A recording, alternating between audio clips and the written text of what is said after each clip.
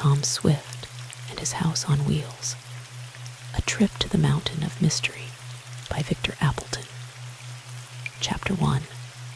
Strong Words. Tom Swift, with a negative shake of his head, shoved several papers across the table that separated him from a burly, red-faced man whose eyes narrowly observed the young inventor. "Then you refuse this contract.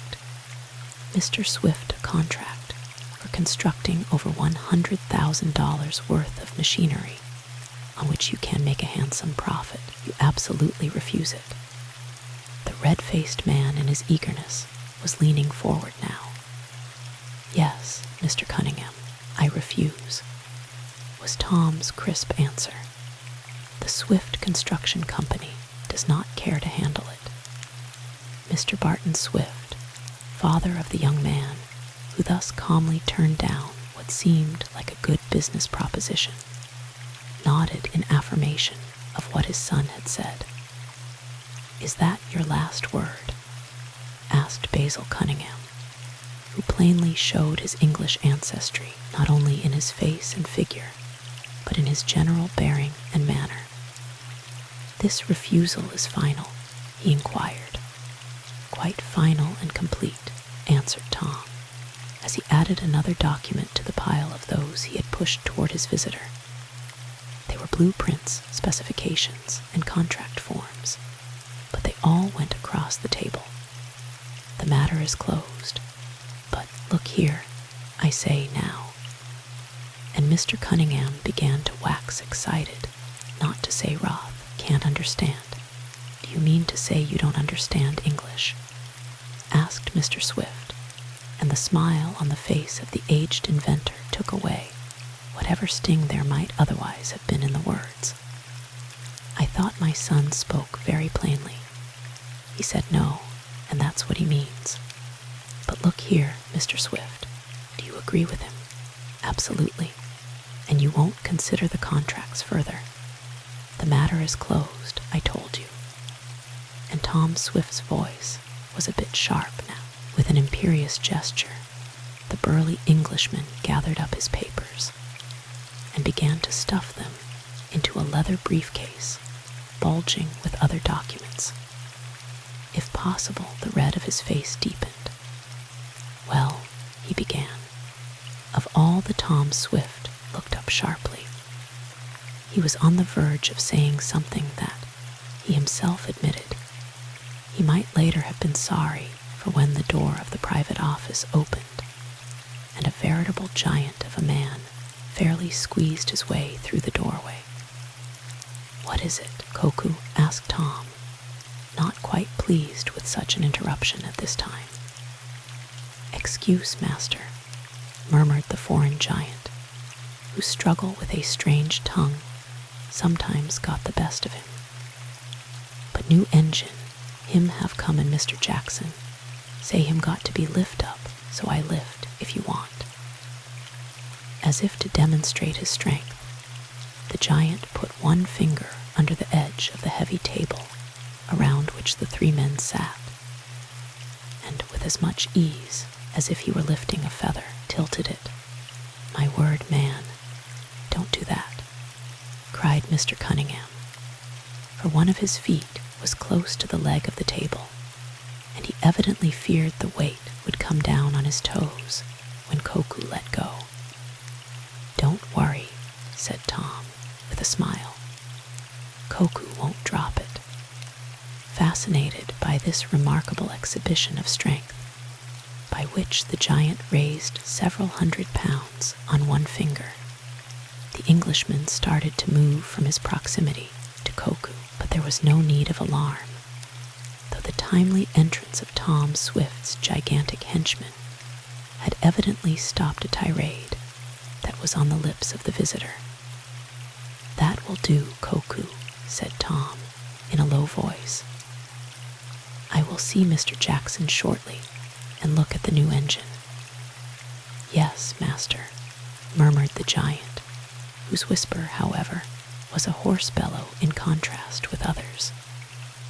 Koku took himself out, and Cunningham staring at the closed door as though he could not believe what he had seen, continued to stuff his rejected contracts into his case. "I'm sorry about this," said the Englishman in more subdued tones than he had used before the advent of Koku. "I'm not only sorry, but I'm disappointed, and I think I haven't been fairly treated." His anger was rising again. That was evident. "How do you mean not fairly treated?" asked Tom sharply. "Why, dash it all, when I first broached this matter to you, I was as much as given to understand that your firm would go ahead and make the apparatus for me." "You were given to understand nothing of the sort," replied Tom quietly. "I say I was," and the Englishman banged his fist hard on the heavy table that Koku had raised with one finger. "I tell you, I have been shamefully treated here, and I'm not going to stand it." The door suddenly opened, and Basil Cunningham made a move as if to hide beneath the table he had so lately pounded. But instead of Koku, this time the intruder was an aged and decrepit colored man, whose whitening, curly hair made a pathetic frame for his black, wizened face. No gentler creature, as a man, could well have been visioned, and Mr. Cunningham, who had evidently been expecting a return of the giant, looked a bit foolish. "Did yo' all call me Massa Swift?" asked the Negro gently. "No, Rad, we didn't call," said Tom, with a kind smile at the aged servant who often claimed, regarding the young inventor, "I done nussed him from a baby, dat's what I done." "'Scuse me, Massa Tom," went on Eradicate, "but I thought I done heard a noise in here, and we were just talking, Rad, that was all. We have about finished." And Tom looked significantly at the red-faced Briton. "I'll call you if I need you, Rad." "Yes, saw," and Eradicate shuffled out. "There is no use in further wasting your time, or my own, Mr. Cunningham," proceeded Tom Swift, when the three again faced each other. "My mind is fully made up, and you see that my father agrees. I agree fully with my son," added aged Mr. Swift. "Then I'll have to get somebody else to carry out this contract," snapped Mr. Cunningham. "I'll go to some firm that knows how to take a big profit when it's offered." "That's your privilege," replied Tom, smiling. "We don't want it." There was something so final in his words that Mr. Cunningham knew better than to try other arguments. The last paper was thrust into the case, and the way in which the Englishman snapped the lock showed his anger. He caught up his hat, muttered a good day, and hurried out. "Well, that's that," said Tom Swift, with something between a sigh of relief and regret. "Tom, you did just right," exclaimed his father. "I didn't want to interfere, but you gave him the right answer. We want nothing to do with his sort, even though we may have to close down the plant on account of lack of orders."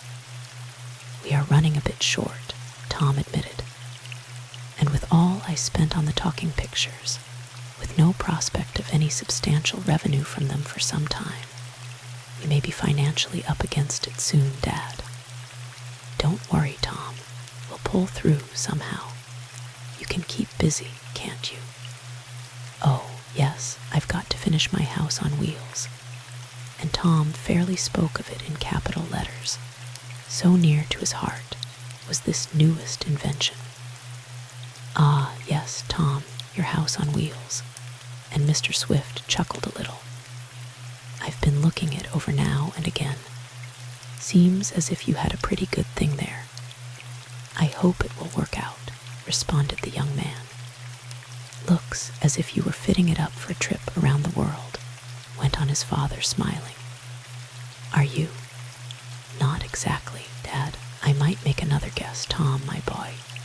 And still the aged man was laughing. "Well, there's no law that I know of, Dad, to stop you from making guesses, and Tom busied himself over several papers that seemed to need close attention. Well then, Tom, I'll guess that you're going to use your new house on wheels for a wedding journey. How about that? Who says anything about a wedding trip? Cried Tom, his face almost as red as the Englishman's had been. Oh, no one has said anything, Tom, his father answered mildly. But from the manner in which you and Mary Nestor have been going about of late, looking into furniture store windows, and oh, there's too much talk going on in this town, exclaimed Tom, and his father laughed heartily at his son's evident discomfiture. Well, wedding trip or world tour, your new house on wheels appears to be a clever bit of work, went on Mr. Swift. When will it be finished? Can't say exactly, though now that the new engine has arrived, as Koku informed me, I can rush things. I've been waiting for the machinery. That's why I'm glad, in a way, I didn't have to take on the Cunningham contracts. Valuable as they were, remarked Mr. Swift. Valuable as they were, agreed his son. And now, if you'll excuse me, Dad, I'll go take a look at that new engine. I have some matters to attend to myself, said old Mr. Swift, who, though he had given up active participation in the plant some time before, still maintained a general supervision over certain matters. He left the private office just as Ned Newton, the young financial manager, entered in some haste. Nodding to Tom's father, Ned turned to the young inventor and asked, "What's this I hear about you turning down Cunningham's work?" "I don't know, Ned, what you heard nor how, so I can't reply. I was just coming in through the yard when I saw Cunningham getting into an auto with a man who had a face like a rat's. He was a stranger to me, but I knew Cunningham, of course. Say, he was mad, that Englishman. I heard him muttering something about your having refused his contracts, and as nearly as I could make out, he was cussing you up hill and down dale, and threatening, not only to take his contracts to another firm, but to get even with you as well. Yes, he was angry when he left here," admitted Tom. "But that's all bosh about his going to get even. It was a plain business proposition. Cunningham is a good businessman, whatever else he may be, and businessmen don't look for revenge just because one firm won't do their manufacturing for them. Maybe not. It might have been a lot of superheated atmosphere, but I can't understand, Tom, why you didn't take his work. There would have been a good profit in it, you told me, after the preliminary investigation." "Yes, the profit was there." "Well then, what was wrong with such a handsome contract for the very kind of machinery that we are so well equipped to manufacture? If you really want to know, Ned, I'll tell you. Of course I want to know. Well then, it's my opinion that Basil Cunningham is a plain, unvarnished, first-water crook." Chapter 2. The New Invention. Ned Newton stood for several seconds, intently gazing at his chum and business associate, after Tom Swift's emphatic rejoinder. Then, feeling that as financial manager of the Swift plant, he ought not to easily give up a chance for making money, Ned remarked, "Well, Tom, I suppose you know your own business best, but you ought to have something to back up your opinion that Cunningham isn't straight. I've got enough to convince myself, Ned, though maybe not enough to make you see things the way I do. In fact, I haven't any documentary evidence, but I still maintain that Cunningham is a crook. In that case, of course we don't want anything to do with him," agreed Ned. But what sort of evidence have you, Tom? I may be mistaken, replied Tom, who was willing to give any man the benefit of a doubt, but I have a very strong suspicion that the delicate machinery Cunningham wanted us to manufacture for him would infringe on the patents of certain English machines used for scientific and optical work. Infringement, exclaimed Ned. That's what it would be if we undertook it, and if it were found out, we would be liable to prosecution, stated Tom. Even if we weren't found out, of course, I wouldn't undertake such work. Of course, agreed Ned heartily, but are you sure? You have been making some strong assertions against Cunningham. I don't believe I'll be called on to prove them in court, for this is just between us, said Tom. But I looked over the preliminary sketches of the machinery this Englishman wanted us to make for him.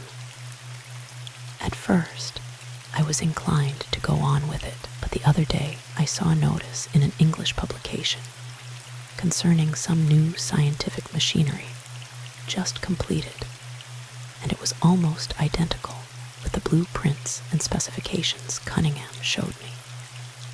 If we turned out the machinery for him, he'd set up a shop over here for making those instruments, and it would get us in Dutch once it came out. That's right, Tom. I guess you acted wisely in turning him down. He's mad as a wet hen, but let him splutter. That's what he was doing to the Queen's taste when he got in the auto with that rat-faced individual. Yes, let him splutter, agreed Tom. He can't harm us. However, later on, he was to revise that opinion of the Englishman. Of course, it's too bad to lose all that good money, mused Ned. On a $100,000 contract, we could probably knock down 20%. At least. Yes, agreed Tom. It would have been picking up a nice bunch of cash, but I'm not going to make patent imitations under cover for anybody. I want nothing to do with fraudulent stuff. We can get enough good contracts, I think. Well, remarked Ned, with a shrug of his shoulders, good contracts aren't going around these days, begging someone to take them into their shop. But I dare say we shall pull through.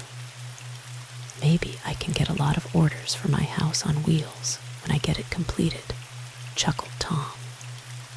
Nothing doing, said Ned with a laugh. You'll make only one house on wheels, and I can see you and Mary rolling off in that to the music of Hey. Where do you get that stuff?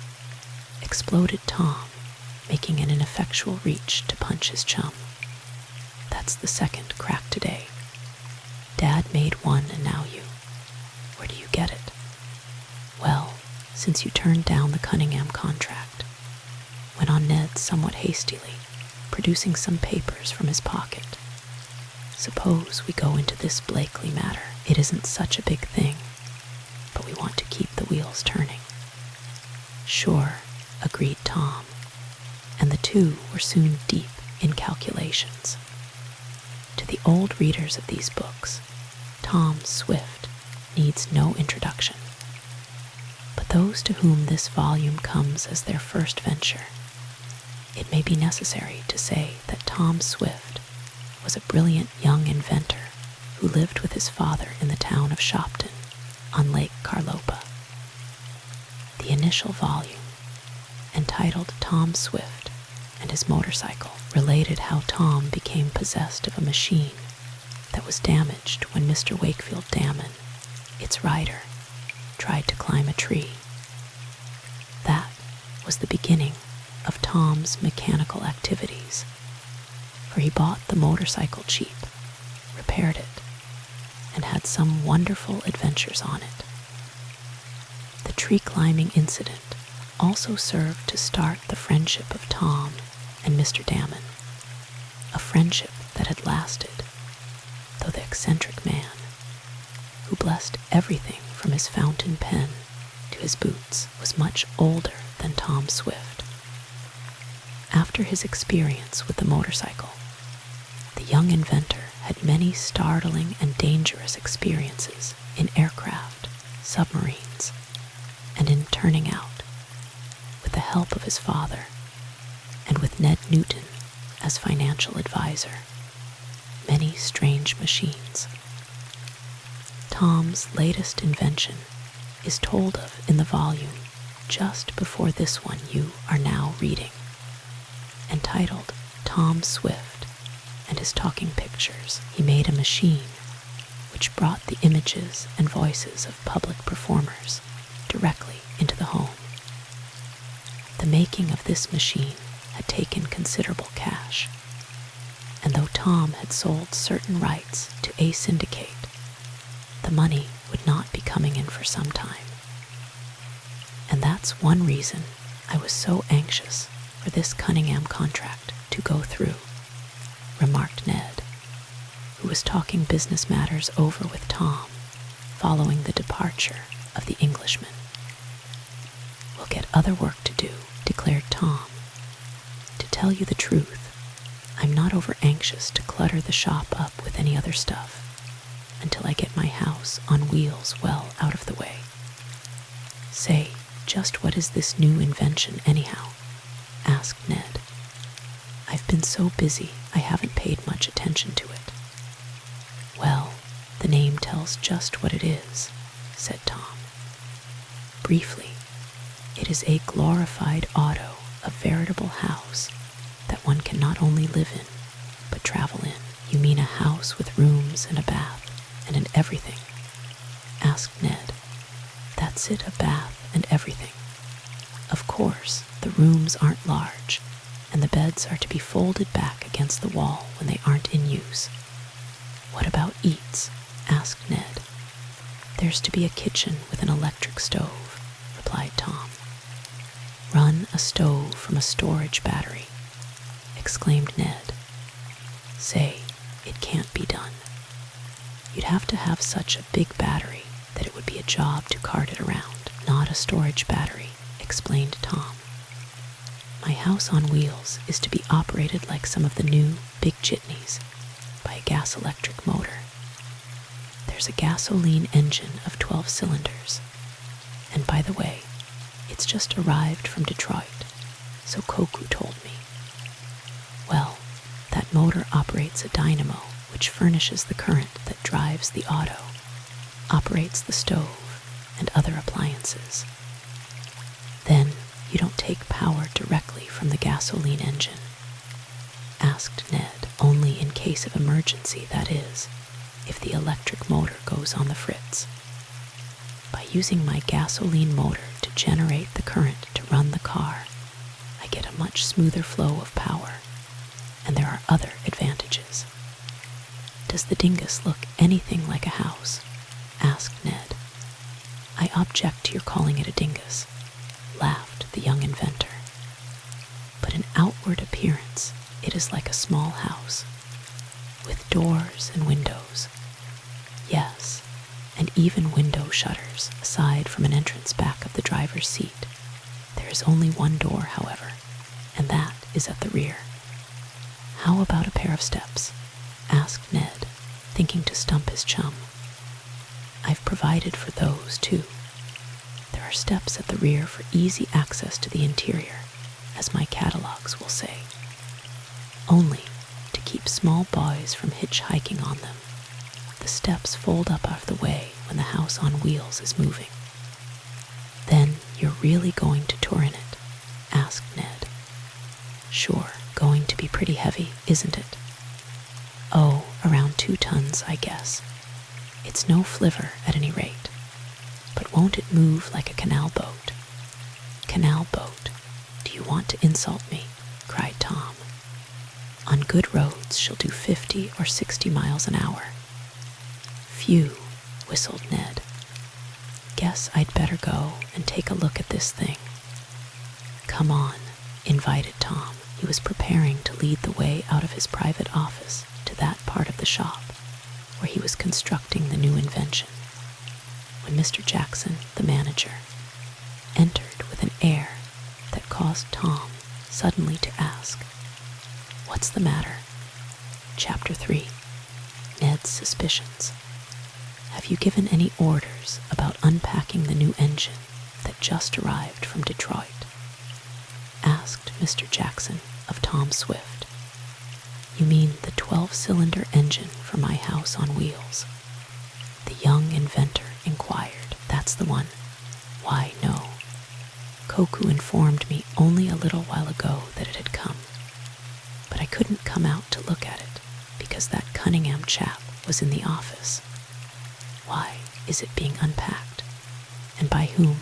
It is, and by a couple of strange young men who say you just put them on the payroll yesterday to help with your new invention. They went at the work as though they knew what they were about, but I thought I'd speak to you. I'm glad you did, exclaimed Tom. I've hired no new hands, young or old, for a long time. I wouldn't without consulting you. That's what I thought, but these fellows seemed to know what they were about, and I didn't like to tell them to lay off. There's something crooked here, exclaimed Tom. This must be looked into. Come on, he called to Ned Newton. As the three walked along a corridor that led to one of the main shops, where Tom's latest achievement in a mechanical way was in process of construction, the young inventor closely questioned Mr. Jackson. Had they got the motor out of the packing case when you left them? Tom was anxious to know. Not yet. It's a pretty big piece of machinery and won't be unpacked in a hurry. Then we may be in time. Tom ejaculated. Time for what? Asked Ned. To stop any funny work. Phew, whistled the financial manager. As bad as that? Whom do you suspect? You never can tell, was Tom's reply. Ever since I've been in this business, I've had to fight crooks and sharps. And I didn't like the way Cunningham acted after I turned down his proposition. He sure was mad, declared Ned. But do you think he knew anything about your house on wheels, and might try to put sand in the motor bearings, or hire someone to do it? You never can tell, said Tom again. Though if it was Cunningham, it was pretty quick work. Crooks very often need to act quickly, observed Ned. Tom hurried forward, and was the first of the three to enter the shop. In one corner was a heavy case, and opening it were two men, the only occupants of the place just then. At the sound of Tom's entrance they turned, straightened up, and looked apprehensive. And well they might, for Ned cried, "The rat-faced man, Tom. Look, the one who was with Cunningham." He pointed to one of the two whose countenance, especially in his appearance of fright, did resemble that of a rat. An instant later he and his companion dropped the tools they had been using and leaped from a nearby open window. "Stop them," yelled Tom, but the rascals were too quick, and when the young inventor and his friends reached the casement, the two were running across the yard toward the main gate, which was, just then, open to let in a truck. "Stop those men," yelled Tom, seeing several of his workmen, as well as Eradicate and Koku, loitering in the yard, not stopping to ask questions. Several hands gave chase. The old colored man joined in with a yell of, "I'll get him for yo, Massa Tom." But his will was better than his deed, for his aged limbs refused to take him over the ground fast enough. As for Koku, the giant would only need to get within hand grasp of the rascals to put a stop to their flight. But like most big men, Koku was slow in getting started, and the two plotters were beyond the gate before any of their pursuers were within catching distance. Tom and Ned leaped out of the window also, but reached the gate only in time to see the two plotters disappearing down the road in an auto that evidently was in waiting. "Come on, Tom. Chase him," cried Ned. "Get out your electric runabout and we'll overtake him." "Not a chance," Tom replied. "My runabout is having its batteries charged, and all the other fast cars are away on the other side of the works. No, they've got us beat. I only hope they haven't damaged my new motor." "I think they didn't have a chance to do that," said Ned encouragingly. "But who were they, Tom?" "Neither the young inventor nor anyone else around the shop, including Mr. Jackson, knew. The two men, one of whom looked like a rat, had appeared at the main gate early that morning, it was learned on checking up. They presented an order signed, apparently, by Tom Swift, authorizing them to come in. It was a rule that any but the regular workmen must have such an order to gain entrance to the plant. But this order was forged. So the two got in, and falsely stating that they had come from the Detroit plant of the concern which had made Tom's new motor, they gained access to the shop where it had been left by a truck from the freight office. Had it not been that Mr. Jackson saw the men at work and wondered enough about them to tell Tom, they might have carried out their plans, whatever they were. That the plans were based on an intent to work Tom Swift or his possessions some injury could not be doubted. A hasty survey, however, showed that the motor had not been taken from its case, so it was not damaged. "What was the game, Tom?" asked Ned when orders had been given to admit no more strangers to the plant on any pretext. "Well, I'll say Cunningham, as a guess." "You mean he put these men up to wrecking your motor after you turned him down?" "That's the way it looks to me, Ned. Of course, it may have been some of my other enemies, but since you recognized the rat-faced chap, why, it looks suspicious to me. But what would be Cunningham's object? He didn't want you to make him a house on wheels, did he, or sell him any stock in the enterprise of manufacturing them?" "No, he didn't mention the matter. I didn't even know that he knew I had such a thing in mind, much less almost completed."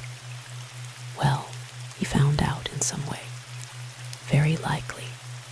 And when I refused to help him make machinery to turn out infringements on English patented apparatus, he turned nasty and decided to make me sorry.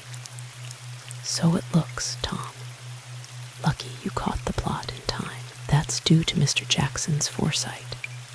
It was a narrow escape.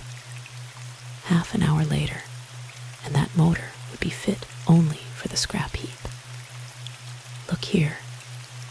Tom held up a small bottle of a very powerful acid, one capable of eating into and corroding the hardest steel. "I picked that up where one of the scoundrels dropped it," Tom said. "They evidently wanted to get at some of the valves on the cylinders, a few drops of this acid in each one, and the walls would have been so scored that even reboring would not have made them fit to use again." "A dirty trick," exclaimed Ned. "I wish we could have caught them." "So do I, for the sake of what may happen in the future." Leaving Koku and Eradicate on guard over the new motor, Tom took Ned to where the chassis and body of the house on wheels were being constructed. It was the first time Ned had seen the new invention, and had a glimpse of it, standing in the middle of the shop where it was receiving its final coat of paint. The young manager exclaimed, "Say, that's a peach." "Glad you like it," commented Tom. The house stood up on a framework corresponding to the chassis on which it would later be mounted. Tom opened the back door, and a pair of steps, hitherto concealed in a recess, unfolded, let down, and and could be used for entering the little dwelling. There were 4 rooms within, 2 containing folding cots that made comfortable beds. 1 room of those remaining was used as a kitchen. The other was a living room, though if needful the 2 bedchambers could also be utilized for this purpose when the cots were folded away. "And that's the electric stove, is it?" asked Ned, pointing to the apparatus. "That's it. And here's the pantry, the ice box, and so on," added Tom, indicating the various conveniences. "Pretty slick," was the enthusiastic comment of Ned Newton. "But where do you work the thing from?" "The motor goes out there," and going to the front of the house, Tom showed where the big machine was to be mounted under a regulation auto hood. "This little compartment will contain the driver's seat and the controls," he went on, showing a space divided by a partition from the sleeping quarters.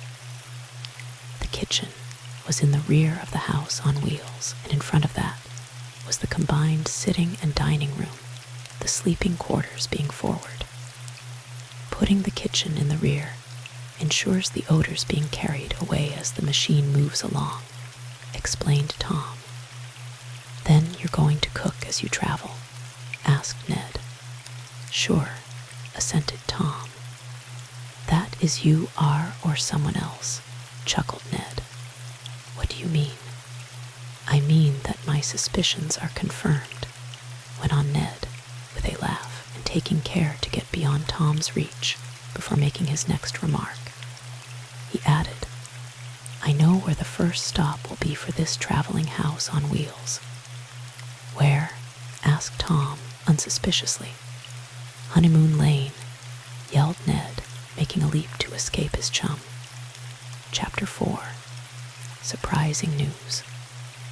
After all, Tom Swift had sense enough to take good-naturedly the chaffing to which Ned Newton subjected him.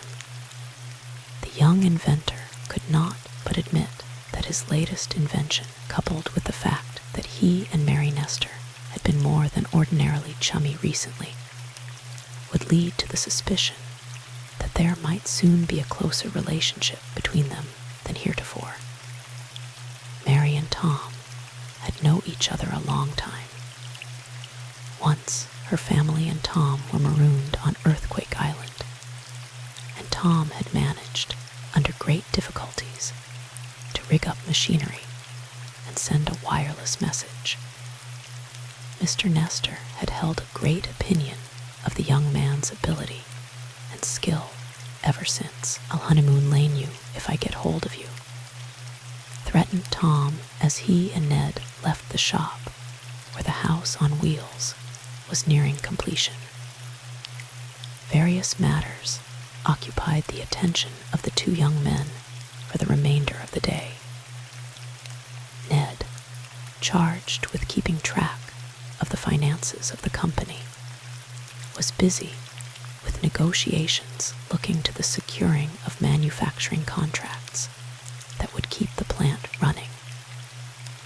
He was a little disappointed that the Cunningham proposition had been turned down, but he could but agree with Tom that to take a contract about which there was any suspicion of wrongdoing would be poor policy.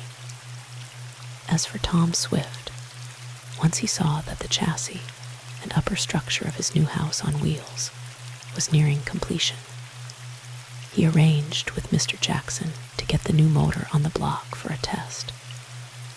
This took until nearly night, and then Tom had things in shape for a preliminary tryout of the machinery the next day. "No need to ask where you're going, Tom," chuckled Ned when, after the evening meal, which, as on many former occasions, he shared with the Swift family, he observed the young inventor getting out the electric runabout, the batteries of which were now fully charged. "It's none of your business where I'm going," said Tom with a smile which took any possible sting from the words. "Well, I'm on the same sort of errand, commented the financial manager. Mind if I take the roadster and give Helen a little spin? Consider yourself a top and spin away, chuckled Tom. And a little later he was on his way to see Mary Nestor, while Ned piloted the small but speedy car in the direction of his sweetheart's home. "Well, Tom, what's the latest news?" asked Mary when she had greeted him and they were seated on the porch. "Oh, nothing much." Tom decided not to tell her about the Cunningham matter or the discovery of the two men tampering with the motor. "The new house on wheels is coming on pretty well, though. That's good. Am I to get a ride in it?" "Of course. Tell me about it," she suggested, and Tom launched into an enthusiastic description of the interior of the new van-like vehicle, telling of the rooms, the electric stove, the little pantry and ice box, until Mary exclaimed in delight, "I can hardly wait until it's finished." "Which won't be long," commented the young inventor.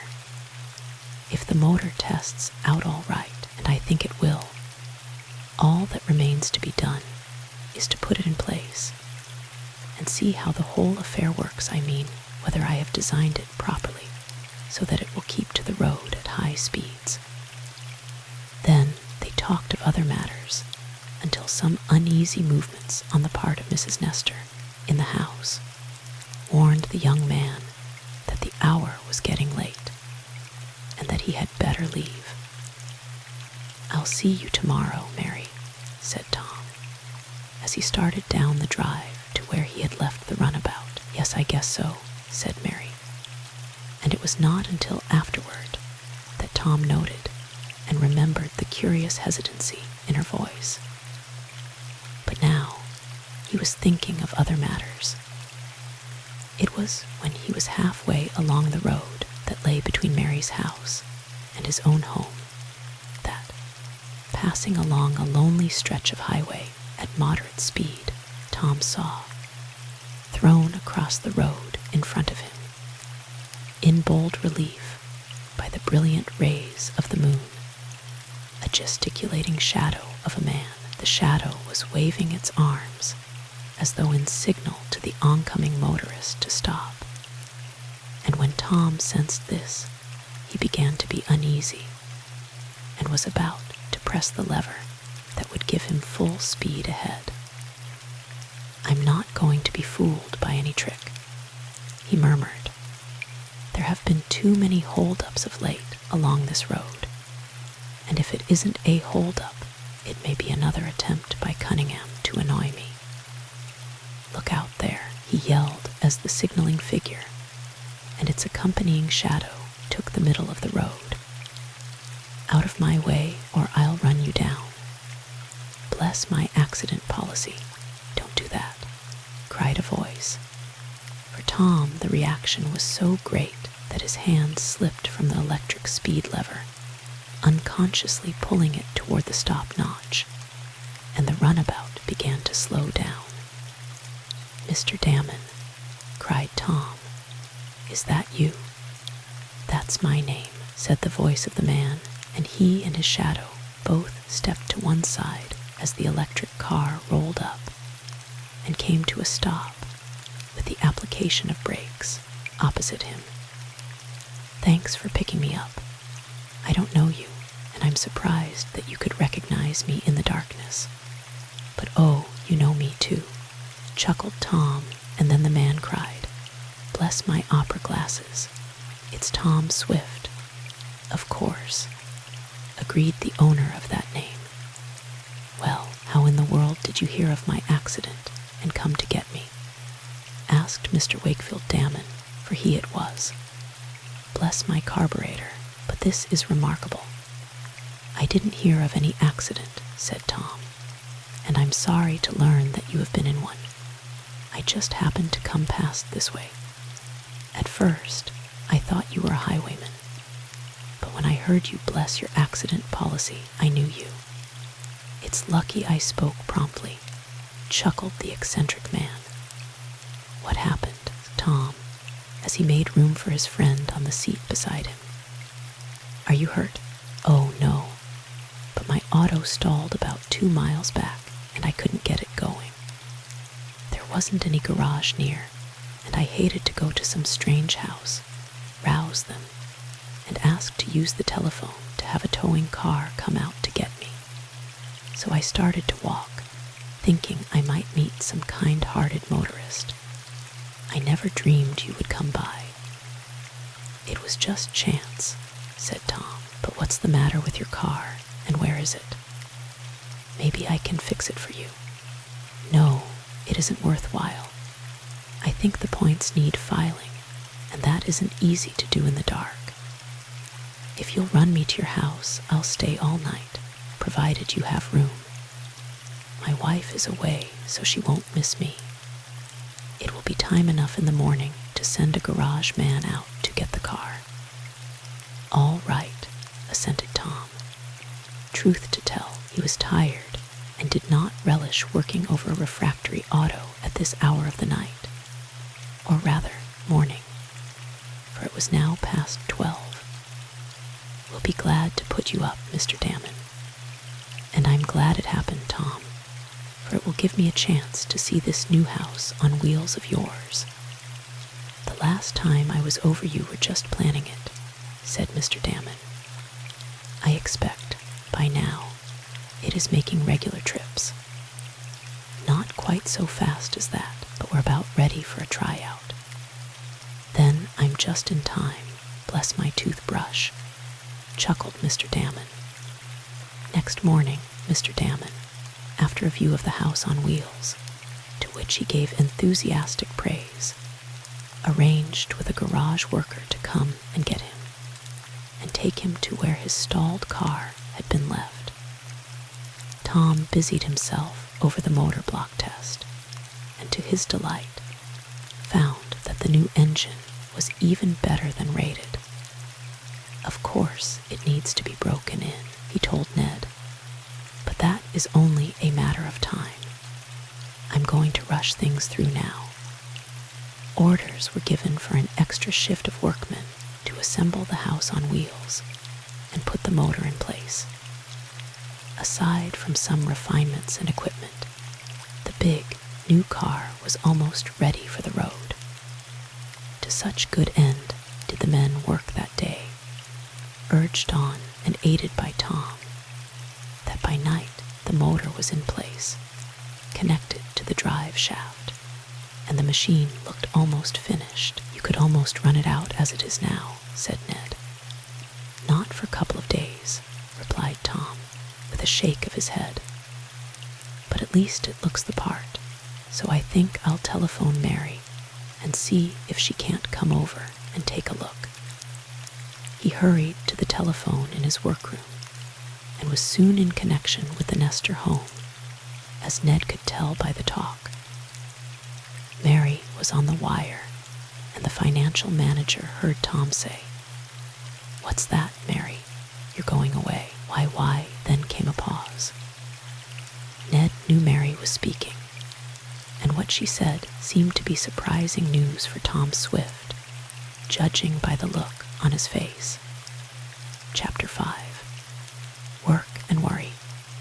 Some matters of business routine called Ned Newton from the room while Tom was still telephoning, and when the financial manager returned, he heard his chum say, "Well, of course, if it's all arranged, there isn't anything more to be said, I suppose."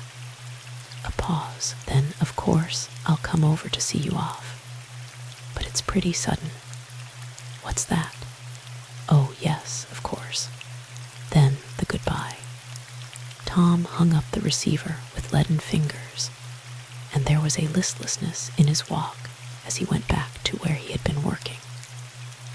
Ned tried to assume an air as if he had heard nothing, but it was impossible to ignore the fact that Tom had received some unpleasant news.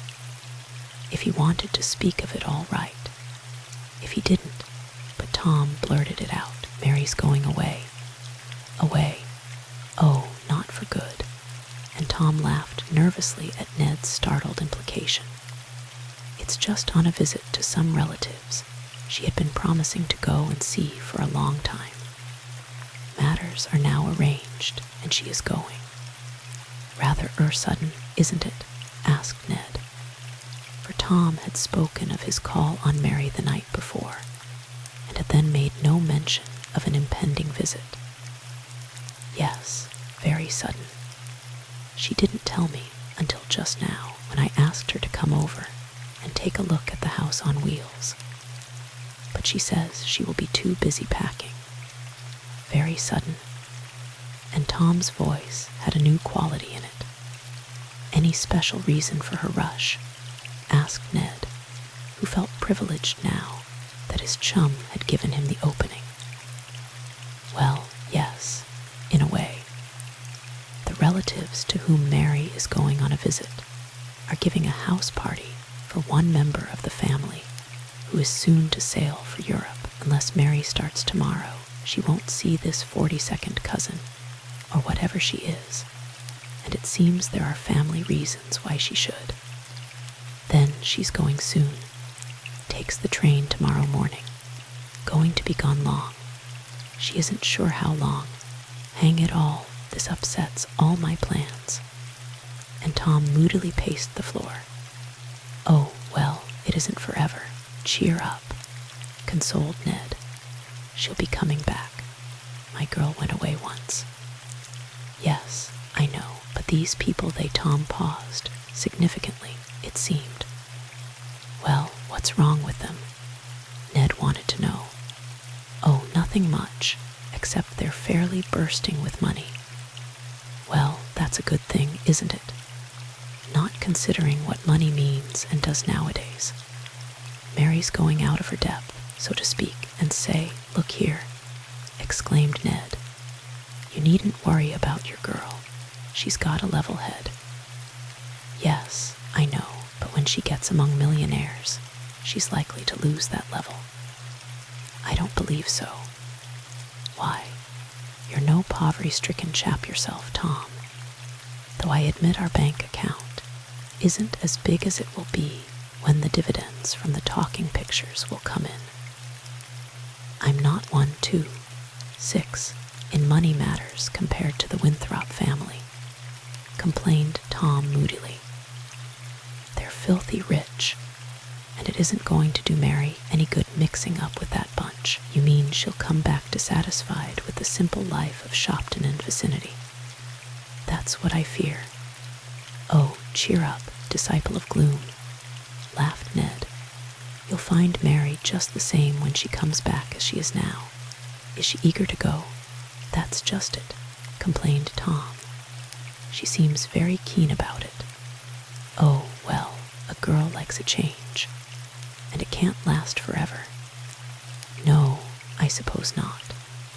Oh, well, I'm a grouch not to wish Mary to have a good time, but I did want her to see this house on wheels. And Tom acted like a small boy who has been kept home from a party. She'll see it soon enough, predicted Ned. And it will look all the better when it's complete and has had a tryout. Maybe, was all Tom would say, and then he plunged into work. Ned expected that his friend would again go over to the Nestor house in the evening, but Tom, with rather a set look on his face, announced that he intended to work until late on his newest invention. However, he did telephone to Mary and arranged to call for her the next morning to take her to the station. What took place at the train when Mary departed Ned did not know. But Tom came back looking more gloomy than before and plunged into work with a zeal which left his devoted chum far behind. The Swift plant was a busy place in the days that followed. There was always more or less of routine labor in connection with several machines which Tom and his father had perfected, patented, and had put on the market for general sale. The latest invention of the young man, excepting the house on wheels, had been a machine for for showing moving pictures in the home, in simultaneous connection with vocal and instrumental effects by radio. It was possible to sit in one's parlor and not only see a distant theatrical performance, but actually hear all that went on. The vision of the actors and actresses was reduced in size, but the pictures were very clear, and the radio of an improved type clearly brought every word and every note of music through the air. This invention, or a share in it, had been sold to a syndicate which, for a time, had fought Tom Swift fiercely. But now matters were straightened out, though there was much detail to finish. With that, and with overseeing the completion of his house on wheels, Tom Swift had plenty of work to keep him busy. He was also worrying, as Ned easily guessed. Though Tom received and wrote letters, the worried air did not depart from him, and Ned knew his chum had a sore feeling in his heart. He was disappointed that Mary had not seen the new car before going away. But if the young inventor was not privileged to listen to Mary's praise, he had the chance to hear the enthusiastic comments of Mr. Damon, who came over a few days after his night breakdown. "Bless my safe deposit box, Tom," exclaimed the eccentric man. "But I regard your house on wheels as one of the most marvelous inventions of all time." "Strictly speaking, it isn't an invention," said Tom. "It is merely an adaptation of several existing ones. I've simply taken a small house and put it on an automobile body." "But you have done it very cleverly," said Mr. Damon. "This is an age of travel, Tom, and everybody is doing it. Now, the one great drawback of travel is to find a place to stay at night, for no one likes to journey after dark, unless in a sleeping car.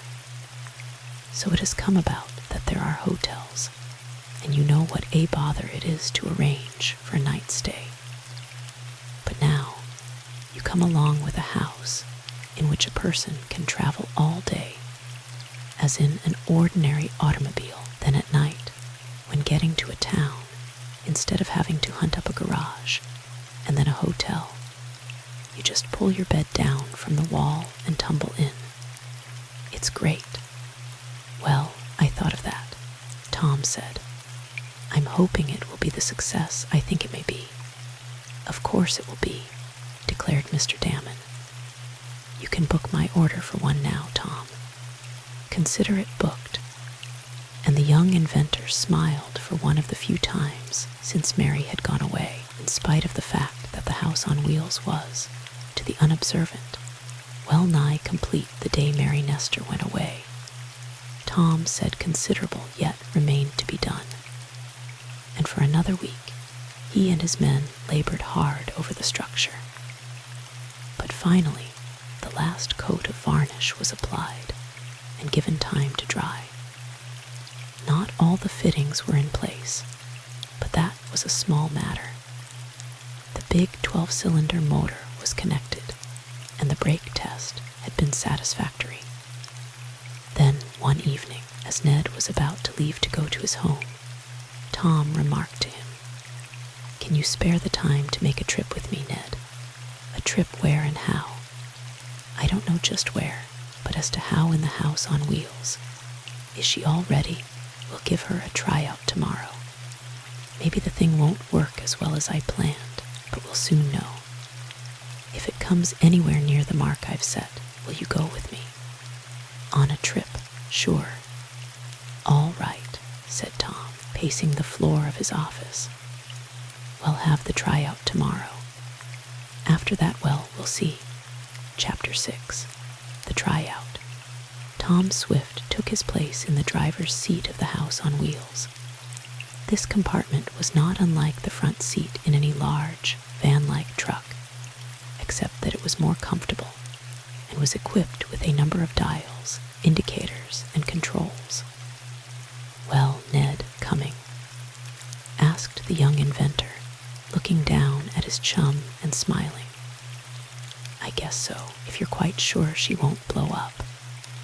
"If she does, we'll go together," joked Tom. It was the day of the tryout, and while some work yet remained to be done on the new machine, it was in shape for a road test.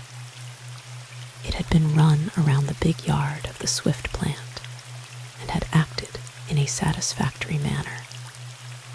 What it would actually do under road conditions and off the level was something yet to be demonstrated. The big 12-cylinder motor had met the block test and had been able to propel the heavy car around the shops.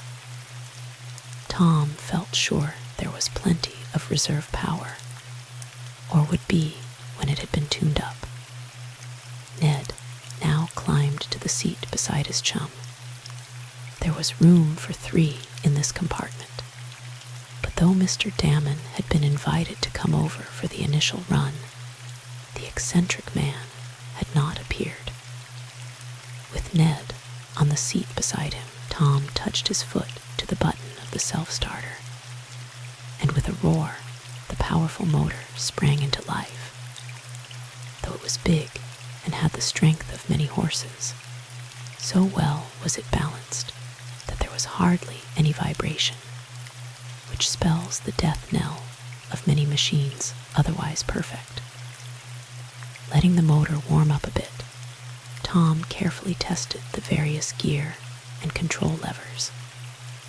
Then, gently letting in the clutch, the house on wheels rolled slowly out of the shed where it had been constructed. "There she goes," cried Mr. Swift, who was almost as eager as his son over the success of the venture. "Rolling like an egg," exclaimed Mr. Jackson, who had had no small share in building the machine after Tom had planned it. "By golly, she sua Amariglar arc," was Eradicate's comment.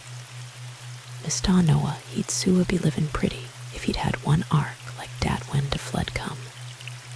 Ha, ha, there was a subdued cheer from the assembled workmen as Tom Swift proved that at least his machine would run smoothly. And with Koku loudly warning idlers away from the gate, the house on wheels approached the open highway for the first time. As might have been expected, any activity at the Swift plant was sure to attract attention from the residents of Shopton.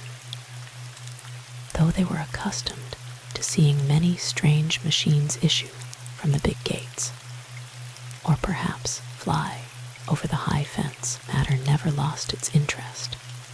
So, on this morning, there was a crowd of sightseers. Nor were they disappointed with the first view of Tom's new wonder. Bright in its gay colors and varnish, the house on wheels was a sight for those who appreciate fine cars and machinery. Majestically, it rolled out on the big rubber-tired wheels, and driving slowly until he was sure of the feel of the control wheel, Tom eased his machine through the gates and straightened it out on the broad road. "Hooray," yelled a boy in the crowd. "It's a regular circus wagon." "I wish I had one like it," echoed a companion. For a little way, so slowly did Tom nurse the motor along, the crowd could keep pace with the machine.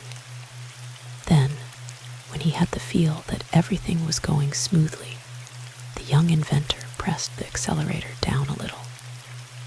The result was at once apparent. As smoothly as a big locomotive, and with the same hint of power in reserve, the big house on wheels went ahead so rapidly that the running crowd of boys and girls and men was soon left behind, and Tom and Ned had the road to themselves save for an occasional motorist. But as this section was not ordinarily much traveled, they were not bothered by many other machines. Drivers of cars who passed or approached the house on wheels stared curiously at it, and more than one was heard to remark to a companion, "Some advertising stunt, I guess. That might not be bad," commented Ned, after one or two repetitions of this. "What?" asked Tom, who was intent on listening to the hum of the motor to detect a false note or failure of the oiling system. "Using this for advertising," said Ned. "Many a firm would pay big money to have a sign painted on the sides of this car, calling attention to the merits of blank's chewing gum or Hank's breakfast food. There are no advertisements going on this," decided Tom. "I'll make my money some other way, even if you have to take on Cunningham's proposition," teased Ned. "I'll never have anything to do with that crook," said the young man as he slowed down to turn a corner which would take them out on the big state highway. "I'll close down the plant before I'll help him infringe on other inventors. I've had that done to me too many times not to know what it means. No Cunningham in mine." They were now in comparatively open country, and though there was more traffic on the state road than on the thoroughfare they had left incoming from the Swift plant, there was not enough to worry a driver of Tom's experience. "You need a hill for a real stiff test," remarked Ned. "That's the idea, and we'll come to one soon if we keep on going." "Well, there doesn't seem to be anything to stop you," was his chum's opinion. "Hop right to it." They were bowling along at an increased speed when Tom suddenly leaned over and bent forward as if listening, which is exactly what he was doing. "What's the matter?" asked his companion. "Sounds like a knock." They both listened intently, for though Ned did not have Tom's skill in inventiveness, he was a good driver. "There's something wrong," decided Tom, pulling over to the side of the road to be out of the way of passing traffic. "I'm thinking one of the oil feeds is clogged. Yes, she's heating up," he added as he pointed to the motor temperature indicator, which was one of many dials and gauges on the instrument board. The house on wheels was brought to a halt, and then Ned and Tom raised the hood for a look at the motor. There was an unusual wave of heat as soon as the sides were raised, and Tom's quick eye at once found the seat of trouble. A small valve that supplied oil to one of the many working parts was partly closed, so that not enough of the lubricating fluid reached the shaft. They resumed the journey, and Tom ventured to open the throttle a little, though he had no intention of getting up to maximum speed, which should not be done with any new motor until after it has been limbered up for at least 500 miles. The house on wheels responded well and stepped along rather fast. "This is the life," cried Ned gaily. "When do we eat, Tom?" "Not on this trip. I didn't pack in any grub, and you can't turn in and go to bed either. This is just a preliminary run so I can decide what changes are needed." "It seems to me that everything is fine," said Ned. "She's running now like a sewing machine." "Got to try her on a hill yet," was Tom's answer. "I suppose so. If you go honeymooning in this, you'll have hills to climb," observed Ned. He noticed that Tom did not now resent a reference to a possible approaching marriage. "We'll soon know what she can do on the upgrade," said the young inventor with a look ahead.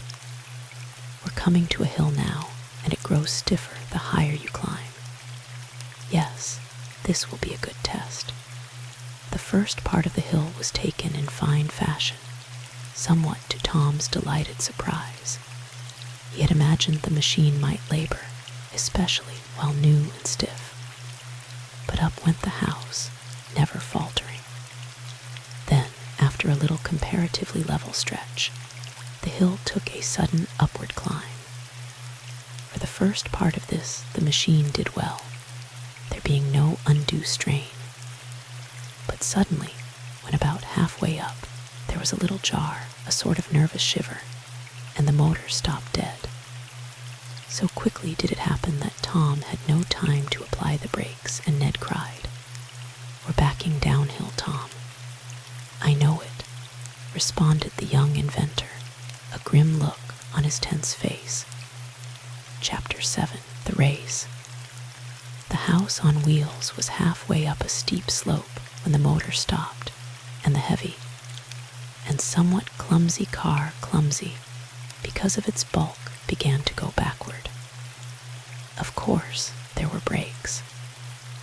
Tom had provided a double set, and they would hold.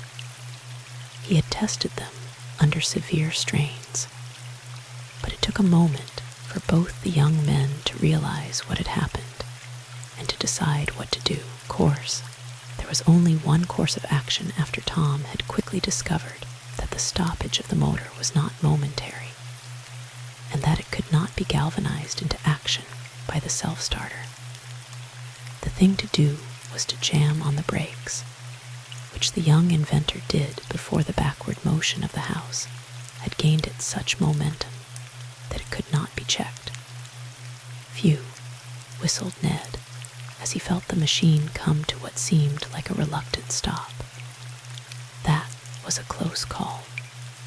"Oh, no," said Tom, half smiling. "I could have let her get up even more speed than she had, rolling backward, and yet have brought her to a stop with the one set of brakes. On this hill." Ned was a bit incredulous. "Yes, or on a steeper one. I want to try her on some mountain." "Maybe you'll get the chance," Ned remarked. "What do you mean?" asked Tom, for there seemed to be something his chum was holding back. But as, just then, a peculiar buzzing sounded from beneath the motor hood, Tom decided to investigate that before asking any questions. The brakes were holding the house on wheels midway up the rather steep hill. But on getting out of the driver's seat, which the two young men did very soon after the accident, their first care was to block the rear wheels with a log of wood which they dragged from a nearby thicket. After seeing that this would keep the car from rolling back downhill even if the brakes should let go, Tom fastened a rope to the log and the other end of the cable to the rear of the house on wheels. "What's the idea?" asked Ned. "Going to use that as a drag going downhill on the other side?" "No, but haven't you often noticed that where motorists have to stop on a hill and use rocks or logs to block them, they go away after getting a new start and leave the obstructions in the road?" "I've seen that many a time," agreed Ned, "and I've bawled him out for it more than once.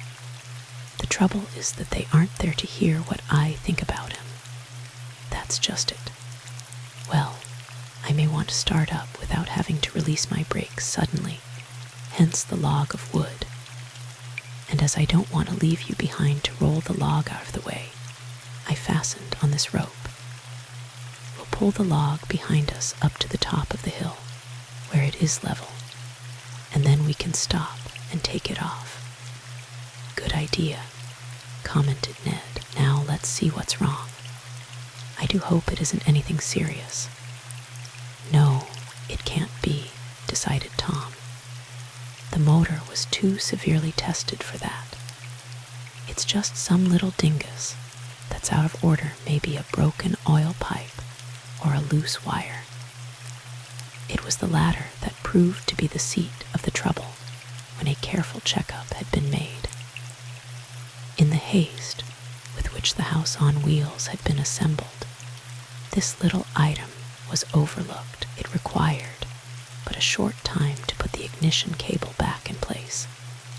And then, having run the motor for some time, listening to the smooth purr of it, Tom announced that he was satisfied there would be no further trouble.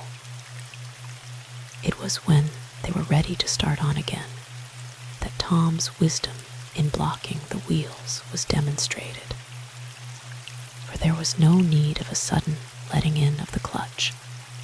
After racing the engine in gear to get momentum and speed enough to make a flying start uphill, the brakes were already released.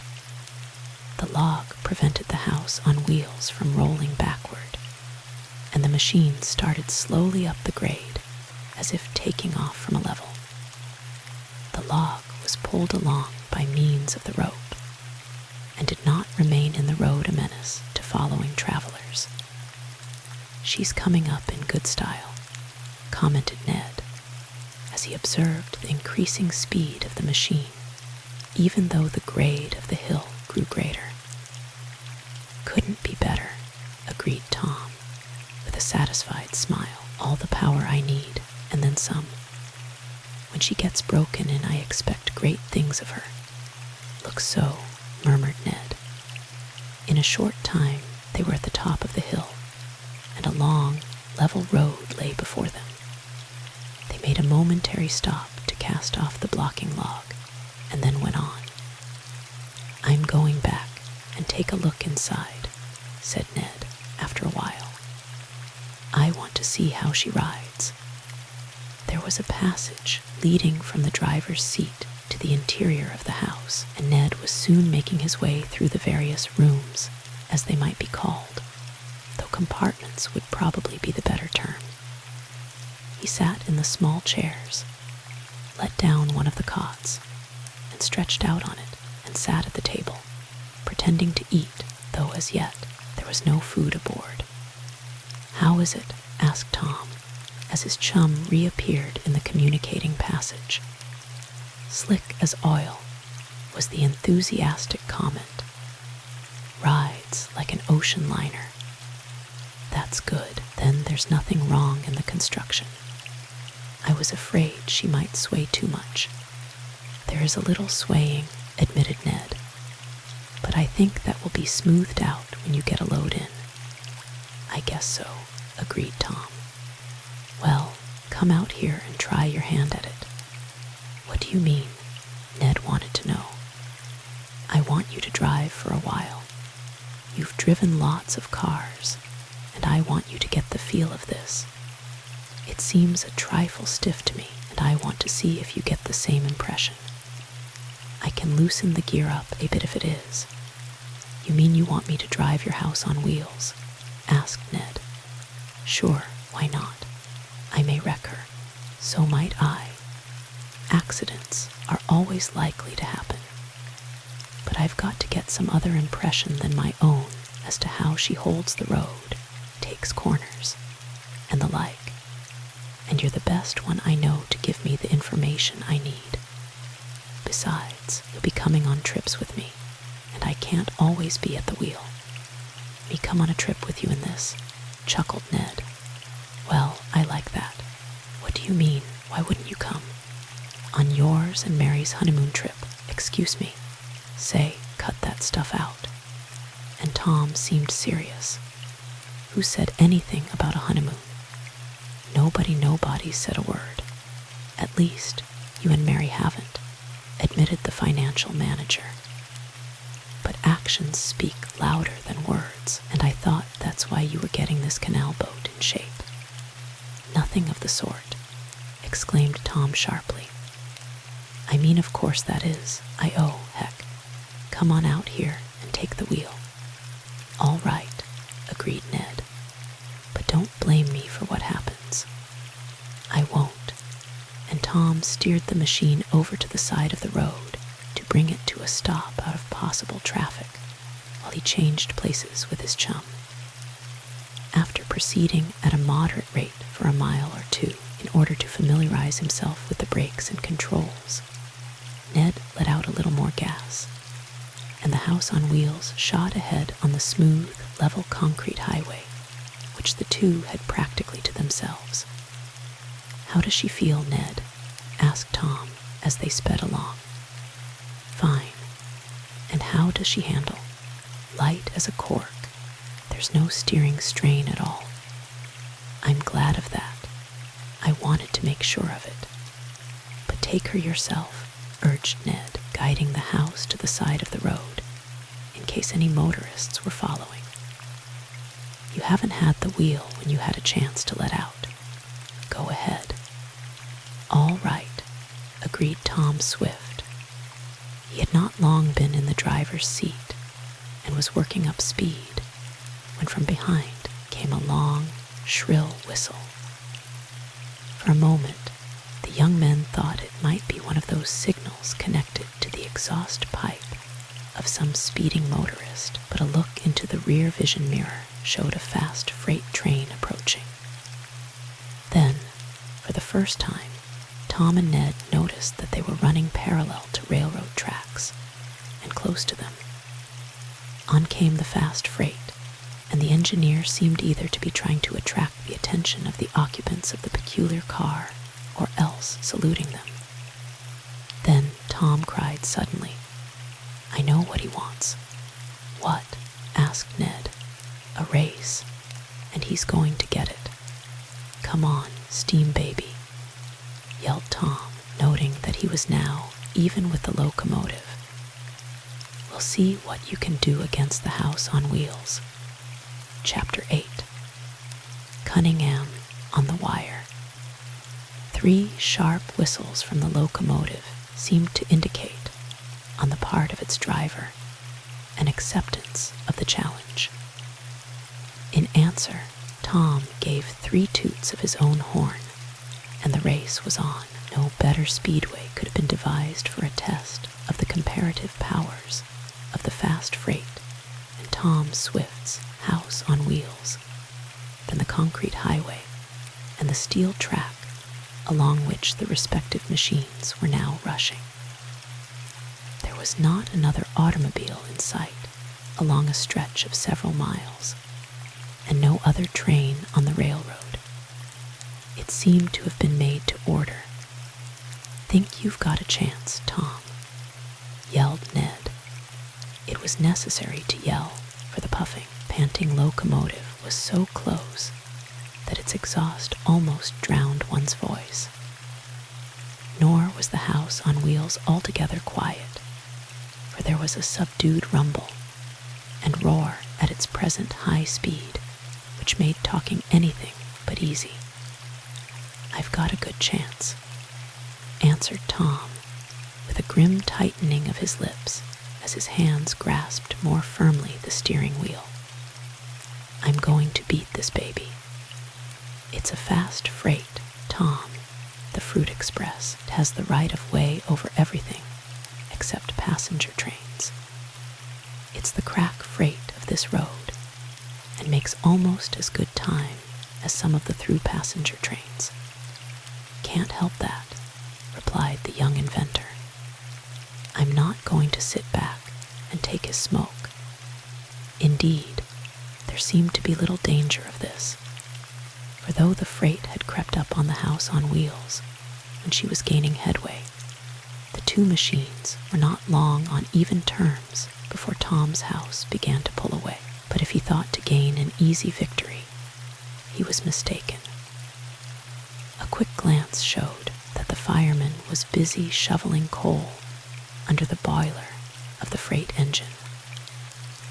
Out belched volumes of black smoke, and the increased staccato of the exhaust showed that not only was the throttle being opened wider, but that the link motion was being taken up, making a corresponding quicker cut-off of steam at one end of the cylinders, and a duplicate fast expulsion on the other end. "She's creeping up on us, Tom," observed Ned, looking back when, after a little run, they had distanced the freight.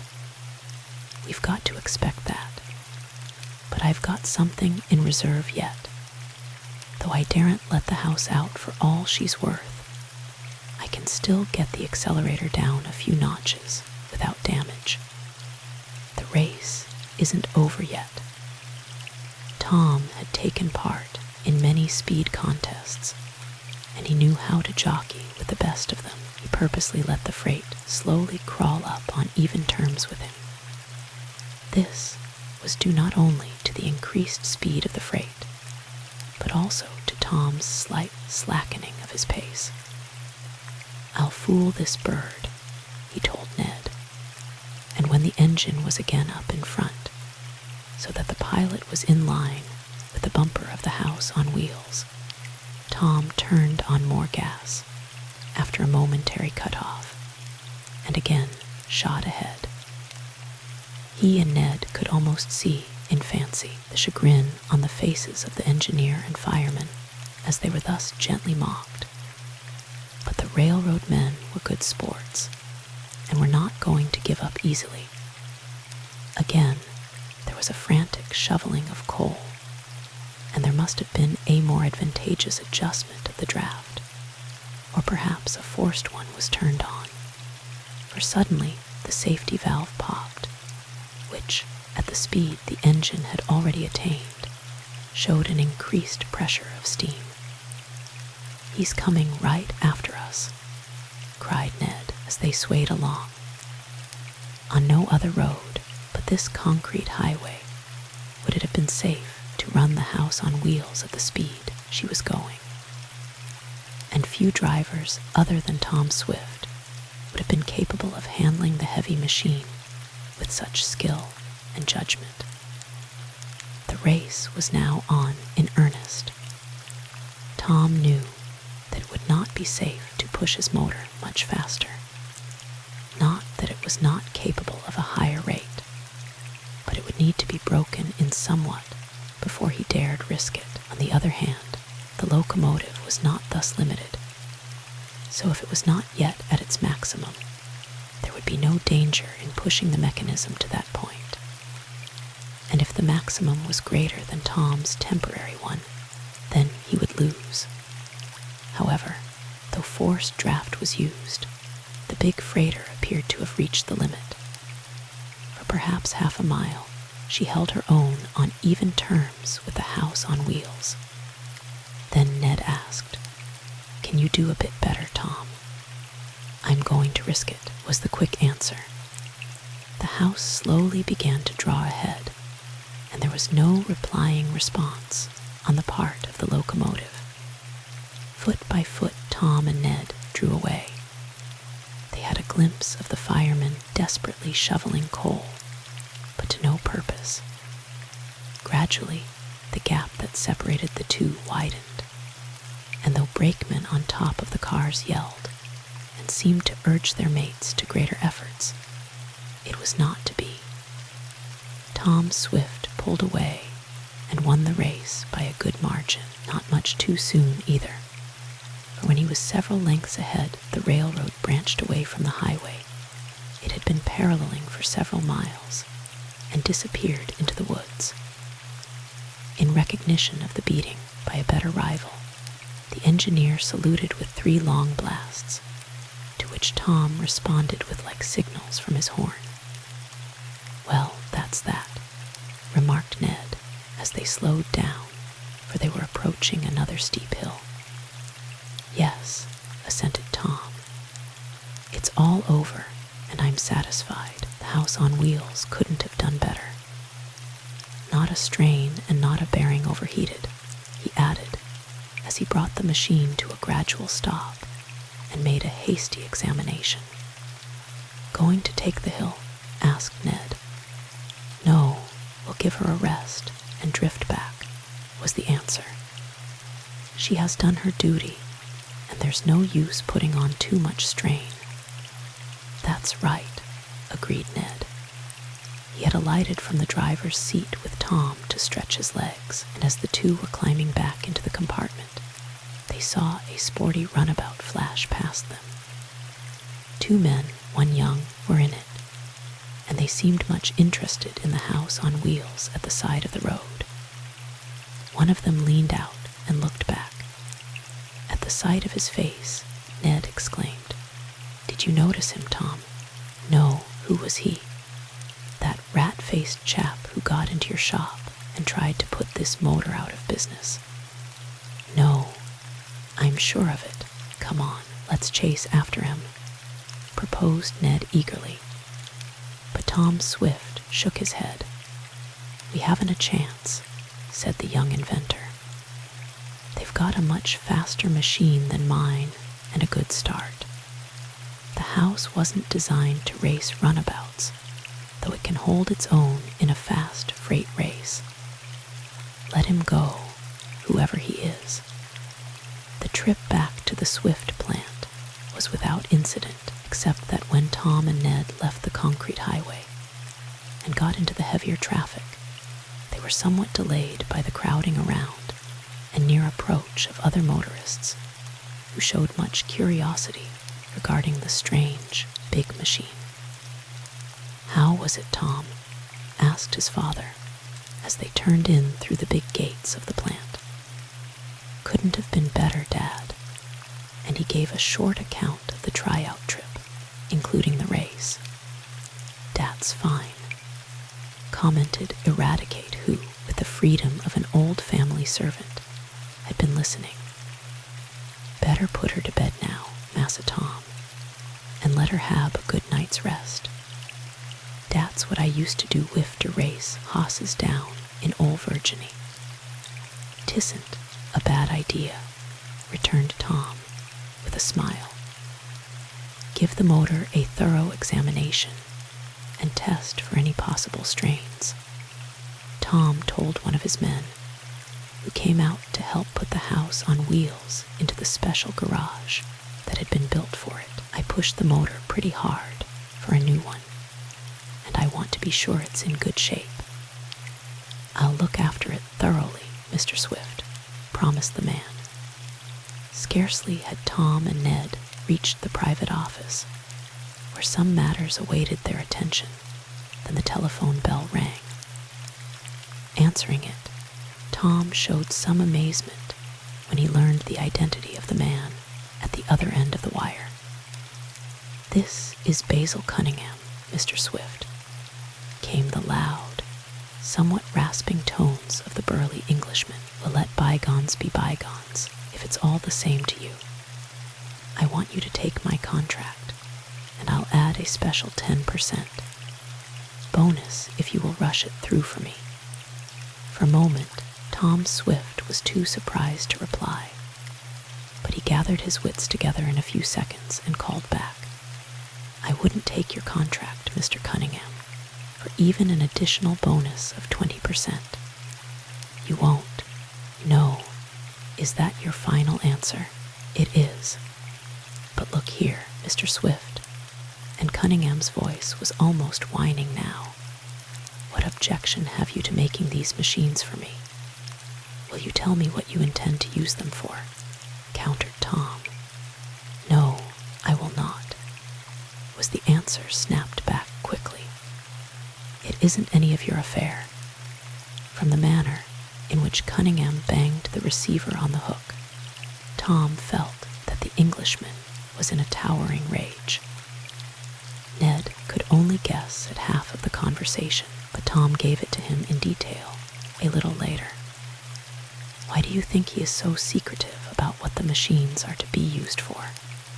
The young financial manager wanted to know. Because there's a nigger in the woodpile, that's my opinion. You still think Cunningham intends to infringe? I do. The fact that he comes back to me after my first refusal shows that he has tried to get other concerns to take up his work and has failed. It would seem so, agreed Ned. Well, this all goes to show that my first impression is right, went on Tom. Cunningham is a crook, I'm sure. Then we're better off leaving him alone, commented Ned. They were about to go over some business papers again when the telephone rang once more. You answer, Ned, directed Tom. If it's Cunningham, say I will have no further communication with him. Ned picked up the instrument, listened a moment, and then cried, What's that? Who are you? What do you mean? Don't be a coward. Give me your name. "What's the matter?" asked Tom when Ned, by impatiently jiggling the receiver hook, indicated that the person at the other end of the wire had hung up. "Who was talking, Cunningham?" "I don't think so, but it must have been one of his men, for he said, 'Tom Swift will regret not taking this contract. He'd better watch out.' I tried to make him tell who he was, but he wouldn't." "So," said Tom musingly, and with a little smile, "they are beginning to threaten, are they? Well, I'm ready for them." Chapter 9, Dismal Mountain. "Well, Ned, I guess that's about all. Unless you want to put in another piece of bacon," was Ned Newton's rejoinder to his chum's implied question. The two were sitting in the house on wheels, about a week after the sensational race with the freight train. In the intervening time, much work had been done on the new invention. The motor was thoroughly gone over, tuned up, and minor adjustments made. The furnishing of the interior of the house was completed, from kitchen articles to bed linen, and the vehicle was now equipped for a long or short journey, as the owner desired. Ned's particular province was the pantry, and he had furnished it, as Tom said, with enough grub to last a month. Following another and more severe tryout of the machine, after the freight train race, Tom had suggested to his chum that they go on a week's cross-country tour to further test the house on wheels under varying conditions. "Have you any particular object in view?" asked Ned. "Well, I thought maybe I'd surprise Mary," was the answer. "Surprise her?" questioned Ned. "What do you mean?" "We could call on the Winthrops where she is staying." "Good idea, but where is it?" "Just outside Chesterport." "Chesterport," exclaimed Ned with every indication of excitement. "You mean Chesterport in the state?" "Sure, why not? What's wrong with it?" "Nothing. Only, well, say, what are you going to do after you surprise Mary in Chesterport?"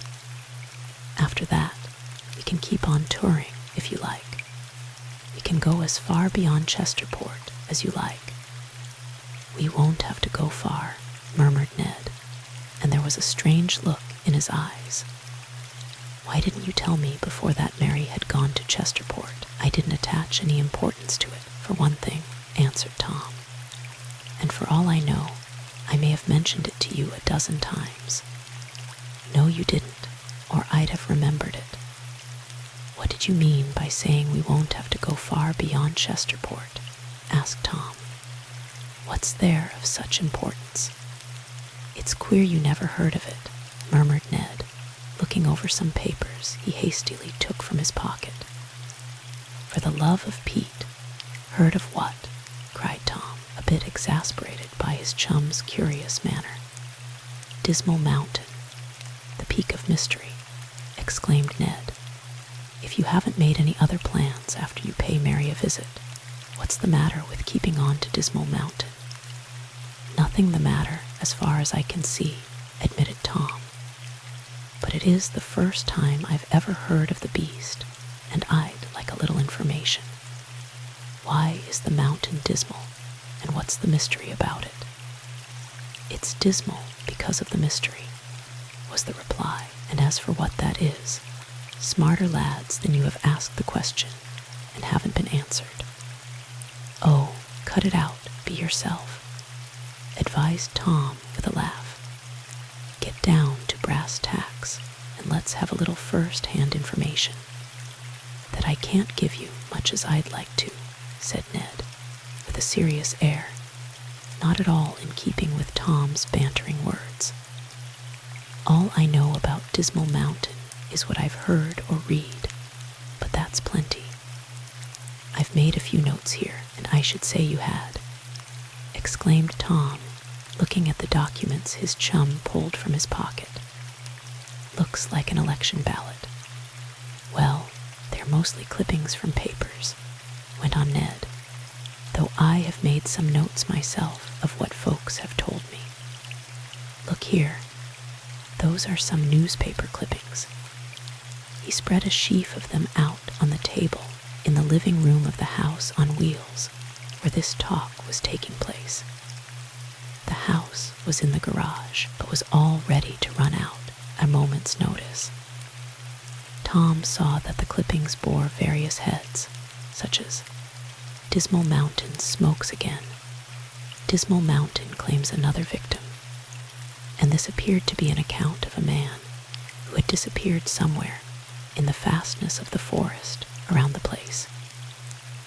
"You don't need to read them all," advised Ned. "I can shorten it by summarizing it for you. Dismal Mountain is some distance south of Chesterport. Just how far, I don't know. It's in a lonely section of the country, away from any town or city, though there are people living not far from the foot of the mountain. Some of these folks say the mountain is haunted. Others hold that it is the resort of present-day moonshiners and bootleggers. I think that comes as near the mark as any. Another version is that the strange sights and sounds that are seen and heard are made by the moonshiners or bootleggers to scare would-be investigators away." "I can well believe that," murmured Tom. "What else?"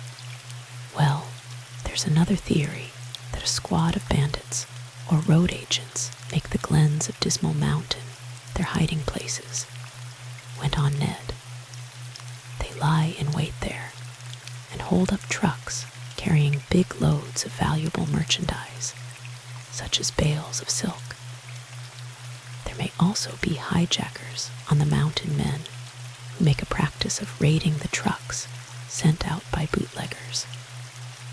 Of course, the latter, being engaged in breaking the law themselves, can't call on the law to protect them. So the hijackers have it easy."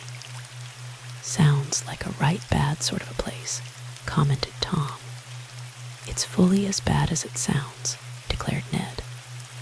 "Not long ago, as you can see by this clipping, there was a train holdup not far from Dismal Mountain.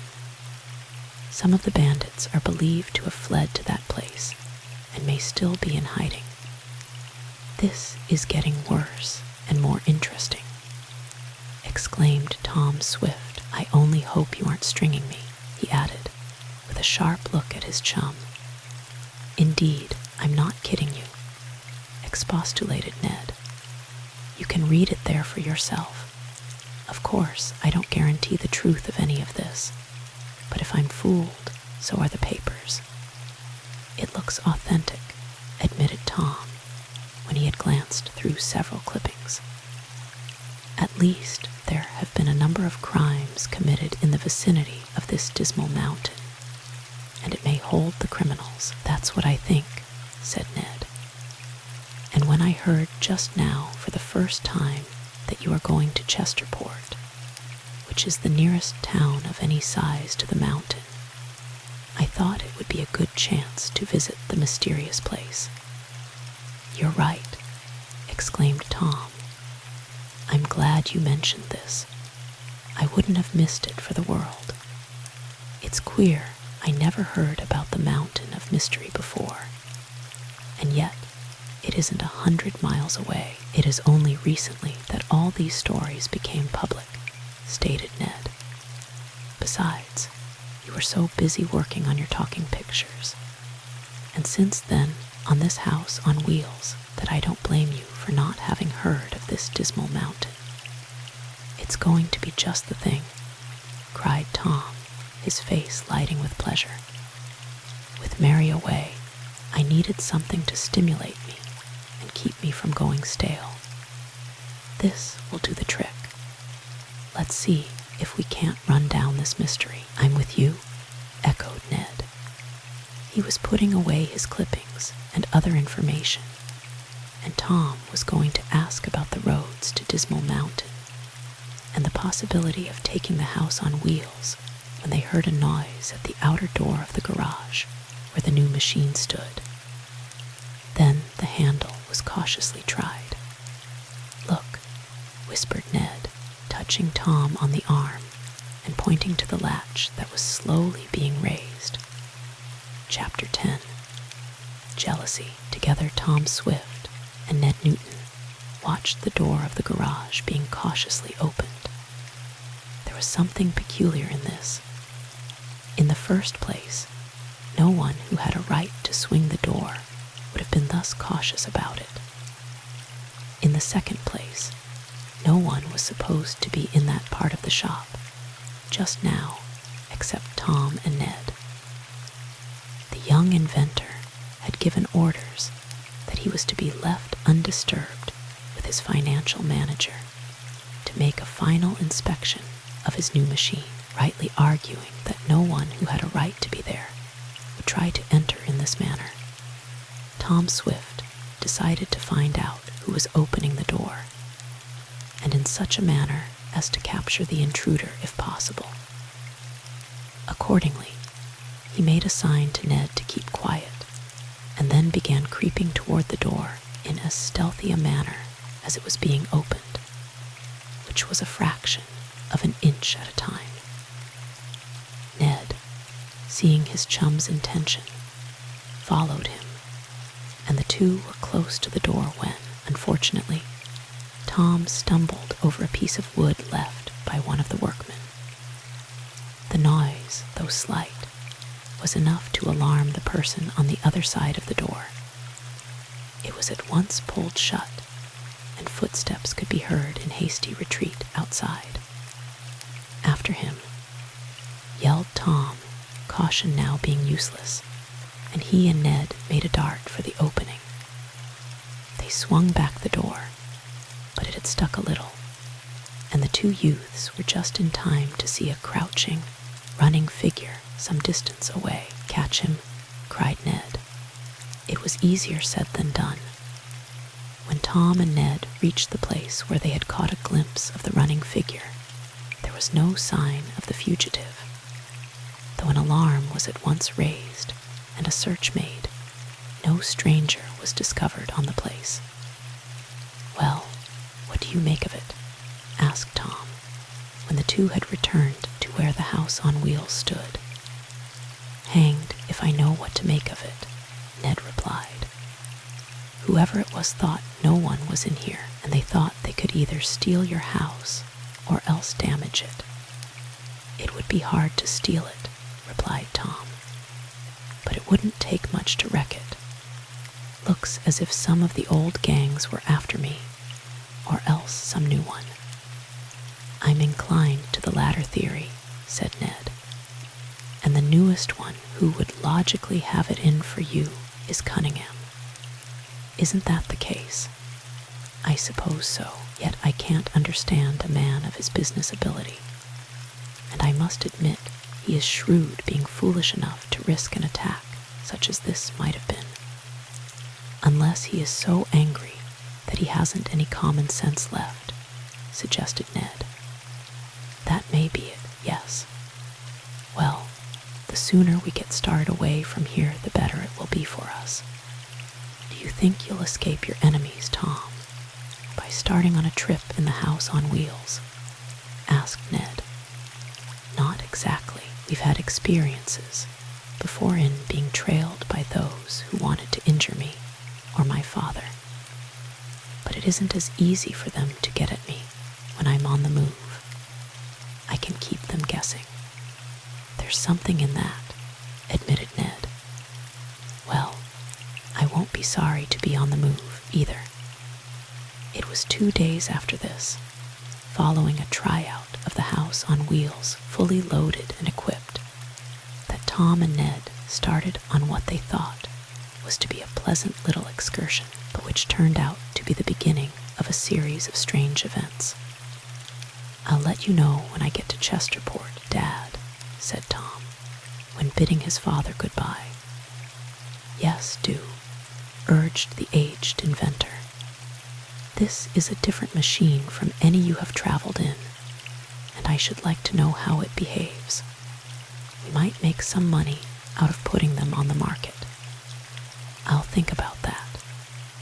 Ned made his farewells to Helen Morton, and then, amid a chorus of good wishes on the part of Mr. Damon and the shop force, the two young men started off in the strange machine, which attracted much attention all along the road. "Off to Chesterport," gaily exclaimed Ned as he sat beside Tom in the driver's seat. "And the mountain of mystery," added the young inventor. They reached Chesterport about the middle of the afternoon, but instead of proceeding up the main street to the residence of the Winthrops, who, Tom had told Ned, occupied a mansion in an exclusive part of the town, the house on wheels, under the guidance of its inventor, was headed into a vacant lot near an automobile garage. "What's the idea?" inquired Ned in surprise. "Something gone wrong?" "No, why? Why don't you run her up in front of the Winthrops and call on Marion Style?" "That's just it, Ned. I'm afraid the Winthrop family wouldn't like this kind of style, and it might embarrass Mary. You see, the Winthrop people are old-fashioned, conservative people, dating back to the Massachusetts Bay Colony, or something like that. Up to a few years ago, the older Mrs. Winthrop would never ride in anything but the family carriage. She did grudgingly consent to an auto in time. Her daughter-in-law isn't much more liberal, and I'm afraid if we dashed up and stopped in front of their place with this rather gaudy affair, the ladies might have a fit and conclude that I wasn't the sort of person Mary ought to marry." "I see," laughed Ned. "Well, maybe the house is a bit too much like a circus van to park in front of a proud old lady's house. I see your point, but what are you going to do?" "Oh, we'll leave the house here under the eye of this garage man, and then you and I will hire a taxi and call on Marion Style. Count me out. I'll stay with the house. Nothing doing. You go with me." The young men had been wearing old garments, for they had anticipated having to do some work on the car. But there was a miniature bathroom in the house on wheels, and after washing and changing to fresh garments, the two young men hired a taxi from the garage, near which they had left the house on wheels, and went calling. "Oh, I'm so glad to see you," Mary exclaimed impulsively at the sight of Tom and Ned. "Why didn't you send me word you were coming?" "We didn't decide to come until so short a time ago," Tom answered, "that we didn't really have time. He wasn't sure his old house could make the grade," chuckled Ned. "Oh, then you have the wonderful house with you," cried Mary. "Yes, or I now what pocket did I put it in, Ned?" asked Tom in mock anxiety, as he searched through his garments. "I know I had it when we came in, but think you're smart, don't you?" mocked Mary. Grace Winthrop came in just then to be introduced, and she and Ned paired off quite well, considering everything, as Tom said afterward. The story of the trip was told, and both girls asked to be taken for a ride in the house on wheels, a petition that was quickly granted. Grace Winthrop shared none of her grandmother's inhibitions against modernism. "Oh, boys, you're just in time," exclaimed Mary as they were having some lemonade out on the shady piazza. "Aren't they, Grace? In time for what?" Tom wanted to know. "The dance," answered Mary. "We're having one tonight. You can stay, can't you, Tom? And you, Ned?" She looked appealingly at Tom. "Afraid not," he answered. "We have a number of engagements, and our schedule—" "Oh, Tom Swift." Mary's disappointment was so genuine that Tom, who had been a little stiff with her at first, relented and said, "We haven't dress suits with us." "It's an informal dance," Grace made haste to say, and after being urged a bit more, the two visitors consented to come to the affair that evening. They refused an invitation to dinner, as both Tom and Ned wanted to see how it would be to get their own meal on the electric stove in the house on wheels. The dance was a great success. Ned found Grace Winthrop a gracious hostess, and he did not seem to miss Helen much. In fact, he was having such a good time that it was not until late in the evening that he noticed Tom sitting by himself out on the porch and looking in one of the long windows at the dancing floor. Among the couples foxtrotting about were Mary and a young fellow named Floyd Barton, to whom Ned had been introduced. "What's the matter, Tom?" asked Ned, who had come out for breath of air. "Hurt your foot?" "Hurt my foot? No. What makes you ask that?" "You aren't dancing. I haven't had much chance," was the somewhat grumpish answer, and Ned saw his chum's gaze following Mary and her partner. To do him justice, Barton was a fine dancer. "Oh, ho," mused Ned to himself as he took in the situation. "Poor old Tom is jealous." Chapter 11. Trailing the Mystery. The next day, after a late, lazy sleep in the bunks of the house on wheels, Tom Swift and Ned Newton, in fulfillment of a promise made the night before, called to take Mary and Grace for a ride in Tom's latest invention. Tom and his chum called in a taxi to take the girls out to the house on wheels, for the young inventor rightly guessed that Mrs. Winthrop would not appreciate the sensation that would be caused should the big auto stop in front of her house. "Hello," Mary called to Tom and Ned as she came downstairs with Grace to meet them. "Did you have a good time last night?" "Fine," answered Ned, who had thoroughly enjoyed himself. "Are you all ready?" asked Tom, trying to smile, but not making a great success of it. He seemed anxious to avoid answering the question, but Mary was not to be put off. "I asked if you had a good time last night, Tom Swift," and Mary's voice had a new quality in it. "Aren't you going to answer me?" "Oh, I beg your pardon, of course. It was a lovely affair, and I must say you danced very well, Mary, you and Mr. Barton." There was something in Tom's tone that made Mary look sharply at him, but she said nothing more than, "Well, are you all ready for the thrill of your lives?" asked Ned, to cover the little moment of embarrassment that followed the interchange between Mary and Tom. "Does the machine go very fast?" asked Grace. "Not at all," Tom made haste to say. "It isn't a racer, by any means. It's just a comfortable way of traveling, that's all. There won't be any particular thrill. I'm eager to see it since its completion," said Mary. And Ned noticed that her manner toward Tom had changed a bit. However, once they were started, the party was gay enough, and Ned thought perhaps his chum's natural jealousy would wear off. He learned, by judicious questions put to Grace Winthrop, that Floyd Barton was a rich young man of the neighborhood who had been paying Mary much attention since her arrival in Chesterport. "Mr. Barton thinks Mary is a lovely girl," said Grace to Ned. "Well, he is certainly right," was the answer. "So does Tom Swift." "Oh, well, that's different.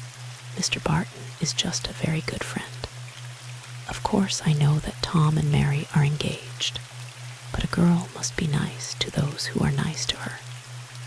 "Then you'd better start right in on me," challenged Ned, and the two laughed. This was more than Mary and Tom were doing just then. They seemed to be talking seriously on the rear seat of the taxi, Ned and Grace occupying the auxiliary folding seats ahead. However, once the house on wheels was reached, the air cleared a bit. Both girls went into raptures over the house, though Mary had seen it before, when it was almost completed. They reveled in the appointments and said the kitchen was just darling, using so many other adjectives to praise the other sections that Tom and Ned felt quite set up over having had a hand in turning out the machine. The house on wheels was taken for a spin into the country with the girls as guests, and the party remained out all day, eating on board, if that be the proper term. In the evening, when the return to Chesterport was made, Tom and Mary seemed to have patched up their little differences. Ned had an inkling as to what was at the bottom of the trouble when he overheard Tom say, "Well, but you didn't need to dance every number with him, did you?" "I didn't. I danced with you 3 times. If I had known you were coming, I'd have saved more for you." "I'm sorry I didn't send you word," murmured Tom. "So am I," replied Mary, and then they talked of other things. But that Tom still felt jealous pangs was evident the next day, for the boys remained over for a lawn party Grace had arranged in honor of Mary. There was no dancing this time, for the affair was held out of doors. But Floyd Barton was there, with other young men, and even Ned, in what few moments he spent away from Grace Winthrop, could not help noticing that Mary was very often in the company of the young Chesterport man. However, she gave Tom some attention and called him to her side when she had to preside at a little game. She seemed very sweet and gracious, but there was a lowering look on Tom's face that did not altogether vanish, Ned noticed. At the close of the lawn party, Mary accompanied Mr. Barton to the gate to bid him farewell. When she came back, Tom further showed the canker that was eating him. "Can't you stay over one more day?" Grace Winthrop was asking Ned, who had announced that their plans called for starting off the next morning. "I'd like to," Ned replied, "but of course we're going to pull out first thing tomorrow," broke in Tom with more brusqueness than seemed necessary. "Oh, in that case then you won't be here," said Mary, and her voice was tantalizingly cool. "I thought you were having a good time." "We are," exclaimed Ned. "Too good," said Tom. "I guess you're having a good time too, aren't you, Mary?" His question was rather pointed. "Who, me? Oh, yes. Grace has entertained me lavishly, and I guess she hasn't been doing all the entertaining," and Tom pretended to be much interested in a troublesome hangnail. "Oh, of course her friends have been awfully sweet to me," said Mary, purposely misunderstanding. "Well, if you boys won't stay, you won't. Where are you going, Tom?" "Oh, off on a little exploring trip," and he glanced toward Ned to make sure he would not mention Dismal Mountain, since they had agreed it would be better to keep their plans secret. "Got to try out the house under all sorts of conditions." "I suppose so," agreed Grace. "Well, can't you stop off again on your way back?" "We'll try," was all Tom would promise, though Ned was enthusiastic when he said, "I sure would like to." "Do try, then," urged Mary. "I'm having such a lovely time on this visit that I want everyone else to have fun, too. And you have been working hard, haven't you, Tom?" "A bit, yes." "Well, now you'd better take a rest on this trip. Don't think about business, and don't run into any danger, will you?"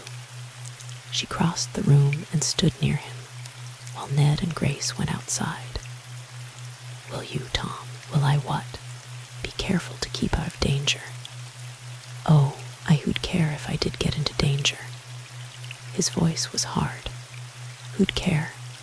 Well, I like that, Tom Swift. Wouldn't your father care, and my father and mother, and Ned and Koku and Eradicate and lots of folks?" Anybody else? Asked Tom with a half smile. Of course, you silly boy, I would. Is that what you wanted me to say? It would seem from Tom's pleased answer that it was, so the little rift in the heavens appeared to have passed. All hands on deck.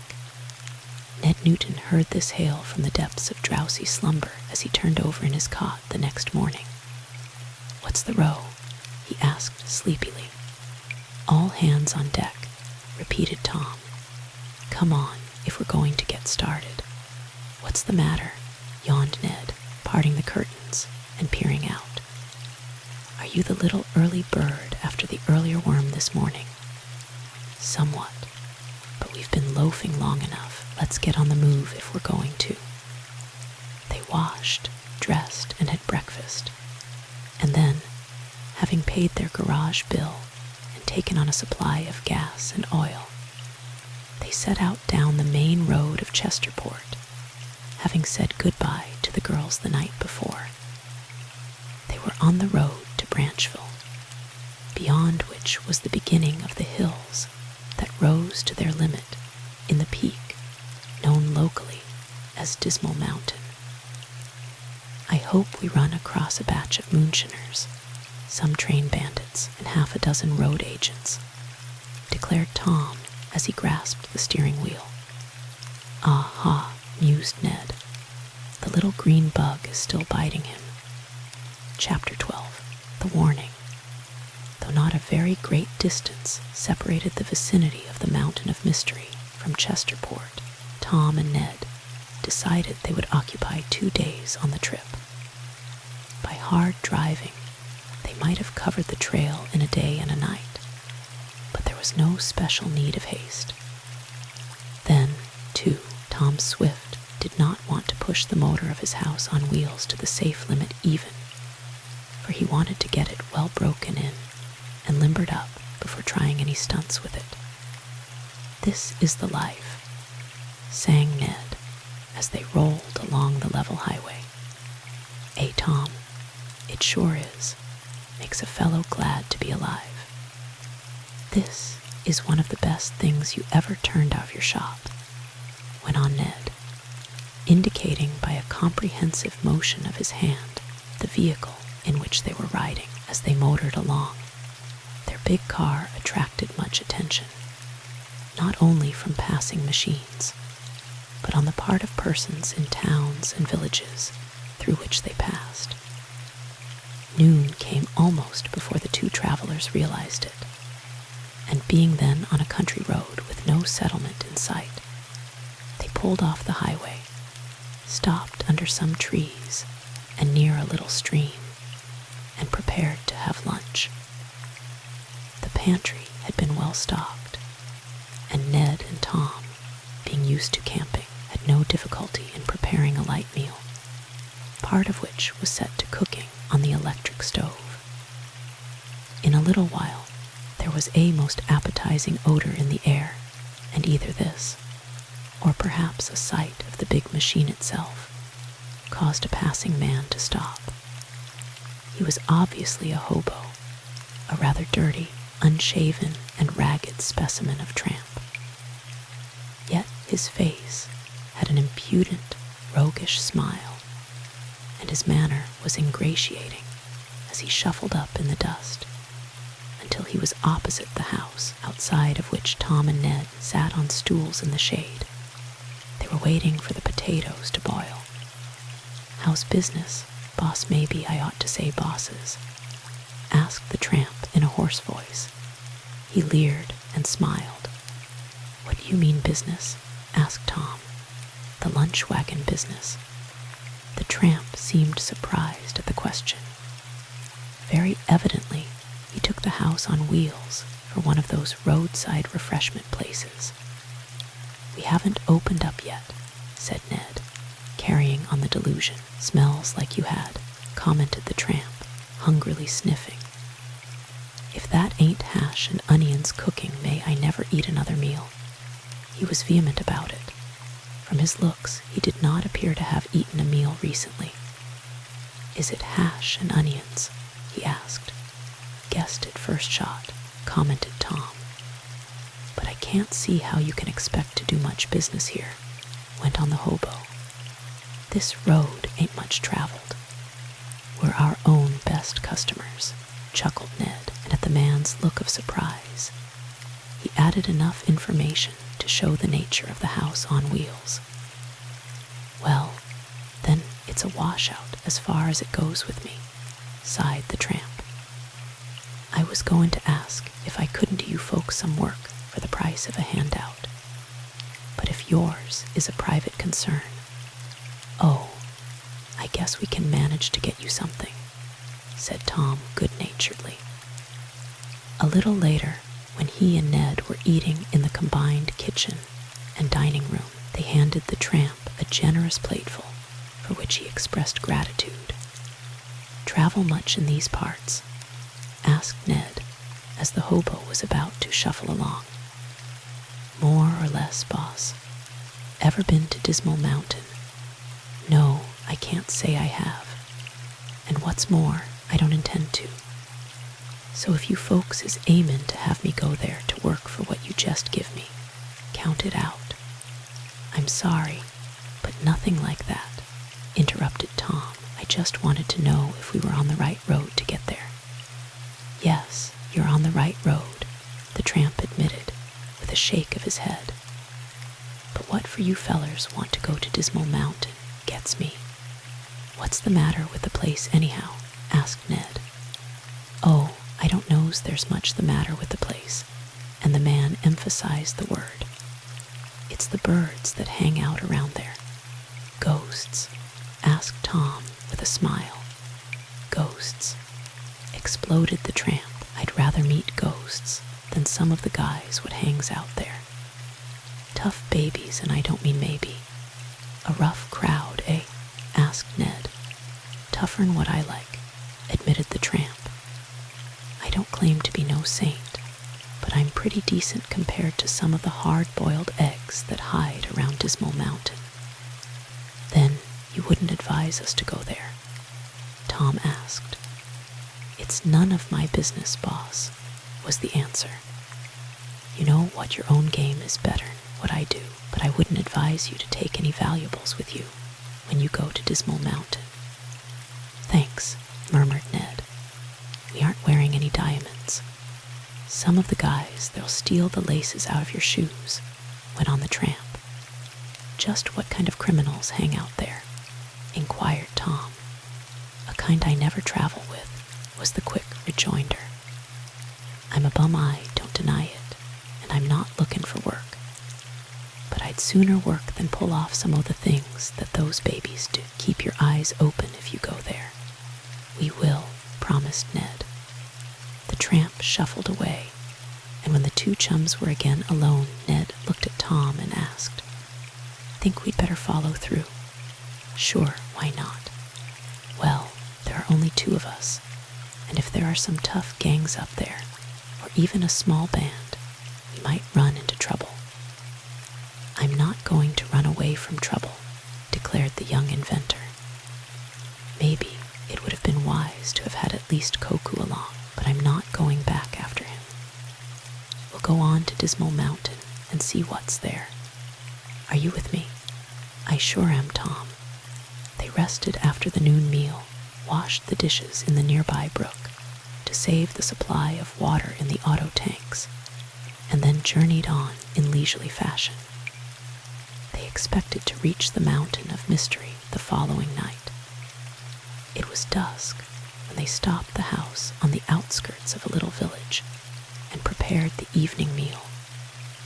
Then, having disposed of that, they decided to go into town for the sake of the exercise and to see if they could buy a paper.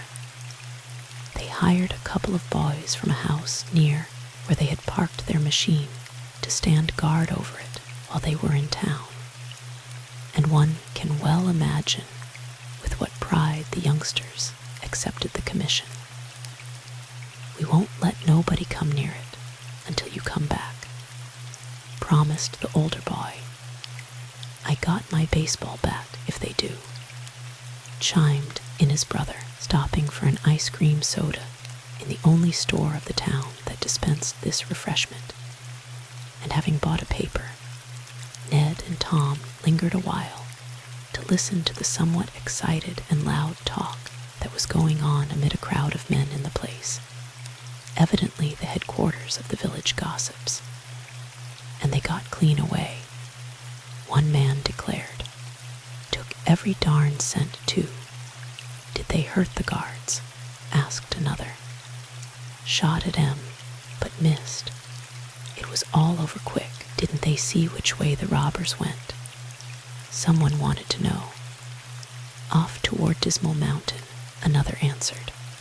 Might have known it, commented several. That place ought to be wiped out. This sounds interesting, remarked Tom to Ned in a low voice. I'm going to butt in. Accordingly, he addressed the principal speaker and asked what all the talk was about. Highway robbery, that's what, came the vehement answer. A couple of men guarding the payroll of the shoe factory here were held up this afternoon and robbed of about $4,000. I just now heard you mention Dismal Mountain, went on Tom. Is that a hangout for highwaymen? That and worse, was the reply. Dismal Mountain is a good place for honest folks to stay away from. Well, my friend and I claim to be honest, said Tom, indicating Ned. But we are on our way to Dismal Mountain, and don't go, exclaimed an old man in the store. I know more about that place than most folks, and my advice to you is not to go there. Unless your officer's aiming to arrest the scoundrels that hide there, he added hopefully. No, we aren't officers, stated Ned. We were just going there to find out what gives the place its bad name, added Tom. We would rather like to solve the mystery. Well, be warned by me and keep away, went on the old man. I used to live not far from the place, he added, and I don't want to see any more such goings-on as I witnessed. What were they? Asked Ned. I couldn't tell you, was the answer, with a dubious shake of the head. I've seen men go up that mountain and never come down. There were queer noises and queer lights.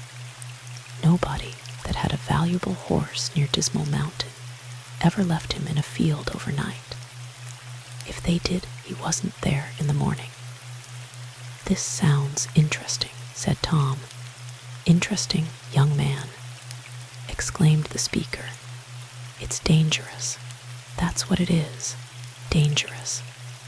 There was so much interest in the recent holdup that the departure of Tom and Ned was little noticed. They went back to the house on wheels where they found the two boys had been faithful to their trust, and having paid and dismissed them, the two travelers turned in for the night. Well, what about it? Asked Tom of his chum when they arose the next morning and found it raining and blowing. Shall we lay over? Not on my account, declared Ned. This storm doesn't seem to be going to amount to much. Oh, it wasn't of the storm I was speaking. What then?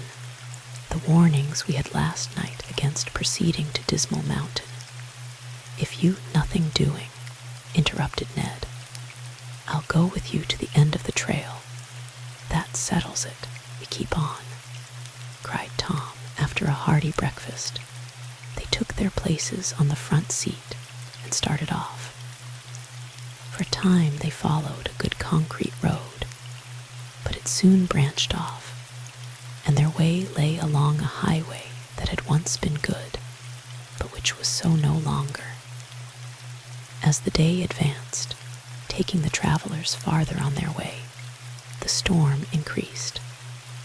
By afternoon and after lunch, which they ate while moving along, they were in the midst of a terrific downpour with a wind which reached at times the velocity of a gale. She seems to weather it all right, though, remarked Ned, indicating their traveling house. Standing up fine, agreed Tom, much pleased with the staunchness of his latest invention. "We'll be almost there by night, in spite of the storm and the bad road." Hardly had he spoken than there was a fiercer burst of wind, which dashed the rain like hail against the protecting glass in front. Just then Ned pointed ahead as a loud crash sounded and cried, "Look out, Tom! Stop, danger!" Chapter 13. The Deserted House. Tom Swift, ever on the alert when driving any of his machines, from the humble motorcycle to the more complicated apparatuses of the air or undersea, lived up to his name in bringing the house on wheels to a quick but skillful stop as Ned Newton uttered the exclamation of warning. It was just in time, for the front wheels were almost against a big rotten tree that the gale had blown down across the highway leading toward Dismal Mountain. Tom's attention had been taken momentarily by some of his dashboard gauges, so he had not seen the sway of the tree before it fell. But Ned's quick eyes had sensed the danger and had given ample warning.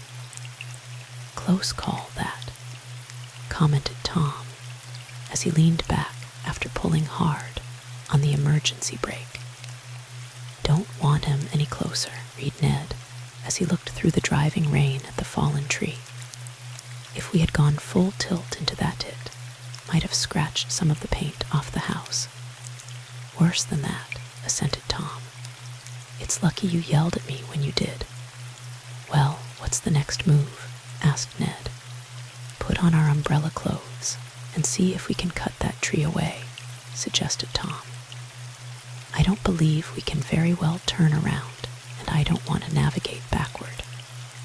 "No, it won't be easy," agreed Ned. "Well, let's hop to it. I don't believe there's much traffic on this road, but what there is we don't want to hold up." "Speaking of hold-ups," said Tom grimly, "maybe we could get some of the hold-up residents of Dismal Mountain to come to our help. They don't show up in any great numbers," remarked Ned, as he made his way back into the interior of the car to get his raincoat and rubber boots, which Tom had designated as umbrella clothes. They were in a lonely part of the country, in the midst of an extensive piece of woods. It appeared on a seldom-traveled road, about at the beginning of the big peak known as Dismal Mountain.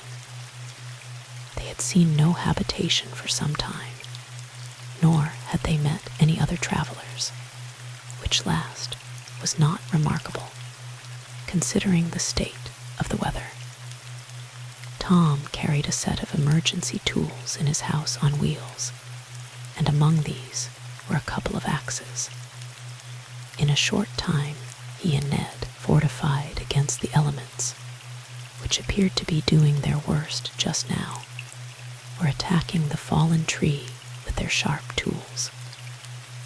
Fortunately, the tree was pretty well rotted, and though it was large in diameter, the trunk was punk-like in its character, and the axes easily bit into it. Chopping out small sections, the two travelers dragged them to one side of the road until at last, after an hour's work, they had cleared a passage for their auto and for any other vehicles that might follow.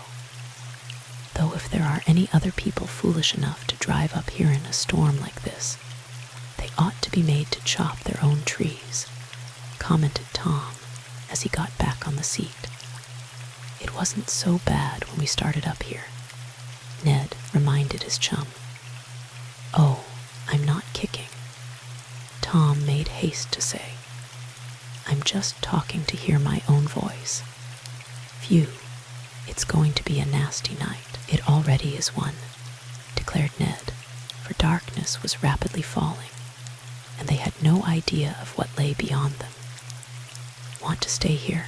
asked Tom, always willing to give in on the matter of stopping for the night. "No, the road's too narrow in case anything else comes along," though I don't believe it will. Let's push on, and maybe we'll get to some decent place where we can pull up."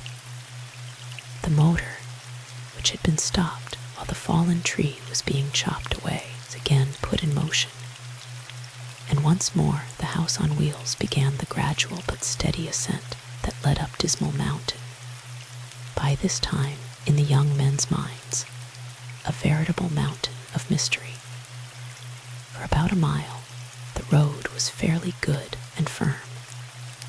After that, either the highway had not been kept in repair, or the heavy rain was washing it away rapidly, for the house on wheels careened from one rut into another until it was swaying like a circus camel in the parade.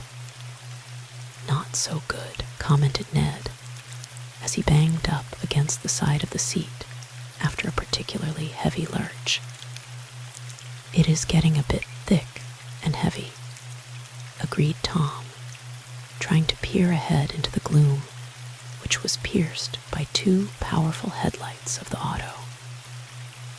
But powerful as they were, the gleams of the lamps appeared to be swallowed up in the dark trees on either side of the road, and by the surface of the highway itself, a comparatively light surface is needed to reflect the gleams of any auto lamps properly, as you have noticed when driving first on concrete and then on asphalt. You can see twice, as well on the former as on the latter. And in driving through woods on a dirt road, nearly all the illumination is absorbed, so that you get the benefit of very little of it. It was so in the case of Tom and Ned, and though for a little way in front of the wheels, they could see where they were going, beyond 10 feet, all was gloom and darkness. It was still raining hard, and the wind was blowing. Tom had set in motion the wiper of the glass in front of him, so the drops did not accumulate and distort his vision. But he needed all the artificial aids he could command on a night like this, and under the circumstances, for the first time, it began to be apparent to him, and Ned, that perhaps they had done rather a foolish thing to come to Dismal Mountain in this large van-like car. It was not exactly the kind of machine for prospect work, not being small or flexible enough for quick maneuvering. On the other hand, it was a portable base of supplies, and the occupants of it could stop wherever they found themselves and be comfortable, which was more than could be said for a small car, so they kept plugging along. The motor was pulling powerfully. Tom was glad of this, for he knew he would need all the power he could command when they got into the upper slopes where the grades would be stiffer.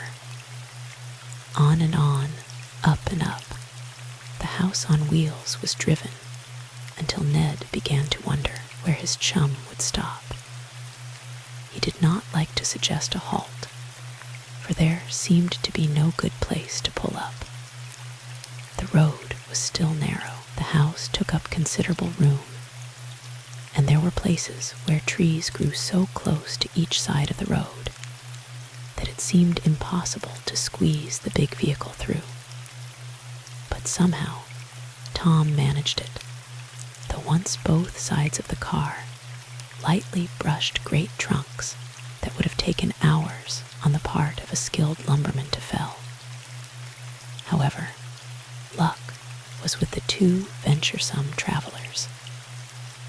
After a stiff ascent in which Tom had to drop back to second gear for one of the few times since the trip started, they came to a somewhat level stretch, as was evidenced by the easier pull on the motor. Ned, always enthusiastic, exclaimed, "Hooray, we're up." "Not half," exclaimed Tom. "Don't fool yourself." "Oh, gee," sighed Ned. "But we may reach a place where it will be wise to stop for the rest of the night," went on Tom, trying in vain to pierce the dark forest ahead and on either side. "The road is wider here, and we can pull off it with a chance for something else to pass. Nobody but us two are crazy enough to be out here on a night like this," commented the financial manager. "Guess that's about right," assented Tom. "Still, it's best not to take any chances. I'll go along a bit farther, and then we'll pull up and call it a day's work." The going was better until there was a sudden lurch to one side. "In a hole," cried Tom, and he quickly went into second, and then into first gear in an effort to pull out. However, it was not to be. The house on wheels slowly settled down, and not all the power of the motor could stir it. Finally, Tom realized that he was only sinking the rear wheels deeper into the mud by churning them around. "We've got to dig out," he told Ned. There was no help for it. Once more they donned boots and raincoats, and hanging a portable electric light over the bogged side, they saw where the right front wheel had sunk into a deep hole. It took the two the best part of an hour to dig a slope in front and fill it with small stones to make a firm surface so the machine could climb out. This the auto did after several false starts, and once more they were on their way. Road shortly broadened, and the trees were cut back from the highway into a small clearing. This opening enabled the two to see better, and in the gleam of the powerful lamps Ned noticed, just ahead on the right, a big house, from which, however, no lights showed.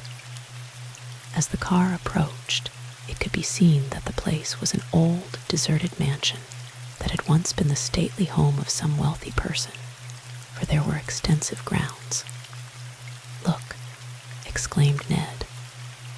"I see it," answered Tom. "Nobody home from the looks of it, but we can pull up there and stop for the night. What say?" "Suits me." Accordingly, Tom guided the big car into what seemed to have once been a drive, and he and Ned both experienced a feeling of relief. But if they had known to what adventures the deserted house was a preface, they might well have hesitated. "What do you make it out to be?"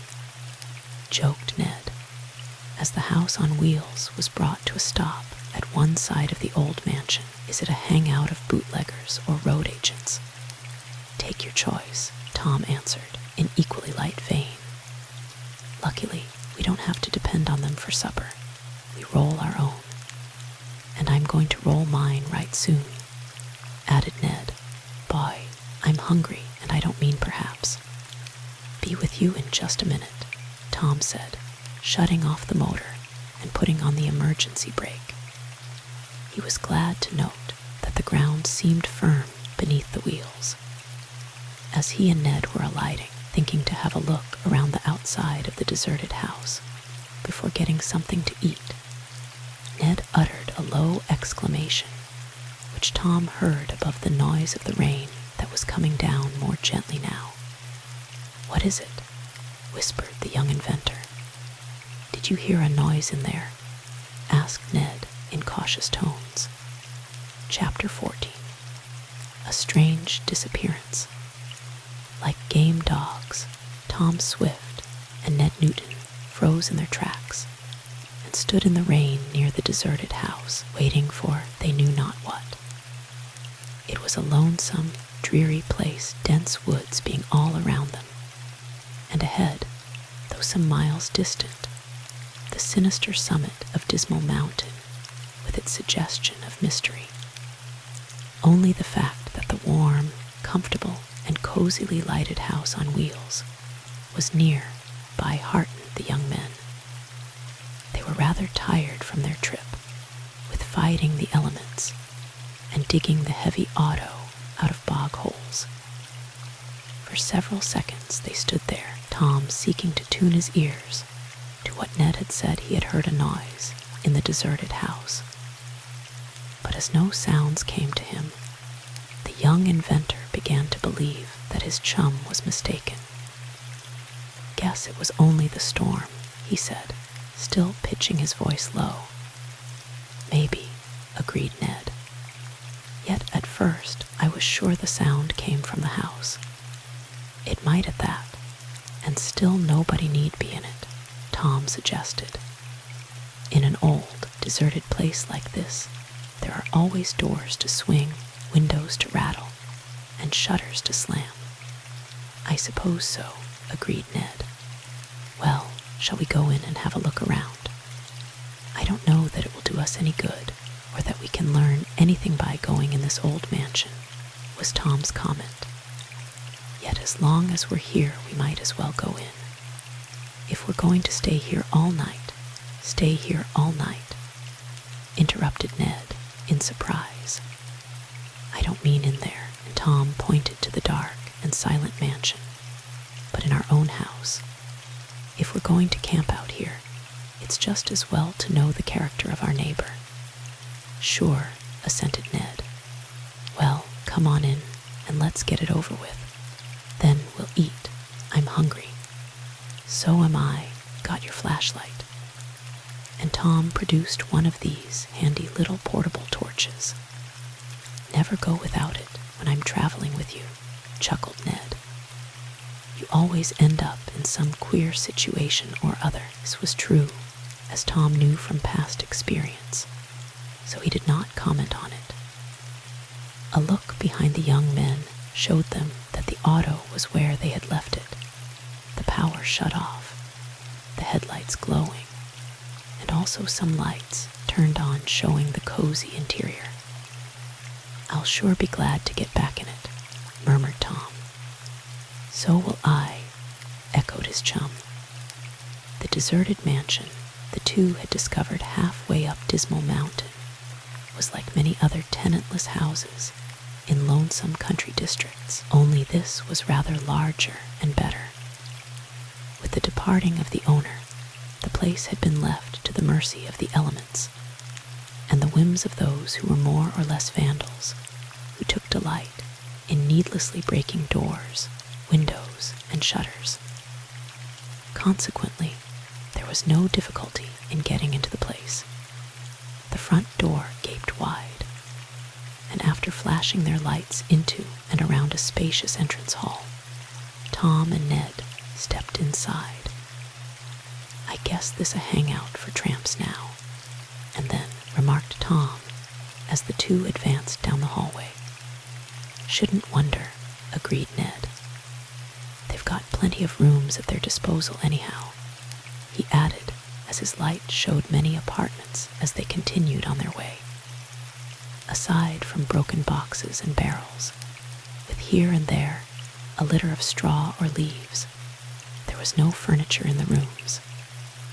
Dismal and eerie to the extreme was the deserted house. Paper peeling from the damp walls hung in strips like festoons of Spanish moss. In places, the plaster had fallen, leaving gaping holes that were like sightless eyes staring at the intruders. They went through the first floor, flashing their lights into nooks and corners, but discovering nothing. There were some signs of the place having recently harbored such tenants as tramps. In one room, a fire appeared to have been burning not long since on an open hearth, and some empty tin cans scattered about seemed to give evidence that hobos had cooked a meal here sometime. "Shall we go upstairs?" asked Ned when their inspection of the first floor was finished. "Might as well," decided Tom. "Then we'll know there isn't anything here to annoy us after we get back to the house." The front stairway was a large and imposing one, sweeping up to a balcony where there was space enough for a fairly large room. From here, one could look down into the lower front hall as Ned followed Tom to this balcony. He saw the young inventor turn and gaze intently at what appeared to be a panel in the back wall of the landing. Tom's start was so obvious that Ned asked, "What's the matter?" "I thought I wasn't sure, but I thought I saw one of those oak panels slide as I came up the stairs," answered Tom. "You thought you saw a panel slide?" exclaimed Ned. "Say, this is like a moving picture mystery." "Maybe it was only the shadow of your flashlight," went on Tom. He advanced to the rear wall and tapped on it. The lower part was made up of what had once been beautifully carved, quartered oak panels. But as far as the two adventurers could discover, all of them were in place, and none seemed movable. "It must have been a shadow," said Ned. "I guess so," agreed his chum. The rooms upstairs, like those below, were bare and deserted, devoid of furniture, but with the same festoons of drooping wallpaper in some of the chambers. There were piles of old bags and leaves in some corners, showing plainly that tramps had been sleeping there.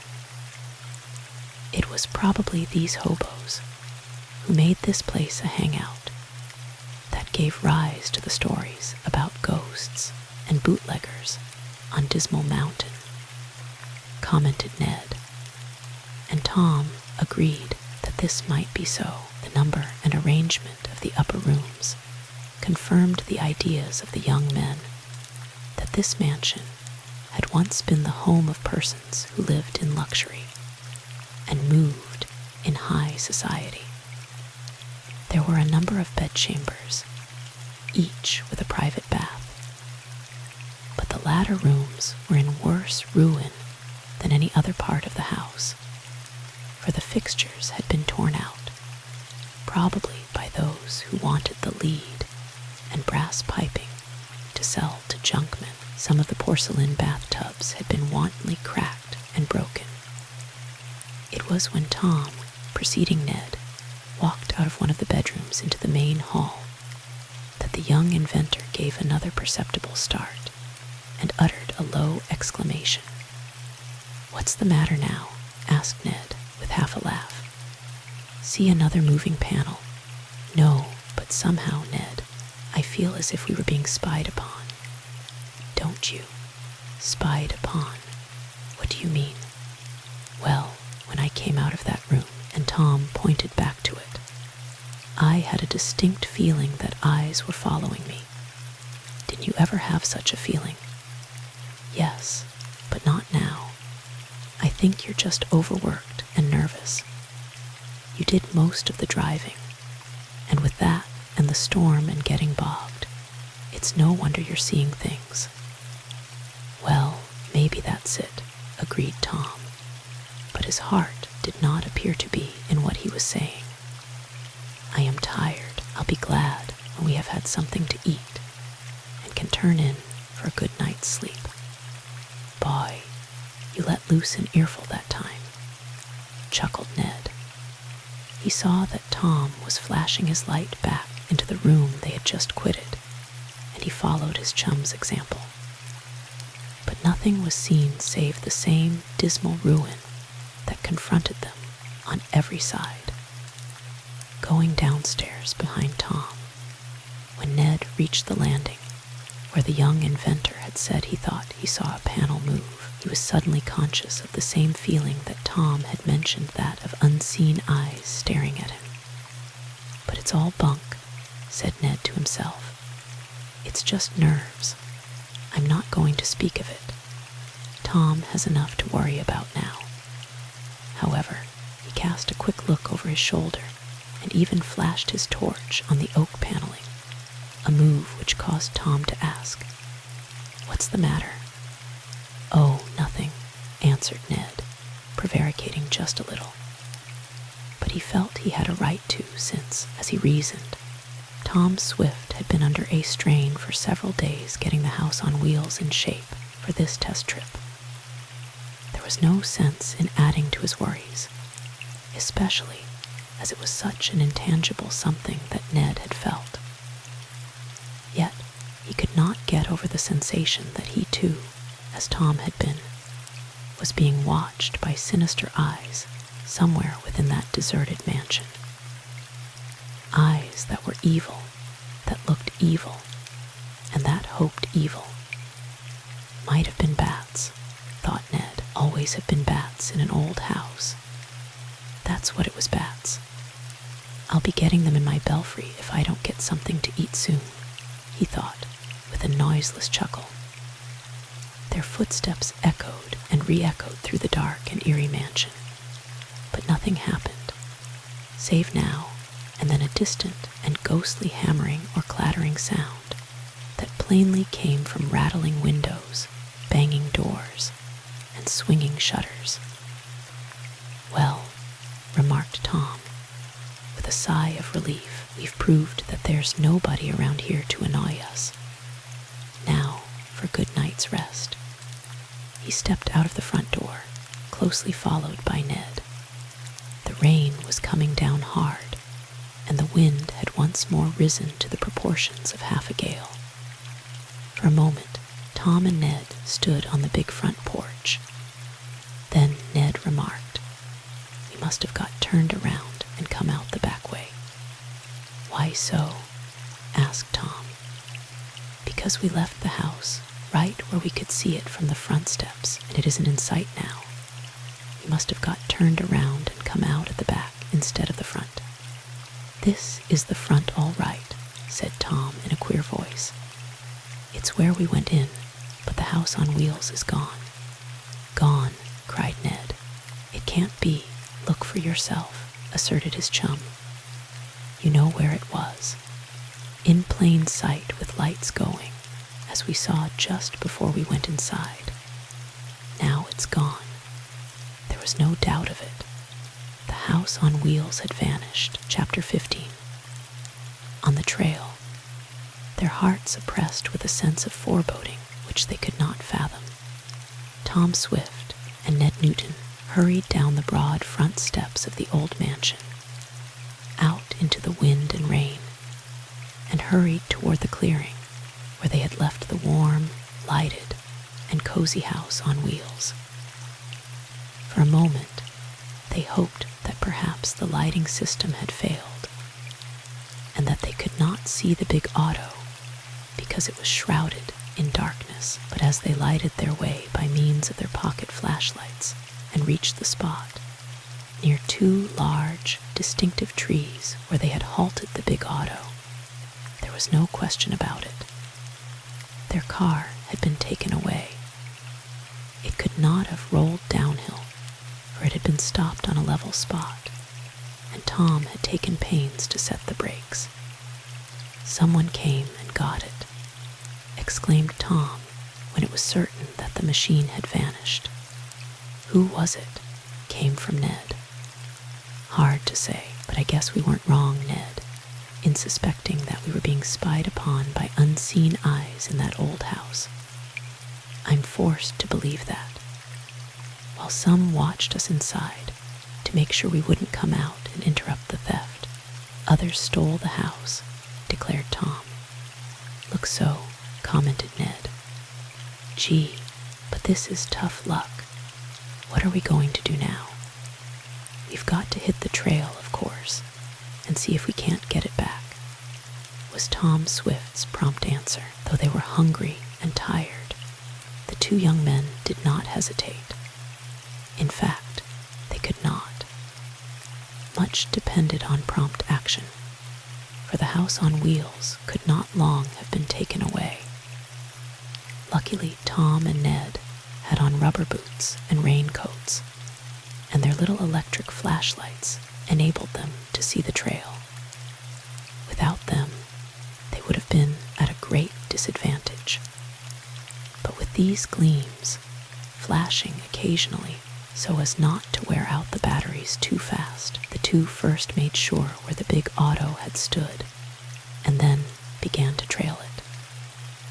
They first swung around in a half circle, and then went off this way, said Tom, pointing to the peculiar marks in the mud left by the tires of the house on wheels. They were tires especially made for heavy duty and marked with ridges designed to prevent skidding, so the trail was easily followed, particularly as the wet ground took a deep impression. "It ought to be a cinch to trace her," remarked Ned, as the two young men hurried on, their weariness and hunger forgotten in the excitement of the chase. "Yes, for a way anyhow," agreed Tom.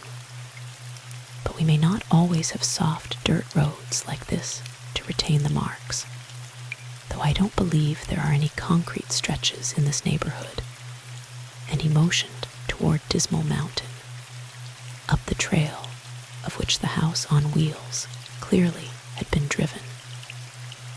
"The ground will be soft for a couple of days after this rain, and we can keep on following," suggested Ned. "They may get too far ahead of us to leave us a Chinaman's chance," said Tom with a sigh. "Remember, we're walking, and if the house only crawled, it could do 10 miles to our one. Besides, they may run her down off this mountain and onto a hard road, and then the tire marks won't be 1, 2, 6.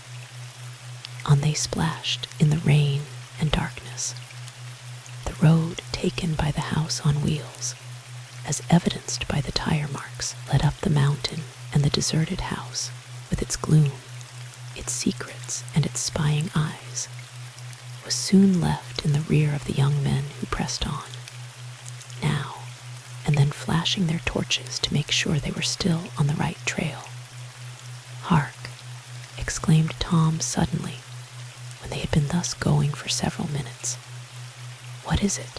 asked Ned, coming to a halt. "Let's listen and try to hear the motor," suggested the young inventor. "I have an idea those fellows, whoever they are, won't push the machine too hard. They may run her only a little way and then lay over for the night." Accordingly, the two stood there with the rain dripping on them, listening. But the only sounds that came to their ears were those of the storm, the wind and rain, the clattering of tree branches, and the swish of wet leaves. "No use trying to hear anything," stated Ned after a pause. "No, I guess there isn't. We'll keep on."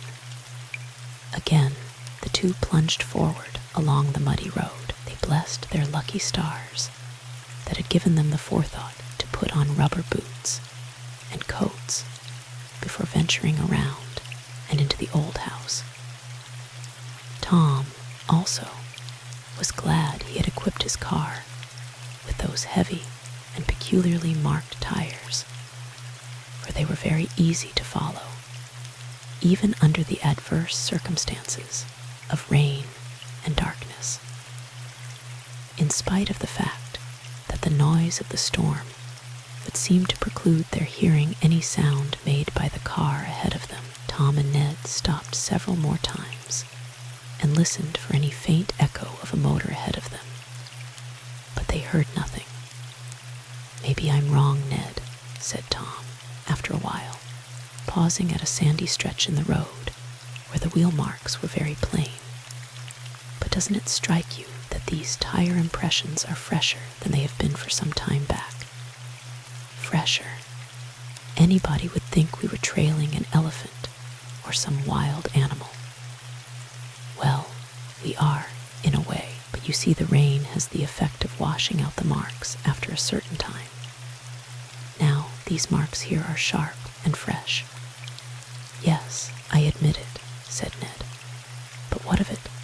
Well," and Tom's voice had a note of triumph in it, "to me this means that my house has passed here within a short time minutes. I should say otherwise the hard rain would have washed down some of the tire ridges." "Tom, you're right," cried Ned. "She ought to be close now."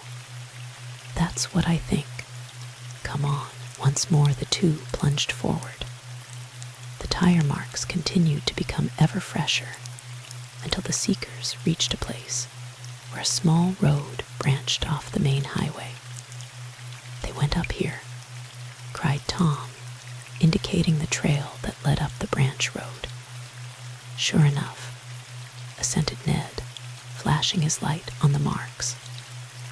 Up the road the two fairly ran until, so quickly that it was startling, they came upon the big auto at a standstill in the middle of the highway. The house on wheels was in darkness, but there it was.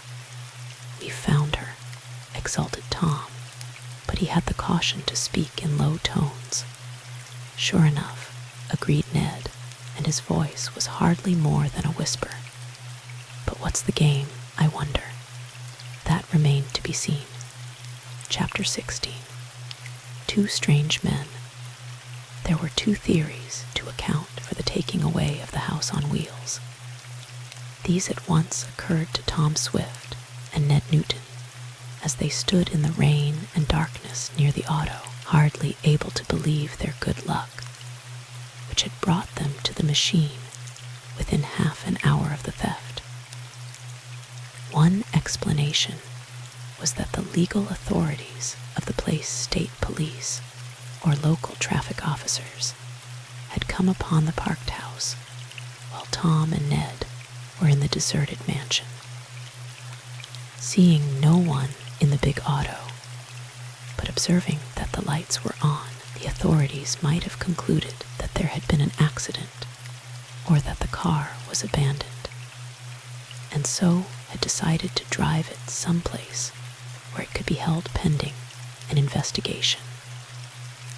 Another and more plausible theory was that ordinary thieves, happening upon the car, had decided to appropriate it for themselves, for it was a car that anyone might desire to possess. As Tom and Ned stood behind the discovered auto, pondering over these matters, it was more and more evident to them that the car had been stolen and abandoned. But had it been abandoned for good, or were the thieves just temporarily away from it? That last consideration must give them serious pause. For perhaps a full minute the two stood there, the rain dripping off their hats and coats, while they considered. Meanwhile, they were using their ears and eyes to the best possible advantage. Their ears particularly, for soon after discovering the auto, they had switched off their torches, and now stood in gloom.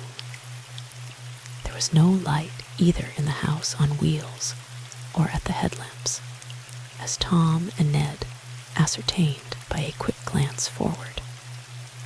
No sound came from the stranded auto. There was no noise of movement on the part of those who had taken the vehicle away and who might now be in ambush near it. "Well," questioned Ned in a whisper, "what'll we do?" "Let's circle the house and see if we can spot anybody," was Tom's answer, just breathed into his chum's ear. The storm was making so much noise that ordinary sounds on the part of the two would be covered, they thought.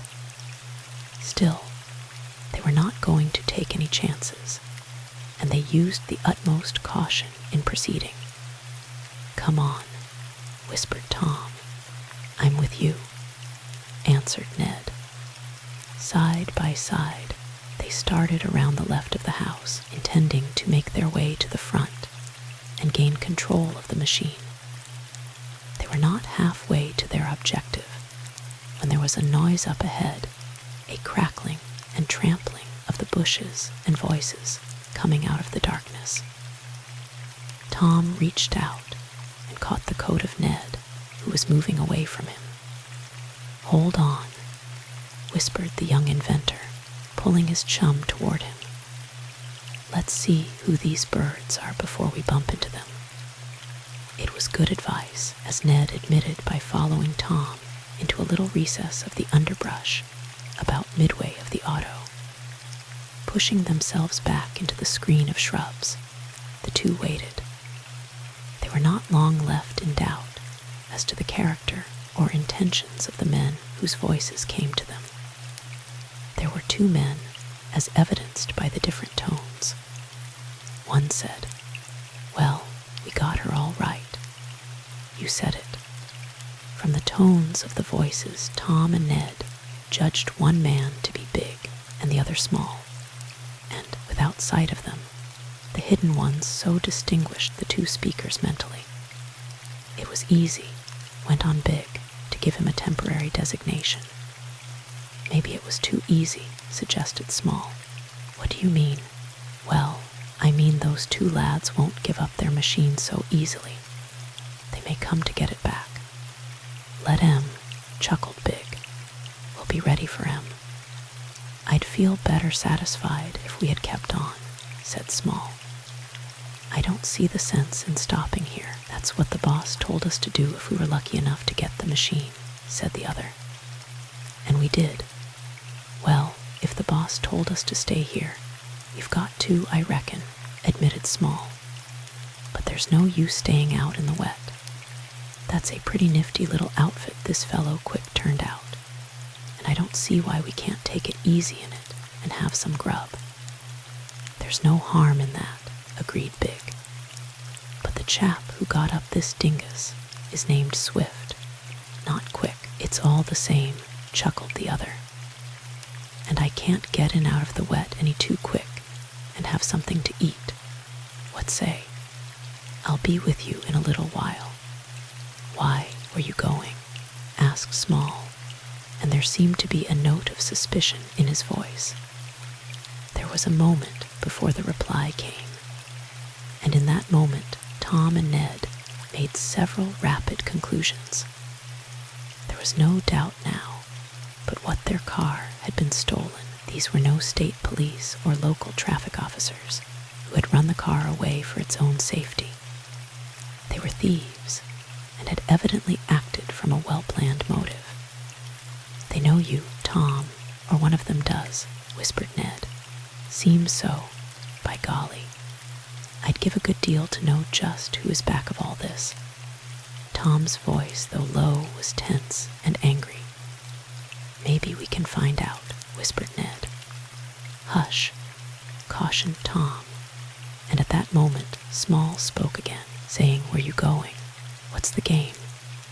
Why don't you come in with me and help rustle some grub on that electric stove I saw? I can't come just now, was the answer. Getting cold feet, demanded the other man sullenly. Say, if you're trying to double-cross me, don't be a fool, snapped Big viciously. It's all part of the game we're playing for the boss. Well, maybe it is, but I don't like you sneaking off this way, leaving me all alone in case anything happens. I've got to go. I've got to go tell the boss. You have? Yes. Where is he? A little way ahead, waiting. His orders were, if we got the car, to stop here, and for me to come on alone and let him know. All right, then I reckon you got to do it. But where is the boss? Near the entrance to the castle. Oh, well, all right, go ahead, but don't leave me alone any longer than you can help. Ho, who's getting cold feet now? Jeered Big. Well, you never know what can happen, grumbled Small. It's a nasty night. Those fellows may get help and trace us here.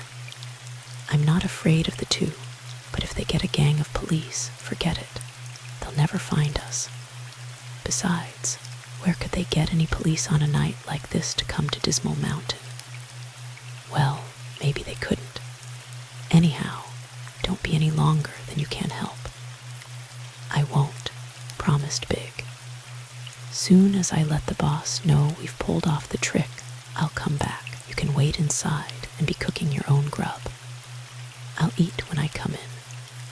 All right, hop to it. The sound of one man striding away in the darkness through the brush could be heard. The two had evidently gone on ahead after temporarily abandoning the house, and had come back to hold their talk in front of the halted machine. Now one was going away, and the other remaining. What are we going to do now? Asked Ned. Let me think a minute. suggested his chum. "Did you hear that remark about the castle?" "Yes." "Have you any idea what it means?" "Yes, I heard something about it when I was looking up the history of Dismal Mountain before I had any idea we'd ever come here. The castle is an old stone building built to represent its name. It was started by a rich man who had an idea he'd like to live somewhat after the English style.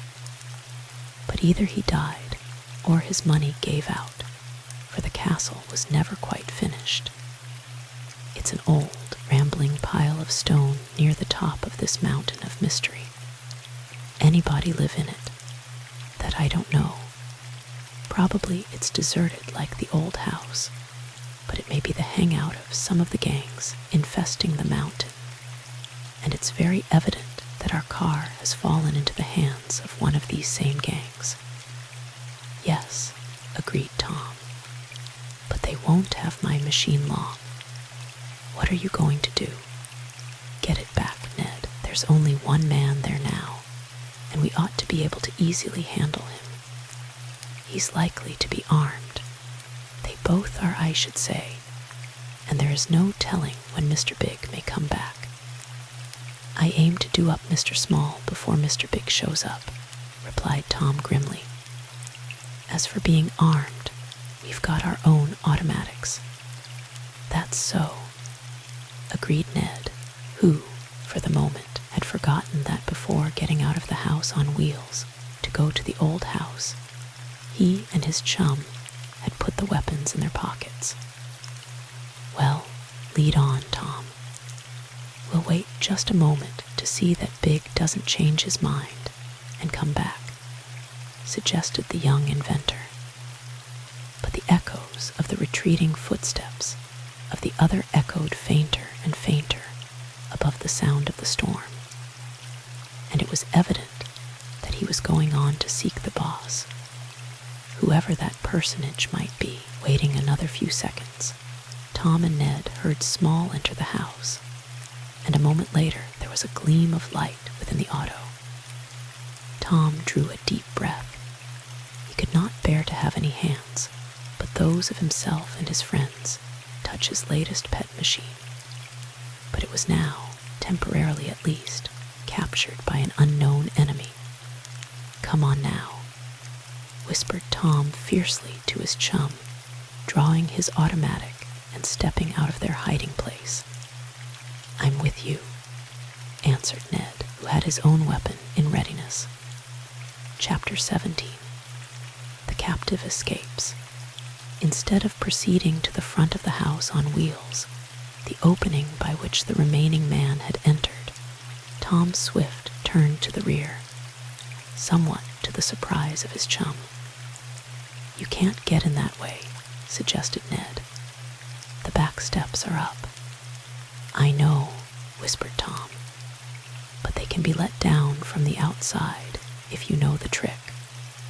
I arranged to duplicate control, for I didn't know when I might run my machine into a tree and have to get in and out the back door." Ned knew that Tom was only joking with his reference to ramming his beloved new car into a tree. But it was true that there was an inconspicuous spring outside, on the rear of the machine. This, when operated, let the folding steps down out of their safety recess and enabled one to enter the rear of the house without reference to what was going on in front. "Will give him a great surprise," whispered Tom. Ned now understood what the proceeding was to be, and he was close behind his chum as the latter approached the rear of the big car. Inside, the lights were gleaming, and the shadow of the intruder could be seen passing to and fro at the windows. Evidently, he had no suspicion that the owner of the stolen machine was soon to take vengeance. Pressing the switch of his flashlight, for a brief instant, Tom located the control spring, and as he pressed it, the steps slowly slid down so he and Ned could mount them. The lowering of the the steps also automatically unlocked the rear door. The storm, after a brief cessation, was raging again, and the noise of this rain on the leaves, drumming on the roof of the house on wheels, and the howling of the wind was enough to cover any slight noises Tom and Ned might make. With Tom in the lead, the two young men entered the car. The intruder could be heard rummaging about up in front, evidently with the intention of appropriating to himself such portable property as he could before the return of his companion, with or without the boss. For the first time, the young inventor and his chum now had a sight of the man whom they had designated small because of his voice. His stature was in keeping with his tones. He was a short, squat individual, but looked powerful, and his face had an ugly look as he was observed moving about in the compartment near the front seat. "Is that the rat-faced man you have been talking about, Ned?" Tom inquired. "No, this fellow is a stranger to me. I never saw him until now, either, as far as I remember," said Tom. "But we're going to get better acquainted right away," he grimly added, looking to make sure his automatic was in readiness. An example followed by Ned. Tom stealthily advanced through the two back rooms of the house to the front one, where the man was rummaging about. Ned did not know just what Tom's plan of capture was, and perhaps the young inventor did not himself.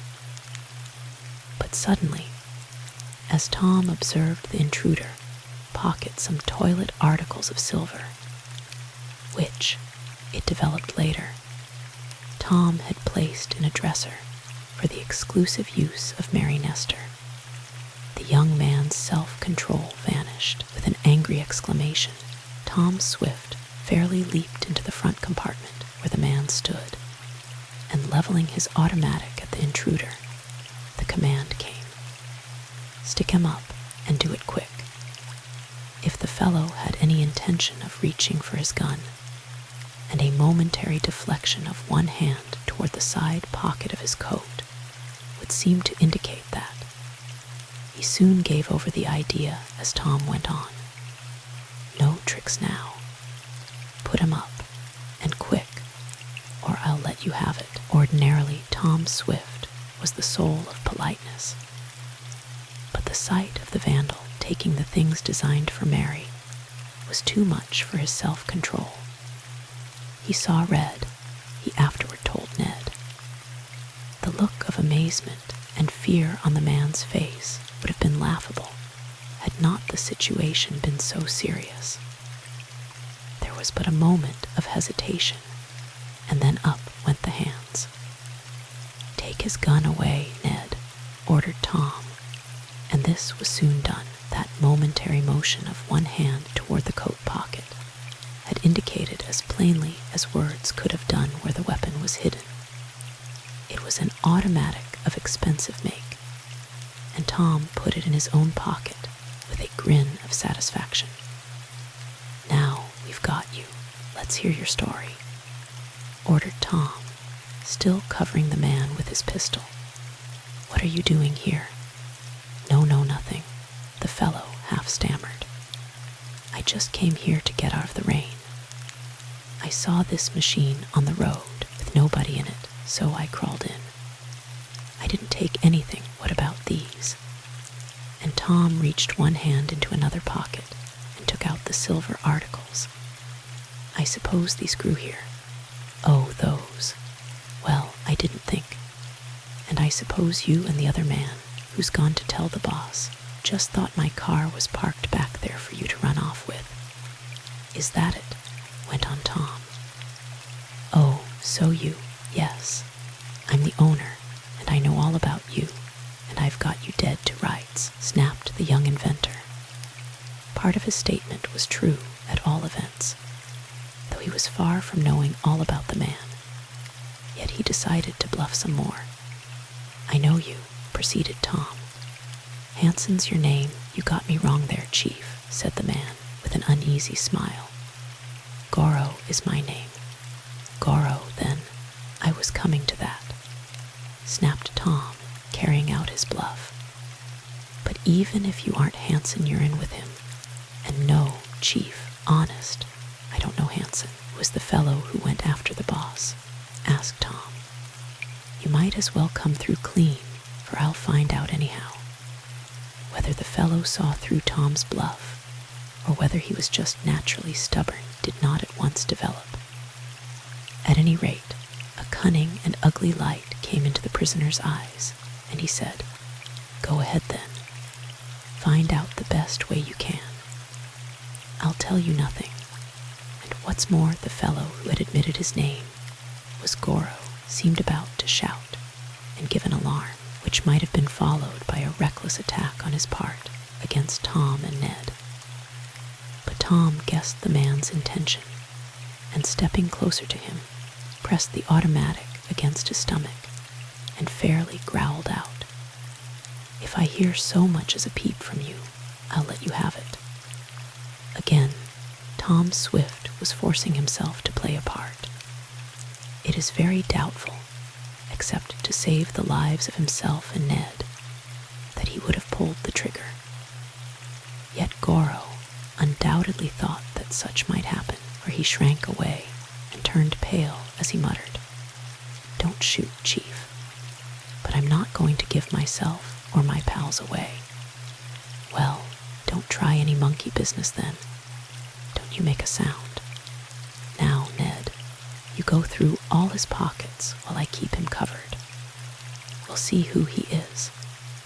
The man did not appear to fear that anything found in his pockets would disclose anything, for he held his hands high and made no objections as Ned went through his pockets. After taking out the silver toilet articles, there was nothing save a knife, some odds and ends, and a small sum of money.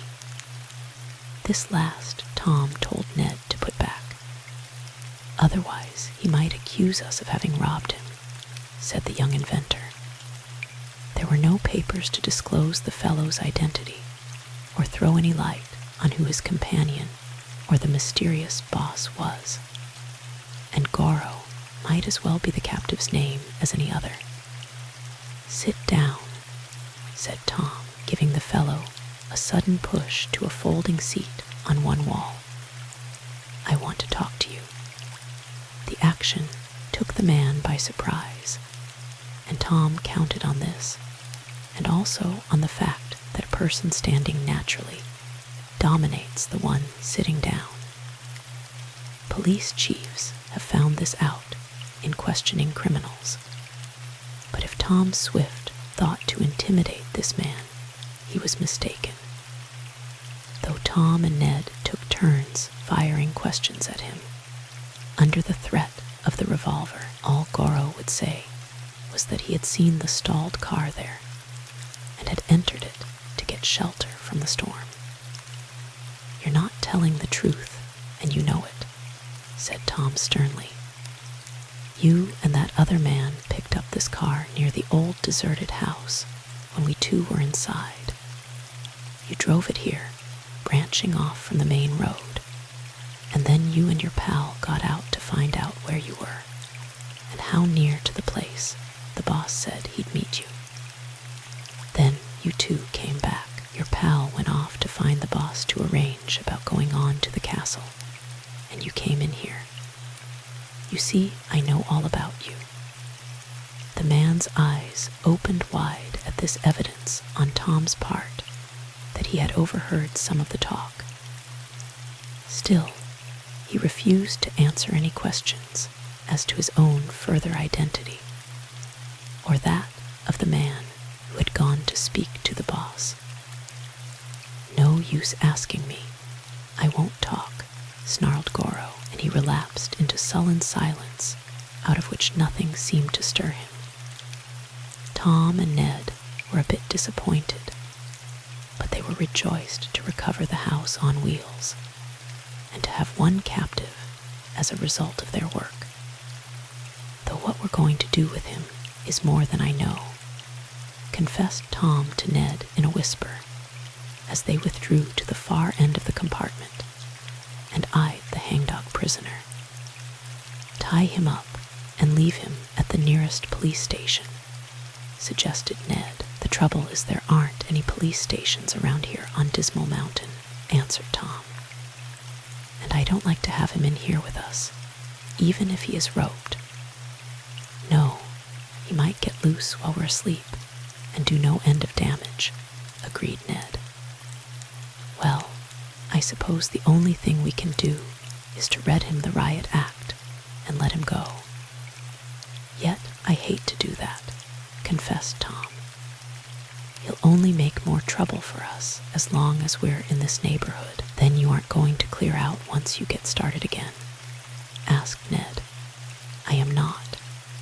I'm going to solve the mystery of this mountain, or know the reason why," asserted Tom Swift.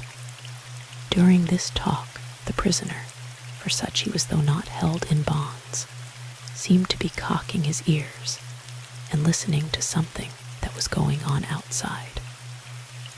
For a time, Ned and Tom did not notice this, being too intent on their consultation as to what was best to do. But all at once, Tom Swift became aware that Goro, if that was his name, was listening to something more going on outside than merely the fall of the rain and the howling of the wind. "Look at him, Ned," said Tom in a low voice, indicating with his eyes the prisoner. "What's he up to?" Ned looked, but could form no guess. As a matter of fact, Goro was still sullenly sitting in the seat to which Tom had pushed him. But there was a look in his eyes that boded no good. "I'll give you one more chance," said Tom suddenly, more for the sake of breaking the tenseness than of any hope that it would break down the fellow's resistance. "Will you tell?" "No," yelled Goro, "and you won't be here much longer either." With that, he dived off the seat to the floor, where he wriggled along like some clumsy snake, and a moment later, before Tom or Ned could stop him, or before Tom could fire, if he wanted to go to that length, the fellow was out of the front door and rushing away in the darkness. At the same moment, there was another noise outside and a shout as though someone had seen Goro and had hailed him. Ned and Tom did not doubt that the other man had come back and was taken by surprise to see his pal thus leap from the house on wheels they had so daringly captured. "There he goes," yelled Ned, which was really a useless exclamation, as Tom could see very plainly what had happened. "After him." "No," shouted the young inventor, catching hold of Ned, who would have followed the escaped prisoner. "Let him go. He's met his pal outside, and the other man has a gun. Let him go. Besides, we'd never locate him in this downpour." As he spoke, it seemed as if the heavens had opened and let down a flood of water. So heavily was the rain now beating on the roof and sides of the house on wheels. Chapter 18. Shots from Ambush. Standing near the seat where, but a moment before, Goro had sat practically at their mercy, Tom Swift and Ned Newton looked at each other, a little dazed by the suddenness with which it had all happened. They had been so confident of their prisoner, and now he was gone and his secret with him. But the situation was not as easy as it appeared on the surface. "Make everything snug," exclaimed Tom, pulling himself together and getting ready for action. "Look sharp. What's the idea?" Ned wanted to know. "Are you going after this fellow?" "Indeed, I'm not. But we're going to pull out of here as soon as we can. I think it isn't a very healthy place. First, though, we've got to make sure everything is all right, that the engine hasn't been damaged, and look to make certain we haven't any more stowaways on board." Someone may be hiding here. It did not take long to ascertain that Goro had been alone in his short occupancy of the house on wheels. None other of the gang was in the place, a test which Tom and Ned then applied to the motor showed that it was in good working order. The men had run the house a short distance, but unless morning should disclose some damage to the outside of the vehicle, it seemed to be as it was when the two young men left it to examine the deserted mansion. As they hurried to and fro, making ready for a continuation of the trip, Tom and Ned talked over what had occurred and speculated on what it all could mean. "It sure is mysterious," declared Ned. "They seem to have been waiting there for you, Tom. Yet that couldn't be, for until I decided to come to Chesterport to see Mary, not even you knew I contemplated such a trip. As a matter of fact, I did not contemplate it until then." "That's right. And we didn't mention Dismal Mountain to anybody that I know of. We told Mary we were coming here." "Yes, but she isn't the kind of girl to broadcast such news. She never talks of my plans." "Her friend, Grace Winthrop, might have," suggested Ned. "Nonsense. As if either of those girls would be in communication with Goro and his gang," scoffed Tom. "Oh, I didn't mean it that way," Ned made haste to say. "But they might have been talking our trip over between themselves while downtown in Chesterport, and some of this gang might have overheard them and decided it would be a good chance to get a fine new car easily." "It's possible, but not very probable," answered Tom. "Then there's that fellow," suggested Ned. "What fellow?" "Floyd Barton, the one who was showing Mary so much attention. She might have let the object of our trip slip out to Barton, and he may have talked." But Tom Swift shook his head. "He's one of those rich chaps who don't care about anything but hanging around girls and having a good time," said the young inventor, and Ned surmised that there was little love lost between Tom and Floyd Barton. "Well, maybe we'll get at the bottom of this someday," went on Ned. "But those fellows, whoever they were, must have known we were coming and been on the lookout for us." "It seems so," admitted Tom. "And I wonder who the boss is. If we could put our hands on him, we'd have the key to unlock the whole mystery. But meanwhile, let's get going." "Which way?" asked Ned. "You mean to say you're going to keep on in this storm?" "I certainly am," declared his chum. "The house was built for rough work, and this will be a good test. Besides, I have an idea that staying round here isn't going to be exactly healthy.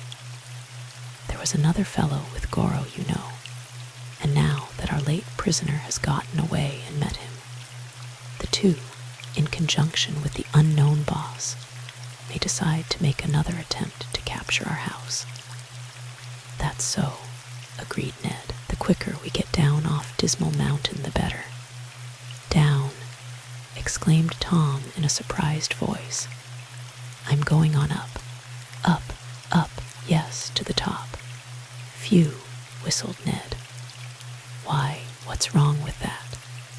Tom wanted to know. "Isn't that what we plan to do, cross Dismal Mountain and find out the truth of some of these weird stories?" "Yes, but the danger. There's more danger trying to turn around and go back down that steep slope on a dark night, and in a pouring rain when the roads may be washed out, than there is in going ahead," said Tom. "I can't quite see that," and Ned shrugged his shoulders. "The roads up ahead may be even worse than those we came up, as far as washouts go." "Well, it will be awkward turning around, anyhow," Tom decided. "There isn't any too much room to maneuver, and it will be safer to go ahead, I think." "Then I'm with you," Switching on the most powerful headlights, Tom Swift looked ahead as well as he could up the dark and rain-swept road along which he was soon guiding his vehicle. Back of him, Ned was beating up the eggs and slicing and chopping the ham to make an omelet. Already, the delicious aroma of boiling coffee permeated the house. "Grub'll be ready soon now," called Ned as he slipped the omelet into the frying pan. "Good for you," called back Tom from the driver's seat where he was watching the road. It went on up the mountain in an easy slope and was a fairly good highway. "Going to eat with one hand and drive with the other? Or are you coming back and sit at the table?" asked Ned when the meal was almost ready. "Oh, I'll slow down and eat properly," Tom replied. "My coffee would slop all over me if I tried to drink it while going along here." A little later, Tom came to a wider place in the road. Here he pulled to the right and putting on the brakes, but leaving the engine running in case they had to get out in a hurry. Tom climbed back and joined his chum at the table. "Not half bad, this, is it?" chuckled the young inventor, having tasted the omelet. "It would be jolly if it didn't storm so," replied Ned, with a little shiver. "Listen to that rain, would you?" It was dashing hard on the roof, sides, and windows of the house on wheels. "Can't get in, that's one consolation," Tom said. "And I never sleep better than when I hear rain on the roof. Do you intend to do any sleeping tonight?" Ned wanted to know, as he filled Tom's coffee cup a second time. "If you do, I'd advise you to reduce your quantity of coffee." "I don't reckon we'll get much sleep tonight," said Tom, and his air was a bit anxious. "I want to get well away from this place, and if we do that and keep a lookout the rest of the night, we won't have much time for enjoying our rest." "No, I suppose not," agreed Ned. "Then coffee is the best thing you can take. It will keep you awake," and he gave himself a second helping. Under other circumstances, Tom and Ned would have made the occasion of the night meal in their traveling auto a jolly affair. But now there was too much to think of. So, when they had satisfied their appetites, Tom climbed back to the driver's compartment and started the car again, while Ned cleaned up in the kitchen. "Did you hear that?" Tom called to his companion after a period of silence, broken only by the racket of the wind and rain. "Yes," answered Ned. "Sounded like a shot." "What was it?" "Thunder. It's beginning to lighten again, and I think we're in for a worse storm than any we've had yet." "Maybe it will be a clearing-up shower," suggested Ned. "Hope so," commented Tom. He drove on, the lightning flashes coming more vividly and oftener now. Ned came forward to sit beside his chum, and once, during the period of a vivid flash, both of them saw something that caused them to start and Ned to cry. "Did you see that man with a gun?" "I did," answered Tom. Just ahead, the lightning had revealed a sinister face peering out from behind a bush. "Better slow up, hadn't you?" asked Ned, straining his eyes through the added darkness that followed the flash to get another glimpse of the armed man. "No, I think we'd better hasten on," was Tom's opinion. "He may have been only a hunter who has lost his way." "I hope he isn't hunting us," said Ned grimly. There came another flash, but they had gone on past the place where the man's face had been observed, and no other foes were now revealed by the glare from the sky. "There's one thing we ought to do," said Ned, after the house on wheels had rumbled on a little farther, the grade being steeper now. "What is it?" "Put out those lights back of us. They only show us up to those who may be watching." "That's right," agreed the young inventor. "Go in and douse him." At the same time, he reached forward and cut the switch that controlled the illumination of his dashboard. This left the auto with but the bright headlamps glowing, and they kept anyone who might be in front of the auto from seeing anything of the occupants of the driver's seat. In the darkness, Ned sat beside his chum. The house on wheels was being driven on. Ned was about to ask Tom if he did not want to be relieved for a while, when there came a sudden sharp crack from the bushes on the left of the road. At first Ned thought it was a preliminary to a burst of thunder. A moment later he knew it had been a rifle shot. Then came several more reports, and one bullet, fired from ambush, shattered a window back of the two who had dared to try to solve the mystery of Dismal Mountain. Chapter 19. Prisoners. "They're firing at us," cried Ned Newton. "Guess there isn't much doubt of that," was Tom Swift's grim rejoinder. "Are you hit?" "No, are you?" "Not yet, but we both may be if this thing keeps up." That the bombardment was going to keep up was evident a moment later, when above the noise of the storm there were other shots, and a second window was shattered. "Come on," cried Tom, and with a quick motion he shut off all lights on the house on wheels, leaving it in gloom. "What are you going to do?" asked Ned. "Get off this seat. We're in too exposed a position here. They're trying to pick us off." "It sure seems so," agreed Ned. "Follow me before the next lightning flash, or they'll see us," called Tom into Ned's ear. The motor was shut off and the auto stopped. The two slid down off the driver's seat and plunged into the thick, rain-drenched bushes on the right of the road. "Got your automatic?" panted Tom as he lunged forward. "Sure. Have it ready. What's the game?" "We'll try to spot those fellows who were taking pot shots at us. Maybe we can do a little potting on our own account." "That would suit me," growled Ned. Their position was most uncomfortable. Neither had on any protection from the rain now, for they had taken off their rubber boots and coats on getting back into the house on wheels. They had even dived off the seat without their caps. It was like emerging from the protection of a comfortable room into the rain-swept open. "Good thing we ate when we did, or we'd never have gotten anything," remarked Tom as he tramped along beside his chum. "That's right. But where are we, anyhow?" There was no means of knowing. They were somewhere on the slope of Dismal Mountain, out in the storm and darkness, seeking unknown enemies and being sought by them. For a little while after leaping from the car, the two young men remained in the vicinity of it. They could see its bulk looming over the tops of the bushes by the glare of lightning flashes.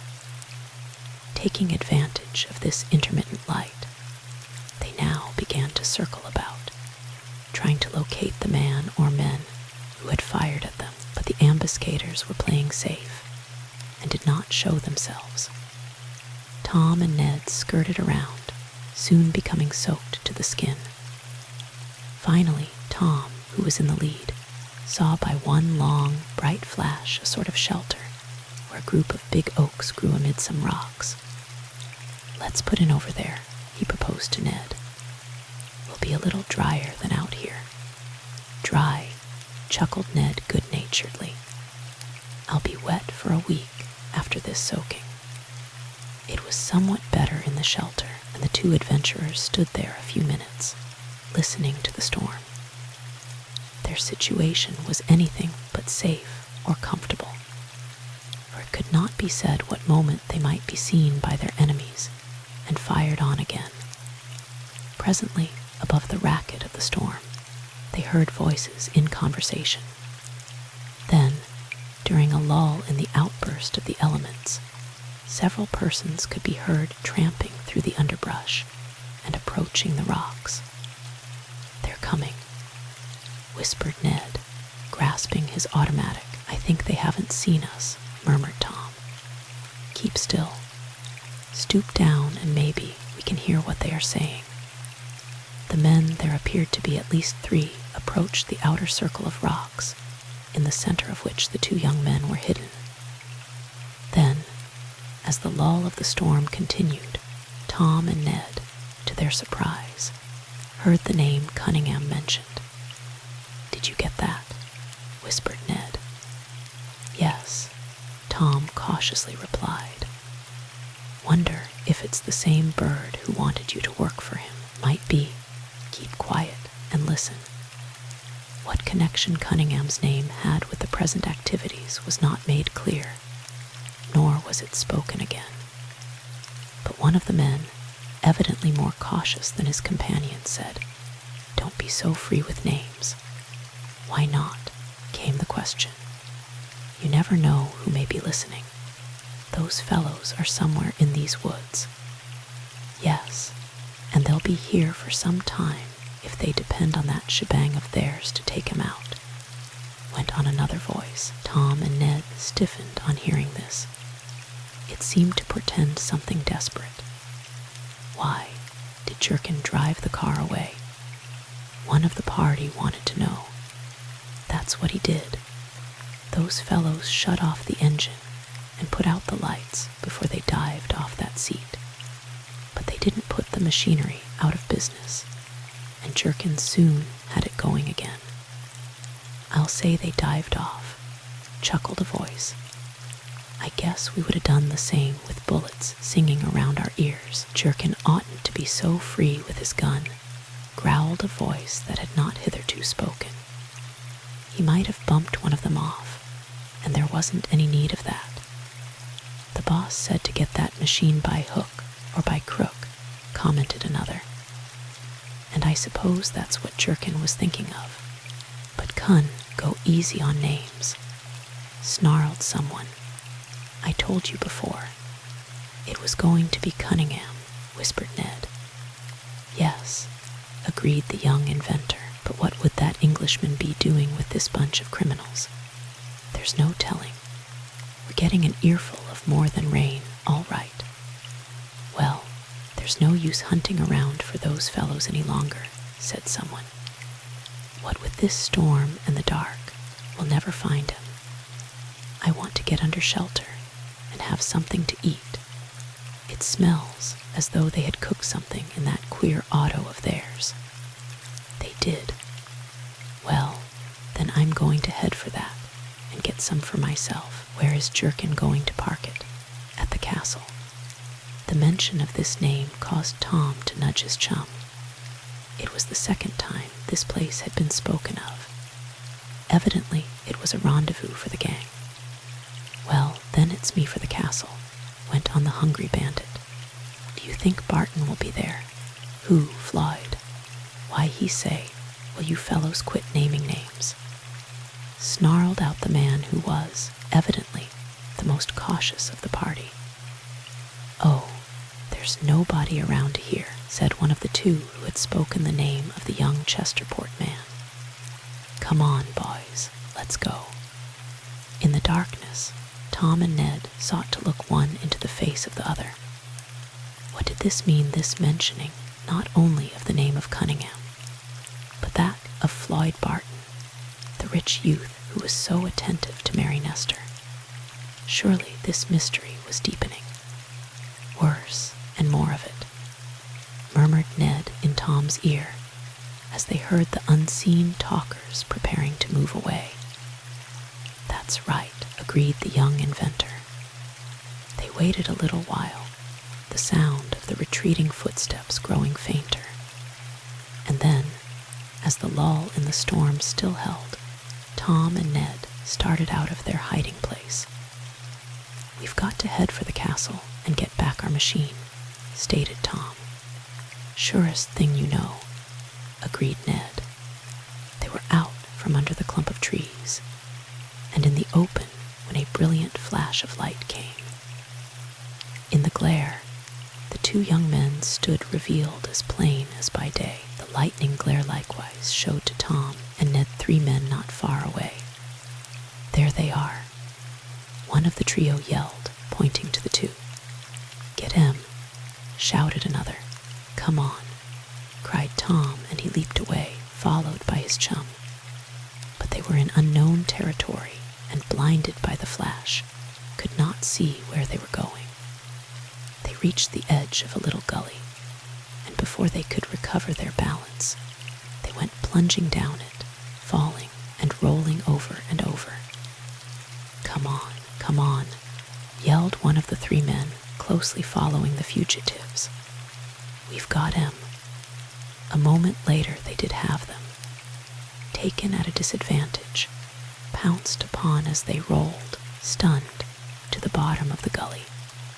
Unable to use their weapons, Tom Swift and Ned Newton were quickly made prisoners by their enemies. Chapter 20. In the castle. Stunned and bruised by their unexpected fall into the gully, and manhandled by their captors, Tom Swift and Ned Newton were in a bit of a daze as they were roughly pulled along. The men, there were at least 4 of them now, as 2 were on each side of the prisoners, walked their captives down the gulch, in the middle of which ran a stream of water, swollen by the heavy rain. One of the 4 bandits, Tom and Ned, mentally called them. This had a flashlight, which he used to pick out the path when the gleams of lightning failed, as they did every so often. "Well, we got him both," chuckled one of the men, and without firing a shot, added another. "It was easy, a slick bit of work," put in a third gruff voice. "If no names now," warned the 4th bandit. By this time, their spent breath having come back and the cool rain on their heads having revived them, Tom and Ned were able to realize their desperate plight, and that it was desperate they had little reason to doubt. Each of them was in the firm grasp of 2 evil men who, it was evident, would not hesitate to shoot if need be. But Tom Swift was not one to endure mistreatment silently. As he walked along, he turned to one of his captors and demanded, "What does this mean? Who are you anyhow, and by what right are you taking us away?" "Keep your shirt on, buddy," responded the man in what, doubtless, he meant to be a friendly and conciliatory tone. "You'll soon find out where you're going." "And why?" added another with a chuckle. "Look here," burst out Ned. "Maybe you don't know who we are." "Oh, we know all right, buddy," said the man who had first spoken to Tom. "It's because you are who you are that we got you. Orders from headquarters," said one who had not yet spoken. "Shut up," someone snarled at him. The storm, after that outburst in which so many things had happened, now appeared to be subsiding. The thunder was not so loud, nor the lightning so glaring and frequent. The rain, too, had slackened. "We have a right to know where you are taking us," fiercely exclaimed Tom. "If you don't tell us, you'll have a fight right here and now." He was prepared to try a sudden pull away from the men that held him, knowing it would be but a desperate chance, though willing to take it. But the man on his right warned him, "Don't try any rough stuff, buddy. We'll treat you decent as far as we can, but we got orders to bring you in, and we're going to do it. If you come along peaceable, you won't be hurt." "Then tell me where we are being taken," demanded Tom. "To the castle, if that means anything to you," replied the man who had warned against violence. They were soon led out of the gully and found themselves on a road, bordered on each side with trees and bushes. It was evidently the main highway leading up Dismal Mountain, the same road on which they had been traveling in the house on wheels. but what part of it they were on did not know. "It ought to be somewhere around here," muttered one of the men, looking up and down the road. "There it is down by the bend," said another. Tom and Ned had a glimpse of a dark shape looming over the tops of bushes, and for a moment hoped it was their own car they had been forced to flee from. But when they got up to it, they saw it was an ordinary auto. "Get in," ordered one of the men, and Tom and his chum, feeling this was no time to fight, did as they were told. The auto, a big touring car, held the 2 prisoners and 2 guards in the tonneau. The other 2 guards mounted to the front seat, and they were soon traveling on in the darkness. The storm was now almost over, though the trees and bushes still dripped water. What the hour was the 2 prisoners could only guess, but it must have been long past midnight. On up the dark and muddy road the big touring car was guided. It was so gloomy that, aside from the fact that there were trees and bushes on each side of the highway, Tom and Ned could see nothing. "How you feeling, Tom?" asked Ned, easing himself in the seat. "Pretty rotten, so do I, but I'm glad we had that ham omelet." "So am I," laughed the young inventor. "But I'd like some dry clothes," he added. "Same here." Their captors did not seem to object to their talk, for there was no command to be silent. Nor, it was evident, did they fear any alarm being given or pursuit undertaken, since no precautions were taken. Tom and Ned guessed that the rascals knew they were pretty safe from disturbance while on Dismal Mountain. How far they were driven, the 2 prisoners did not know. But about half an hour after they had gotten into the auto, it began to slow up, and the reason was evident. They had come to where a private drive led off from the main highway. It was a drive leading between 2 great stone posts, which in their day must have supported immense iron gates. But the gates had long since rusted away or been carried away. "Is this the entrance to the castle?" asked Tom of the man who had called him Buddy several times, though perhaps more out of habit than affection. "This is the shack," was the answer. "You'll get out in a few minutes." The drive of the old mansion, which had come to be called a castle, was long and winding, but at length it came to an end in a big arc, and at the upper curve stood the old pile of masonry which had started out to be a wonderful home, only it fell by the wayside. No sooner had the car come to a stop on the drive, which was overgrown with weeds, than a door, in what was evidently an entrance hall, opened. A man, whom neither Ned nor Tom recognized, stood framed in the light. "Did you get him?" asked this man. "Sure thing," answered Buddy, as Tom and Ned designated the more friendly of their guards. "Is their machine here?" "Rolled in just before you pulled up. Guess it isn't so easy to drive," remarked the man in the doorway. "I hope they haven't damaged my house," murmured Tom, and Ned joined him in this wish. However, just then there was no way of knowing what had happened to the big car. It was not in sight. In 1 or 2 lower windows of the old half-ruined castle lights showed. All the upper windows were in darkness. "Get down, you 2, gruffly ordered one of the guards.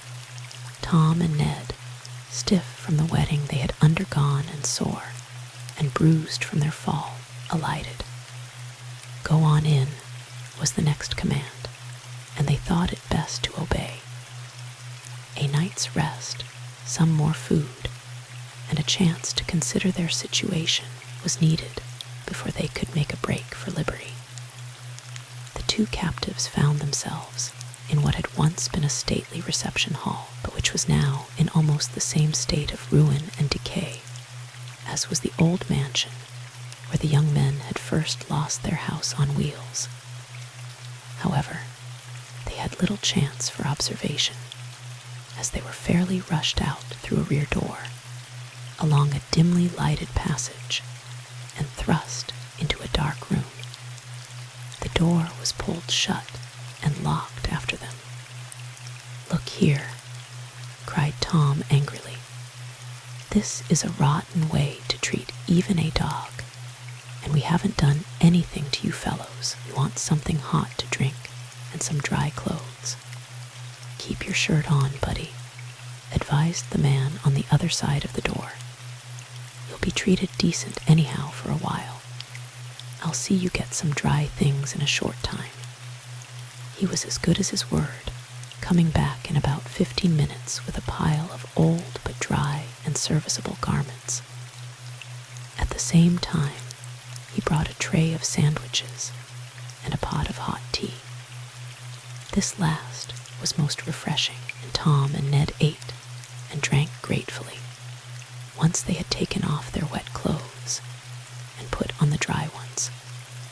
By the light of a lantern their guard carried, they saw that they were prisoners in a fairly large stone room containing one window with iron bars across it. Upon what this window looked, they had no means of guessing in the darkness outside it. "Where are we going to sleep?" asked Ned of the man who brought the food and clothes. "What's the matter with those bunks?" the man asked with a chuckle. He held his lantern in a dark corner, and there, where the prisoners had not before noticed them, were 2 cots with pillows and blankets on them. "Turn in there," was the suggestion. "They're as comfortable as those in that traveling house of yours, I reckon." "Where is my house?" demanded Tom angrily. "Ask me no questions, and I'll tell you no lies," replied the man, though not unkindly. "Better take it easy now." With their bodily needs taken care of, Tom and Ned were free to wonder and speculate on what had happened, what it all meant, and what the future held. "But it's all pretty much guesswork," said Ned, when they were talking it over. "That's right," agreed Tom. "However, let's get some rest." The bunks were comfortable, and in spite of their worry and anxiety, they soon fell asleep. The sun was shining in their barred window when they awoke. They had no sooner opened their eyes than the door was unlocked, and a strange man came in with a tray of breakfast. The coffee smelled most appetizing. During the night, Tom had had an idea. He determined to try to find out something he much wanted to know.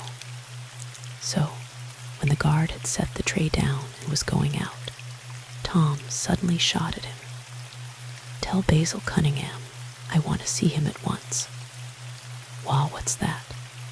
stammered the guard, obviously taken by surprise. "I said tell Basil Cunningham I want to see him at once," snapped out Tom. The man appeared positively terror-stricken and hurried out of the stone room. Chapter 21.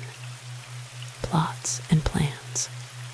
More than anything else on Tom Swift's part, it had been a bluff to name Cunningham and say he wanted to see him. Still, since the mention of the Englishman's name and that of Floyd Barton, both Tom and his chum had felt certain that the two were in some way mixed up in the queer doings on Dismal Mountain. But Tom had no notion that the mere mention of the Englishman's name would so startle the guard. "Did you see that, Ned?" asked Tom, nodding toward the man who had left so hurriedly. "I sure did. What does it mean?" "To my mind it means that Cunningham is a worse rascal than I thought him, that he is one of the ringleaders of this gang, but that they are surprised we have guessed it. Looks so. But what are you going to do next?"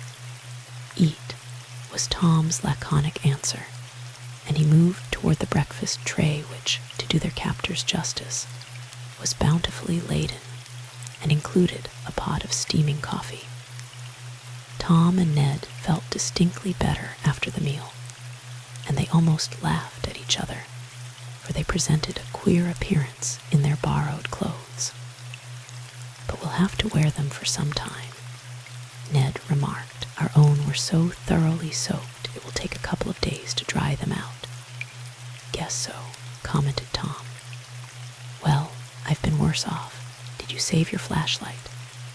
"Yes," and Ned produced it, having slipped it, with some other possessions, from the pockets of his wet garments when the change was made the night before.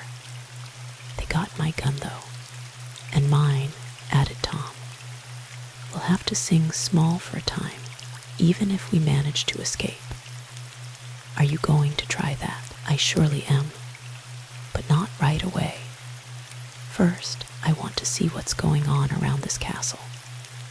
They had ample time that day, though not much opportunity, for observation, since they were not released from the stone room. They had some relaxation, however, for there was a bathroom connected with it, and they could wash and be comfortable.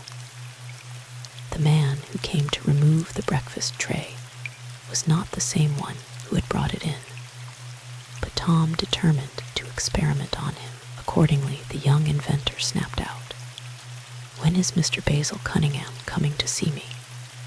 The guard showed no alarm or even interest, merely grunting and remarking, "You'll have to ask somebody else. That isn't in my department." "Gosh," commented Ned when the fellow had gone. "You'd think this was a regular business." "I'm beginning to believe it is," was Tom's comment. "What, a business place?" asked Ned in surprise. "Yes. Cunningham is a businessman, you know, though I don't like his style. He's clever, and I think he has surrounded himself with a bunch of crooks like himself, and is carrying on a regular business in this old castle." "What sort of business?" "Come here and take a look," was Tom's reply. They could look out of the barred window into a courtyard. In it, coming and going, were a number of men and auto trucks. The trucks brought in rather large and heavy boxes. Some of these boxes were taken on hand trucks into various rooms of the old castle. "That's been going on all morning," said Tom. "Once, when you were in the bathroom washing, I looked out of the grating in the door, and I saw some men passing along the corridor, carrying things that must have come out of the boxes." "What sort of things?" Ned wanted to know. As if to save Tom the need of answering, one of the boxes being unloaded from a truck suddenly slipped, fell, and broke open. Out of it tumbled what Ned recognized as high-class scientific instruments, optical goods, binoculars, telescopes, and the like. "That's the stuff they're bringing into this castle," said Tom. "My word. What for?" asked Ned. "To doctor it up and dispose of it, I believe," Tom replied. "But where do they get it? They don't manufacture those things here, do they?" "Not yet, but I think they plan to," said the young inventor. "It was machinery for turning out such goods that Cunningham wanted me to make for him. But I saw his object. He wants to infringe on foreign patents. This stuff costs money, with the duty and royalty that has to be paid. And if Cunningham could bootleg it, so to speak, he'd get rich. But he seems to be making it," and Ned pointed to where men were hurriedly gathering up the scattered telescopes and other instruments. "No, he didn't make that. He stole it," exclaimed Tom. "Stole it. Either he or some of his gang," was Tom's answer. "You know some of those clippings you gave me about Dismal Mountain said that freight and through express trains were held up, and several cases of high-grade electrical scientific and optical goods were taken. I remember, assented Ned. I thought at the time that it was pretty queer stuff for train bandits to take. Well, that's some of the stuff, I believe, went on Tom. Cunningham is evidently an expert in this line of goods, and he knows how to handle and dispose of them better than any other stuff that might be stolen. I think he wanted me to make machinery to turn out tools like these so he could say, if he were caught, that this old castle was his manufacturing plant. But his greatest source of goods would be from robbing trains. It doesn't seem possible, murmured Ned. I know it, but there are the facts, said Tom, and his chum could but agree with him. For 2 days, Tom and Ned were kept close prisoners in the old stone room. During this time, they discussed many plans and plots for escaping. None seemed to fit in, however, or else the time was not yet ripe, so they remained in captivity. Meanwhile, the activity on the part of men bringing in cases of goods and carrying them along the corridor and past the room where Tom and Ned were locked kept up night and day, except for small quantities of what seemed to be bolts of silk. All the things were optical goods or machines used by scientists, stuff worth a great deal of money. There was a hum and buzz of work all through the old castle, but except for men who came to bring them food, Tom and Ned had no contact with any of their captors. Then, one night, the same guard who had shown perturbation when Tom first mentioned Cunningham, again brought in the tray of food. It needed but a glance to show that he had been drinking, and Tom, with a whisper to Ned, decided the man's befuddled state would afford them a good opportunity to do some more bluffing. So, having inspected the tray, as if to look and see that it contained all he wanted, Tom stepped toward the man and in stern tones exclaimed, "Did you give my message to Basil Cunningham?" Instead of being alarmed as he had been before, Anne leered in his drunken manner and thickly said, "Sure I did." "Oh, did you?" Tom was rather taken aback by this reply. "I sure did, and he's coming to see you soon." This was more and different news, and Tom and his chum did not know how to take it. But Tom had another card he wanted to play. Stepping toward the fellow, the young inventor took him by one shoulder, and giving him a shake, exclaimed sternly, "Never mind about Cunningham. Send Floyd Barton to me." Tom had determined to try the effect of this name. To his surprise, it did not upset the man in the least. He leered at Tom and Ned with drunken gravity and mumbled, "Barton's lucky Thash wha he is. Lucky hick dog. Lucky. What do you mean?" snapped out Tom. "Mean he's going to marry a fine girl Thash wha he ish. Lucky dog. Barton lucky hick dog." "Who's the girl?" asked Ned, more for the sake of giving his chum a chance to think up his next verbal attack than for any desire for information. "Do you know her?" "No, I don't know her, but I know her name. Name's Mary Thash wha it is. Mary Hick." Even yet the two were not suspicious, and Ned still joked.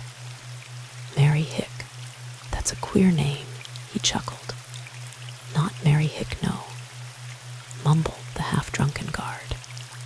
"Not Mary Hick, Mary Nestor. Thash who Barton's goin' marry Mary Nestor, fine girl Mary Hick." "What's that?" cried Tom Swift, hardly able to believe his ears. "You dirty scoundrel, don't you mention her name again. What do you mean bringing her into this conversation? What has she to do with that sap, Floyd Barton?" "He's sap, all right, sure," agreed the drunken fellow. "But he's got money. Goin' to marry fine girl Mary Hick no. Not Mary Hick Thatch, wrong Mary Nestor. Tom could restrain himself no longer. He stepped back, raised his fist, and was going to let it drive full into the face of the guard when a sudden interruption came. A man with a black handkerchief over the lower part of his face had entered the stone room, and as Tom was about to fell the insulting guard, stepped between the two. "You rotten beast," Tom hissed. He was suddenly pulled back by the masked man and swung to one side. But Tom's blood was up. Nothing could stop him now. "Out of my way, you," he yelled at the man who had hold of him. "Who are you, anyhow? None of your masked tricks with me. Off with that." Before the man who had stepped between Tom and the guard could put up his hands to prevent it, Tom had torn off the black handkerchief. There, with a startled frown on his beefy red face, stood Basil Cunningham. Chapter 22. The Escape. Cunningham, gasped Tom Swift, taken aback as much by the boldness of the rascal in coming into his presence as by the force the Englishman had used in swinging him aside. "You Cunningham?" "Yes," hissed the crook, but he appeared agitated because of having had his mask torn off. "You made a wrong move that time, Swift." "Wrong move? What do you mean?" "I mean I came in here only to save this drunken fool from a beating he well deserves. That has nothing to do with it. If you had kept your hand to yourself and left my mask alone, I would not have minded so much. But now that you have found me out, it will go hard with you both of you." And he pointed an accusing finger at Ned. "I'm not afraid of you," blustered the financial manager. "Come on, Tom," he yelled. "It's even now." And the other man's fuddled. "We can't handle Cunningham."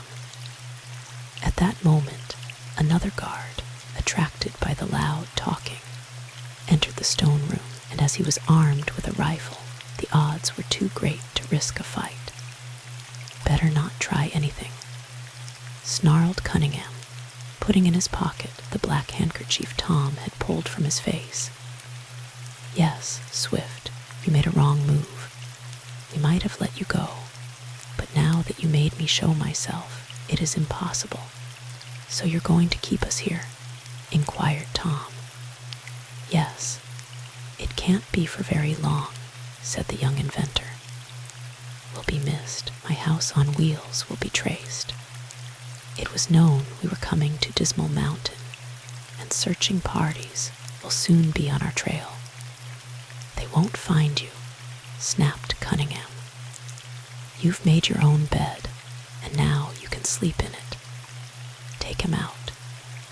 He ordered another guard who had joined the one with the rifle. "As for you drunken fool, that you are clear out," and his eyes blazed as he kicked the man who had blurted out the news of the approaching marriage of Floyd Barton and Mary Nestor. "Take him out." "Where, boss?" asked one of the sober guards. "To the dungeon, of course. Where else?" Tom and Ned did not think it wise to put up a fight for it, so they feared Cunningham, in his rage, might order them shot. So they accompanied their captors along the corridor and down a flight of steps to what was evidently the cellar of the castle. A little later they were shut in another stone room, but smaller and much less desirable than their former prison. They were indeed in a dungeon. "Now maybe you'll wish you hadn't been so fresh," sneered one of the guards as he departed, locking the door. Left to themselves, Ned and Tom looked at each other with somewhat woebegone and puzzled faces. Their dungeon was dimly lighted and was damp and depressing. It was almost like a prison cell. "Well, I'm not going to stay here long," declared Tom determinedly. "What are you going to do?" asked Ned. "Get out first chance I see. This is sure rotten." "It will be if they don't feed us," agreed his chum. But they did not have to worry long on that score, for presently a man they had not seen before appeared with a tray of as good food as had before been served to them. They were hungry and ate heartily.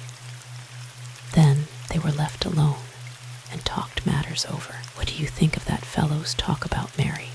asked Tom. "Think there was any basis for it? That drunk seemed to know what he was talking about." "But you know Mary better than I do," answered Ned. "However, I don't believe Mary would ever consent to marry this Barton." "Don't you?" cried Tom, and Ned saw that he caught at this straw. "No, I don't. I believe, for reasons of his own, Barton has been telling that story, and he circulated it among these men, hoping it would reach you and break down your nerve." "It shan't," cried Tom. "No, don't let it," urged Ned. "It's a dirty, rotten game, Tom. They're trying to get your nerve." "That's it, a game," cried Tom Swift with new energy. "Well, they'll find that two can play at it. I'm out for revenge now, and when I meet Barton, I hope I'll be there to see the fight," chuckled Ned. However, if Tom and Ned hoped for any immediate change in their captivity, they were disappointed. For 3 days they remained in close confinement, and when meals were brought there were always 2 guards, one with a gun and the other with a tray, so there was no chance for a surprise attack. Not giving up easily, though, Tom and Ned tried to escape from the small stone room at night. They took a fork and spoon from one of their trays, and with these simple implements tried to loosen some of the window bars. At first, they thought they were going to succeed, for they dug out some mortar. But it was only to find under the mortar that the bars were set in lead, upon which their tools made no impression. So they had to give that up. They were below the level of the ground, there being a little dugout area upon which the only window in their cell opened, so they could see nothing of what went on in the courtyard, on which they judged their prison room faced, for they could hear trucks coming and going, and the murmur of many voices. "Well, if we can't leave by the window, we must try the door," said Tom, when they had been locked up a week. They still had the spoon and fork, and hoped to be able to pick the lock. But a few trials convinced them that it was too strong. Then, unexpectedly, their chance came. The same guard, again drunk, who had blurted out the gossip concerning Mary and Barton, came in with a tray of food for their supper, and in a flash Tom and Ned saw that he was alone, for once the cunning of their captors had slipped.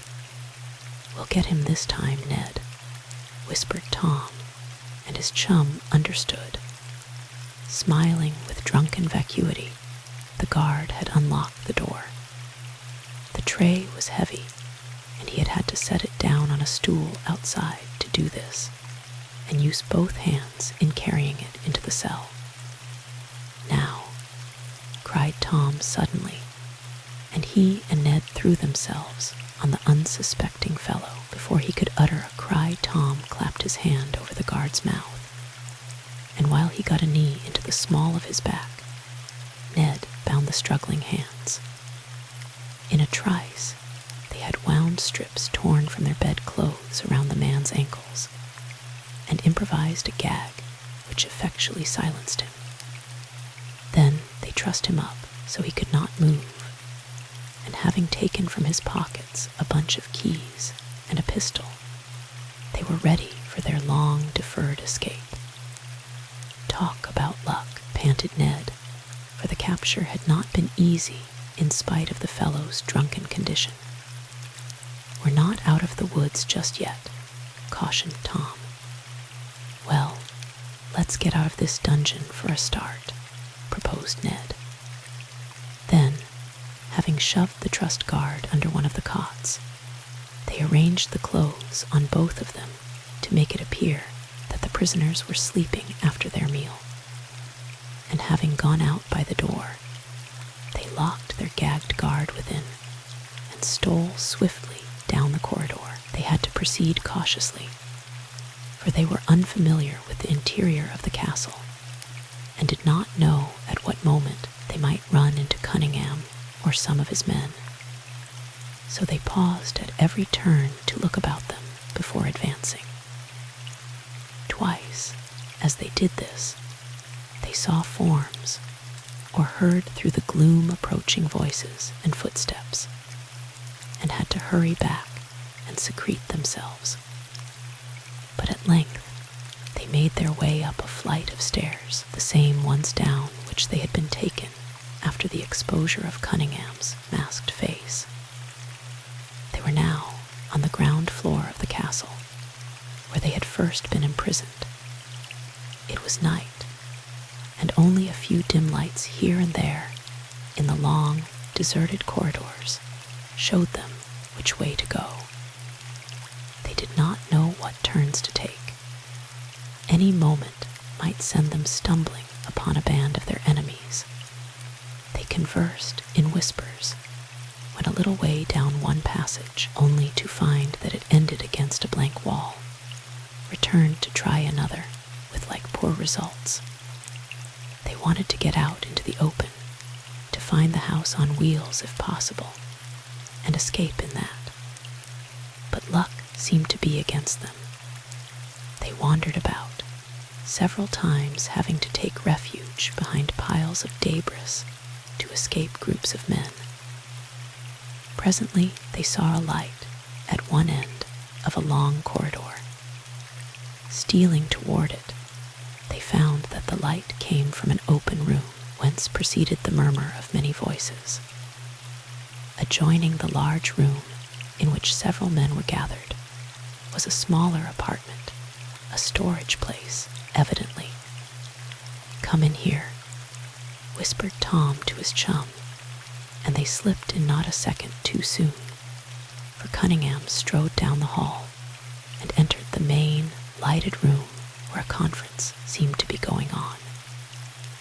Then, hidden in the small room and listening at a ventilator communicating with the other apartment, Tom and Ned heard enough talk to make clear to them the nature of the business carried on in the old castle.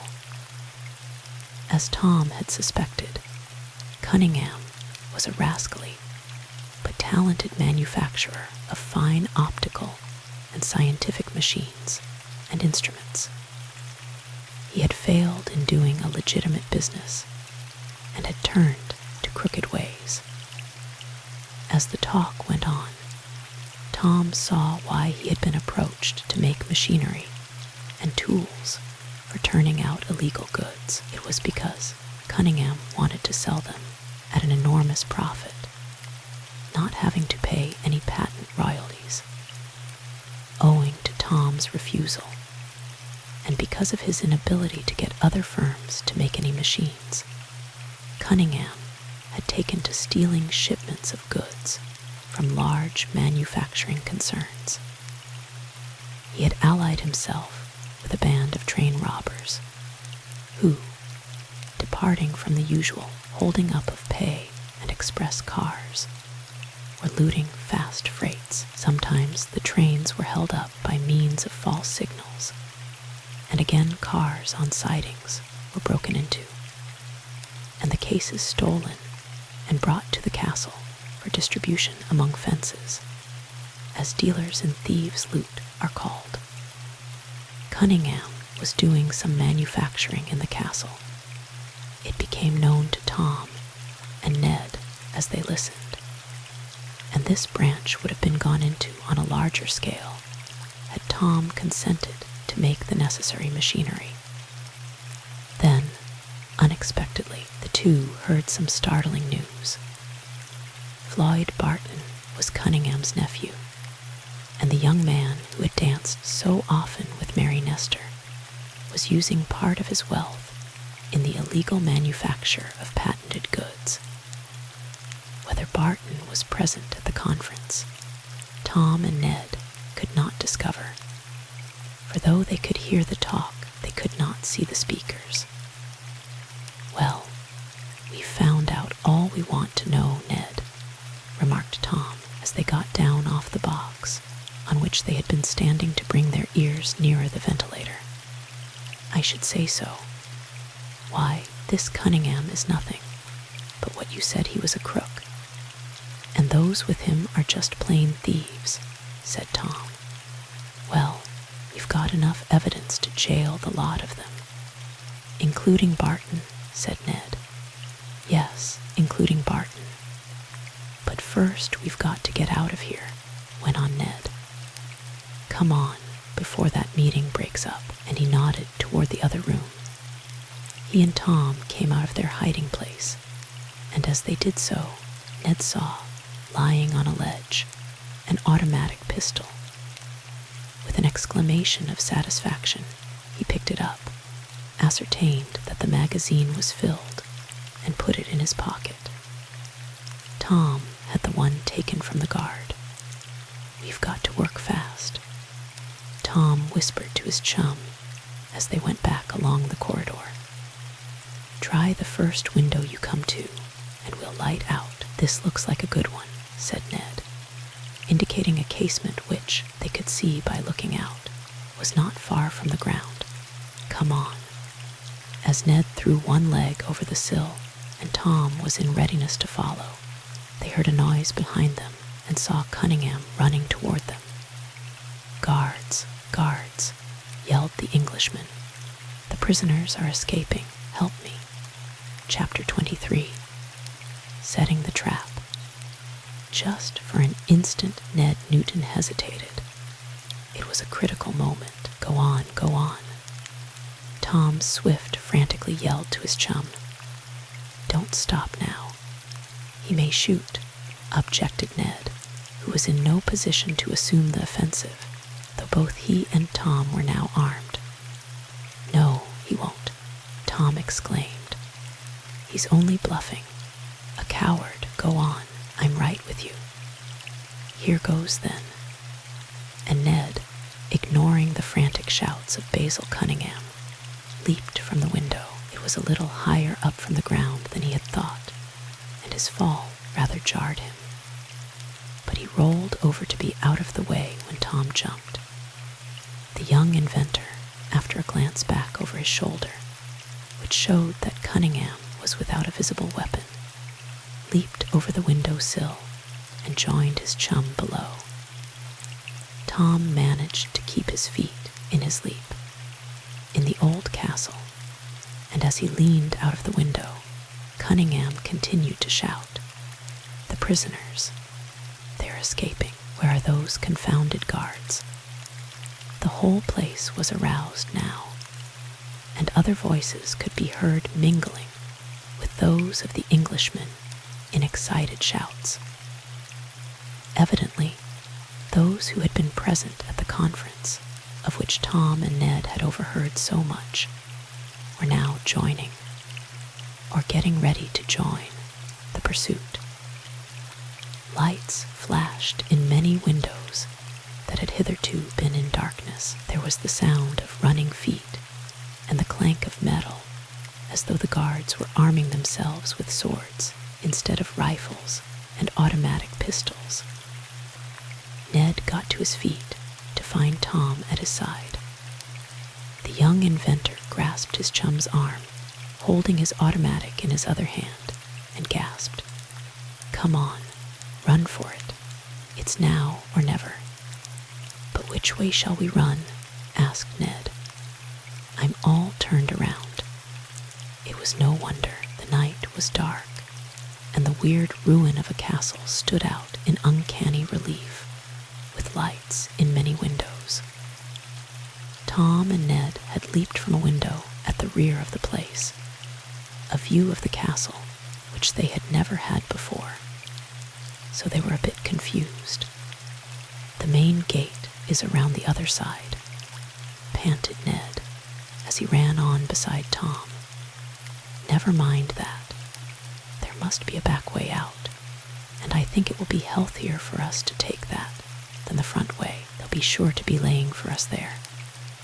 Guess that's true, muttered Ned. The eyes of the escaped prisoners were now becoming accustomed to the darkness all about them, for they had come from comparatively well-illuminated corridors into the pitch-black night, and this is always confusing. They had a dim vision of a wall or a fence at the rear of the castle. It was probably a continuation of the fence in front, with its ornate and massive pillars, though the front gate was gone. If only the back gate is in the same condition, we may be in luck, Tom remarked as they ran on. They looked back for just a moment and saw several figures leap from the same window out of which they had jumped. Framed in the light, these pursuers were easily visible. Suddenly, there was a sliver of flame in the darkness at the rear of the castle. A sharp report followed, and then the whine of a bullet over the heads of the two fugitives. Hot stuff, Tom, muttered Ned. They mean business, assented the young inventor. But we've got an answer ready. He turned quickly and fired at random, purposely aiming over the top of a dark patch that seemed to be composed of smaller patches. That it was a group of bandits summoned by Cunningham, Tom did not doubt. There was a momentary halt on the part of the pursuers at this evidence of preparedness on the part of the late prisoners. But another bullet came whining its vicious song over the heads of the two young men. When Ned would have turned and fired, Tom called, "Save your cartridges. We may need him later. Isn't that a gate just ahead?" He pointed to where the fence seemed to have a break in it. "It's a gate, all right," Ned answered, "but closed, and with a man on guard," added Tom, as they drew closer and saw a figure emerge from some bushes to confront them. That it was a guard was evident a moment later, for he stepped across the path to bar the progress of Tom and Ned, and was bringing a rifle to the ready as he growled, "Get back there. Nobody allowed out of this gate without the boss says so. Get back. Get back yourself," snarled Tom, and as he spoke he fired, but aiming over the guard's hat. So close was the bullet, though, that the fellow dropped his gun in mortal terror and yelled, "I'm through." Away he sped in the darkness. "The fates grant that he didn't take the keys with him," murmured Tom, as he and Ned ran on toward the gates, which they could make out more plainly now. "It isn't likely they're locked if a man was on guard," suggested Ned, and so it proved. The rusty iron gates swung under the vigorous pushes of the two, and a moment later they found themselves out in the road, while behind them could be heard the confused shouts of their pursuers. "Oh, for a car now," cried Tom. He and Ned were running down the road, not knowing and little caring in what direction, so long as they were leaving the castle and its bandits behind them. As they swung around a corner where the road widened, Ned saw a deeper patch of blackness, and pointing to it, gave a cry of joy. "What is it?" demanded Tom Swift. "The house on wheels," yelled Ned. A moment later the fugitives came to where their vehicle was parked beside the road. It was in darkness, and there seemed to be no life about it. Hesitating only a moment to make sure of this, Ned and Tom approached. In their hearts they were hoping that the machine would not be in the possession of the enemy. It did not seem to be. They were not challenged as they leaped to the driver's seat, and in a moment Tom had switched on the lights. "We're in luck, Ned," he yelled as a glance at the various gauges showed that there was plenty of oil and gas. Now, if they haven't put it on the blink, well, let them have a look at our tail light in about 2 seconds. The self-starter hummed. There was a responding roar from the powerful motor, and in another instant, Tom Swift was heading his machine down the mountain at ever-increasing speed. There had been several days of dry weather following the storm, and the dust of the highway reflected the headlights well, so that driving was comparatively easy. The speed increased so that Ned called out, "Aren't you hitting it up pretty fast, Tom?" "Got to," was the grim answer. "They're coming after us. Listen." He slowed for a second, silencing his engine a bit, and from behind came the roaring exhaust of another car. "They've got to go some to get me now," exulted Tom. "We're on a downgrade, and as soon as the motor warms up, I'll show them what my house on wheels can do." Faster and faster, they sped down the winding road in the darkness. The hand on the speedometer went to 25 to 30, and then on past 35. When it got to 45, Ned looked at Tom and took a tighter grip of the seat rail. "Will she stand it, Tom?" he asked.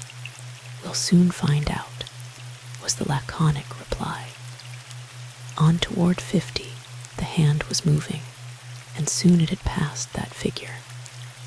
Then it was 55. Still Tom Swift did not take his foot off the accelerator. "Phew," whistled Ned. "She's doing better than 60 miles an hour, Tom." "That's nothing downhill," was the response.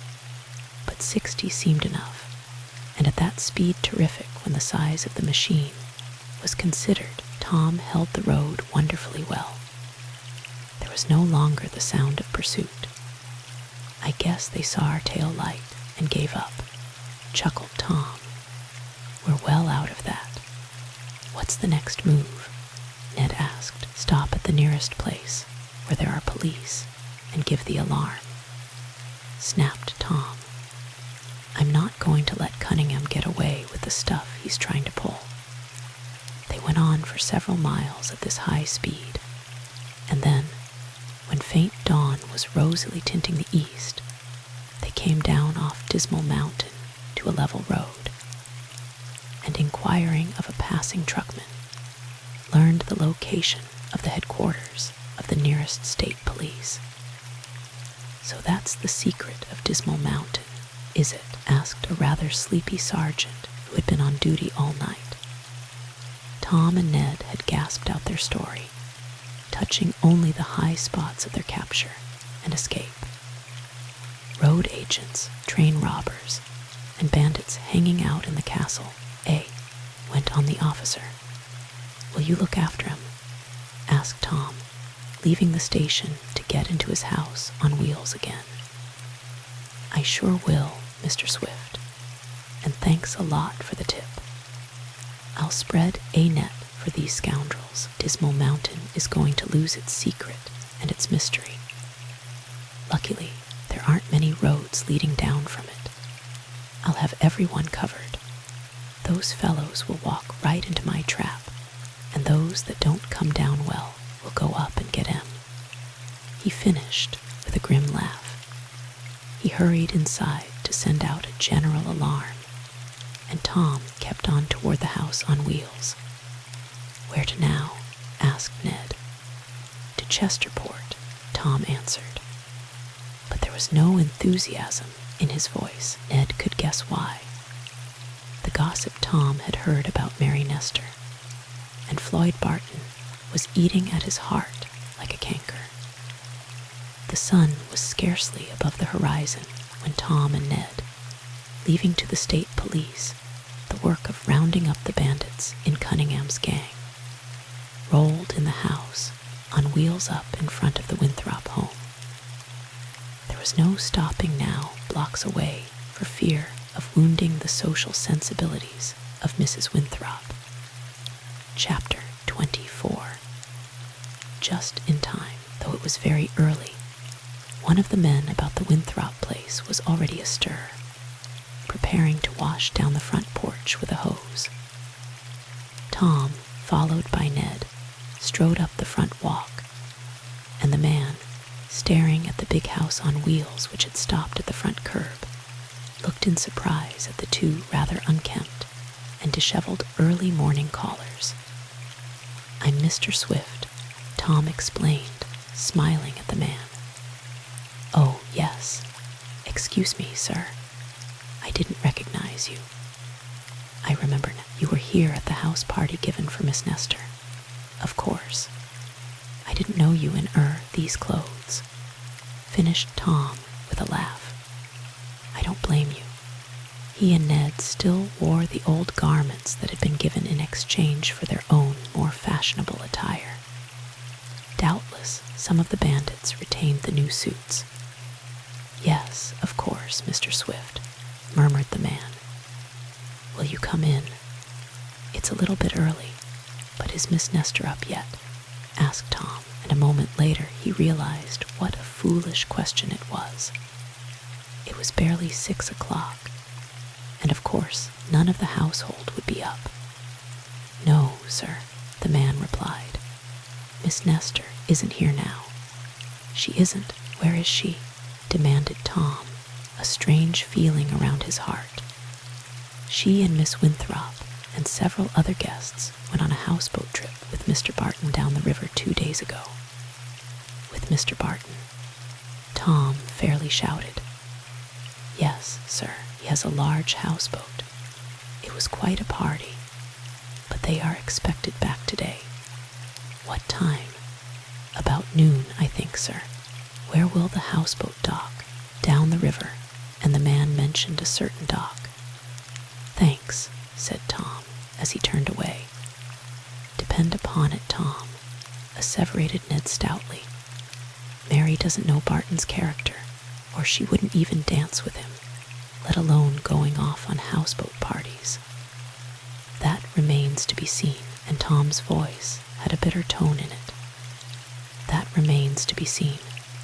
Where are you going?" asked Ned as he climbed up to the seat beside his chum. "Down to the dock to wait for the arrival of that houseboat. We'll park there, get something to eat, and freshen up a bit. I want to have a little conversation with Mr. Floyd Barton." Ned could guess the interview would not be exactly pleasant for Mr. Floyd Barton, and he smiled grimly. It was so early that the passage of the big auto through the streets of Chesterport attracted little attention this time. The dock was found without difficulty, and in a vacant space near the river Tom parked his house on wheels. Then he and Ned got breakfast, of which they stood in considerable need. A hasty inspection of the auto showed that though the bandits had used it roughly, no material damage was done. A thorough cleaning would put it in shape again. There was considerable mud about, showing that it had been run in the rain after Tom and Ned had fled from it. A bath, a change to fresh clothes, bought as soon as the stores were opened, and a rest soon repaired some of the ravages of the imprisonment that showed on the two young men. Then they took their ease in the house on wheels while waiting for the boat to come back with the merry party of young folks. It seemed a long while, but it was scarcely noon when a whistle was heard, and Ned, looking out, announced, "Here she comes." Tom roused himself, squared his shoulders, and began to walk toward the dock, where some hands were making ready to moor the pleasure craft. Ned followed. He wanted to see all that should take place. "Wonder if the state police will get Cunningham and his gang," mused Ned, as they stood on the dock waiting for the boat to be made fast. "They will, sooner or later," said Tom. "Just now I'm more interested in the nephew than I am in that beefy Englishman, the houseboat came to a squeaking stop at the end of the dock, and when the gangplank was in place, several laughing and evidently happy young men and women began to disembark. Tom watched closely, but did not see Mary and Barton. A frown came over his face as he moved quickly down the dock, followed by Ned. Then Grace Winthrop, surrounded by a group of admirers, came off. "It was a wonderful party," said one girl. "Just wonderful," agreed Grace. "I hope you liked it, Aunt Mary," she said to an elderly relative who had gone along as a chaperone. "Oh, yes, it was nice," was the reply, "but it was a bit damp. Always is on the water. Ha ha," chuckled a youth clad in a very gay sweater. Then Grace caught sight of Tom and Ned. "Oh, Mr. Swift, so glad to see you," she cried. "Mr. Barton tried to get word to you and Mr. Newton to come on our excursion, but Mary said he couldn't reach you. She said you'd gone to Dismal Mountain. Did you go there?" "Yes," answered Tom, shaking hands. "I did. Where is Mary now?" he asked, scarcely able to restrain his impatience. "Oh, she and Mr. Barton must be down in the cabin yet," was the answer. "I thought she came off," but she evidently remained too. Tom Swift did not stop to hear the remainder of the sentence. He strode aboard the boat, made his way toward the cabin, but halted outside the door at the sight of two figures in the room. Ned could look over his chum's shoulder and see Mary with Floyd Barton standing close to her. The approach of the recent prisoners was so silent that the two in the cabin had not heard them. "Now, Mary, why can't you be nice to me?" Floyd was saying as his arm went toward the girl who seemed to shrink away from him. "I gave you a nice time, didn't I?" "Yes, Mr. Barton. It was a lovely party. Why don't you call me Floyd? I scarcely know you well enough." Mary's voice was low, and she seemed in distress. Her back was toward Tom and Ned. "You'll soon get to know me better," went on Barton boldly. "I'm very fond of you, Mary. Why are you so cold and distant? Now you and I," he almost had his arm around her now. "Mr. Barton, stop. Stand away from me," exclaimed Mary. Tom Swift made a jump into the cabin and, hand on Barton's shoulder, swung that surprised youth about. "You dirty dog," cried Tom, almost beside himself with rage. "I found you out just in time." He gave Barton a shove which would have floored that young man had not Ned caught and held him. "Oh, Tom," cried Mary, and holding out her hands, she was soon clasped in Tom Swift's willing arms. "Oh, Tom, I'm so glad you came." A look of disgust came over her face as she looked at Barton. "He won't annoy you again," said Tom grimly. But now Barton had recovered his poise, and pulling away from Ned, demanded, "What does this mean? How dare you come aboard my boat without an invitation? Who are you, anyhow? Oh, it's Swift and partner," he added with a sneer as he recognized the twain. "Swift and partner," chuckled Ned. "And the partner's name isn't Slow either," he added, as, putting out a hand, he caught Barton as the latter was about to leave. Perhaps the rascal suspected something of what was in the wind. "What does this mean? Let me go. You have no right here," stormed Barton.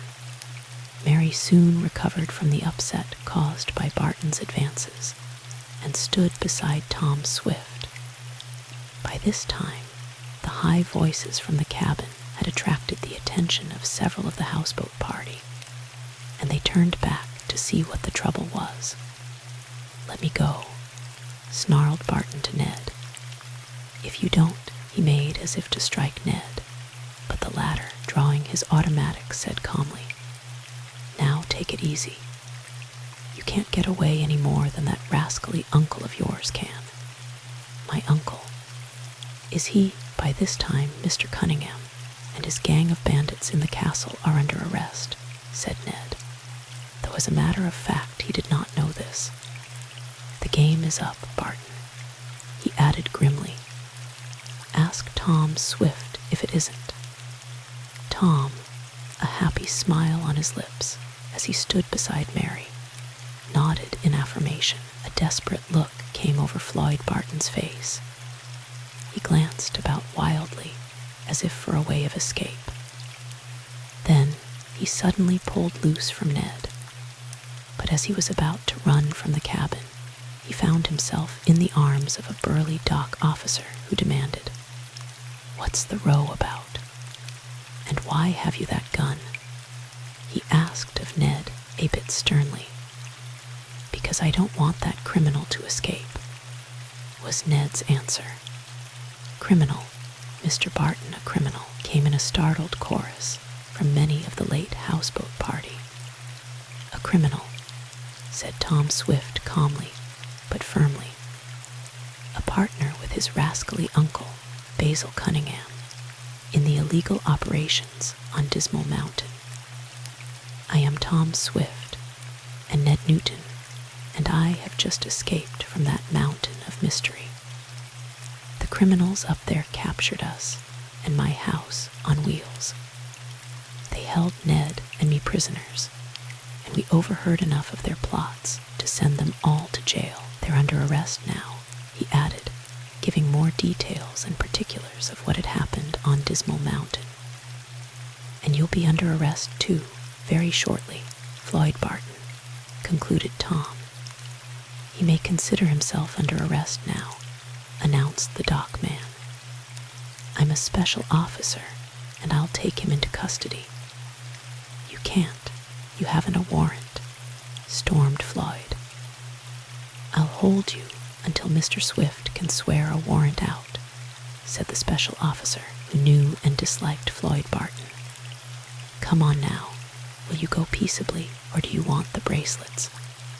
And from a pocket he took out shining handcuffs. "All right," said Barton, with a scowl at Tom Swift. "You win." Chapter 25. Wedding Bells.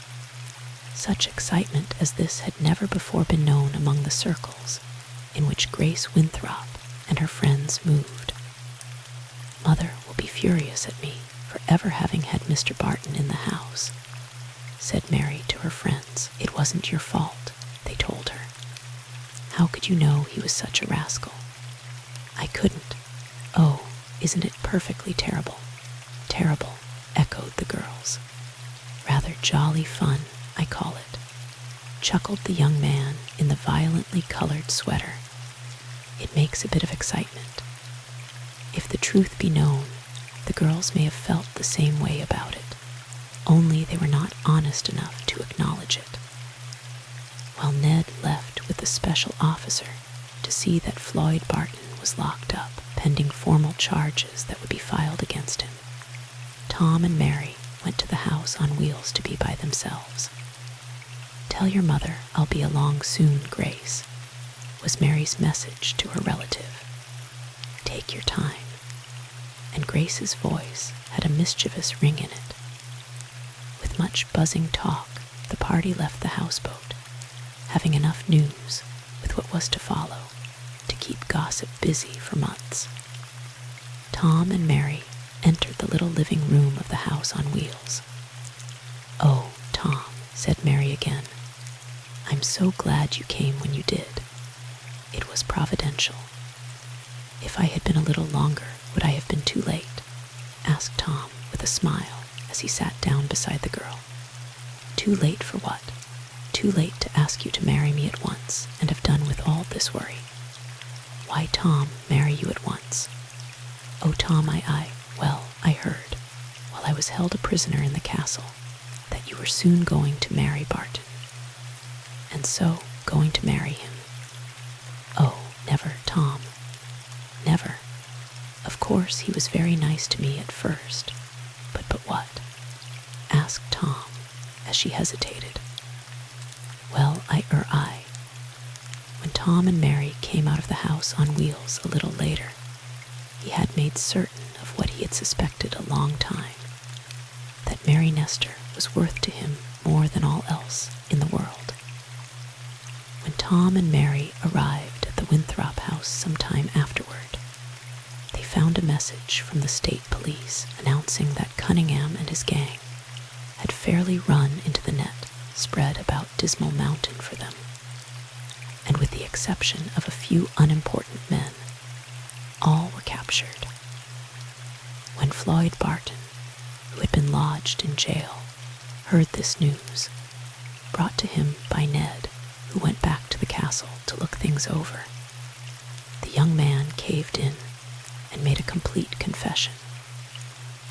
He was more a tool of his rascally uncle than anything else, but his money had furnished working capital for the bandits. Floyd had been particularly struck by Mary's charm and had conducted a rushing campaign to make her capitulate to him. For a time, she afterward confessed to Tom, she had been fascinated by him, but his true character was soon apparent. Thus, the mystery of Dismal Mountain was cleared up. A search of the castle revealed not only much loot, besides the valuable instruments, but also machinery for turning out more. It had been Cunningham's intention to set up the machinery. He had hoped to have Tom Swift make for him in this same castle, and go into the illegal instrument manufacturing business on a large scale. But with the rounding up of the gang, all these plans came to an end. It was also discovered that many of the weird and ghost-like manifestations seen on Dismal Mountain were caused by the Cunningham gang, with the object of keeping people away. Only Tom Swift's whimsical decision to investigate the place brought the tricks to light. Well, I guess it's all settled, Tom announced to Ned one day, when they had been guests at the Winthrop home for some days, after all the rascals were sent to prison. What's all settled? Ned wanted to know. My wedding plans. Mary and I are going on our honeymoon in the house on wheels. What did I tell you? Chuckled Ned. I knew, as soon as you began to build it, that you'd use it for that. Only at one time, commented Tom with a laugh. It began to look as if nobody but Cunningham would use it. That's right, assented Ned. It developed that after Tom's refusal to have anything to do with him, Cunningham had his men shadow Tom, and when the house on wheels was headed for Dismal Mountain, plans were made to capture it and the occupants. How well these plans succeeded, Tom Swift was in a position to know. 3 weeks after the roundup of the gang, there was a beautiful ceremony in the Union Church of Shopton. As the wedding bells pealed forth their joyous music, Ned Newton and Helen Morton, who had been Mary's and Tom's attendants, marched down the aisle behind the happy couple. Don't they sound nice? Said Ned to Helen. What? Those wedding bells. I hope they'll soon be ringing for us, Helen. Oh, behave yourself, Ned Newton, was all she said. This is no time to talk about such things. As Tom marched out of the church amid a shower of rice and old shoes, he saw in the crowd waiting to greet him many old and new friends. His father was there, with Mrs. Baggart, the faithful housekeeper. Long life and happiness to you and your sweet bride, Tom, called the old lady. Thanks, murmured the young groom. Dat's what I say, echoed Eradicate, and I's gwine to live with Massa Tom and Miss Mary when dey sot up housekeeping, declared the old negro. Bless my pocketbook, exclaimed Mr. Damon, who, of course, was among the guests. Tom Swift getting married.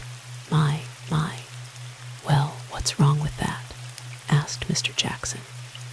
"Why, it means the end of his wonderful inventions." "Nonsense.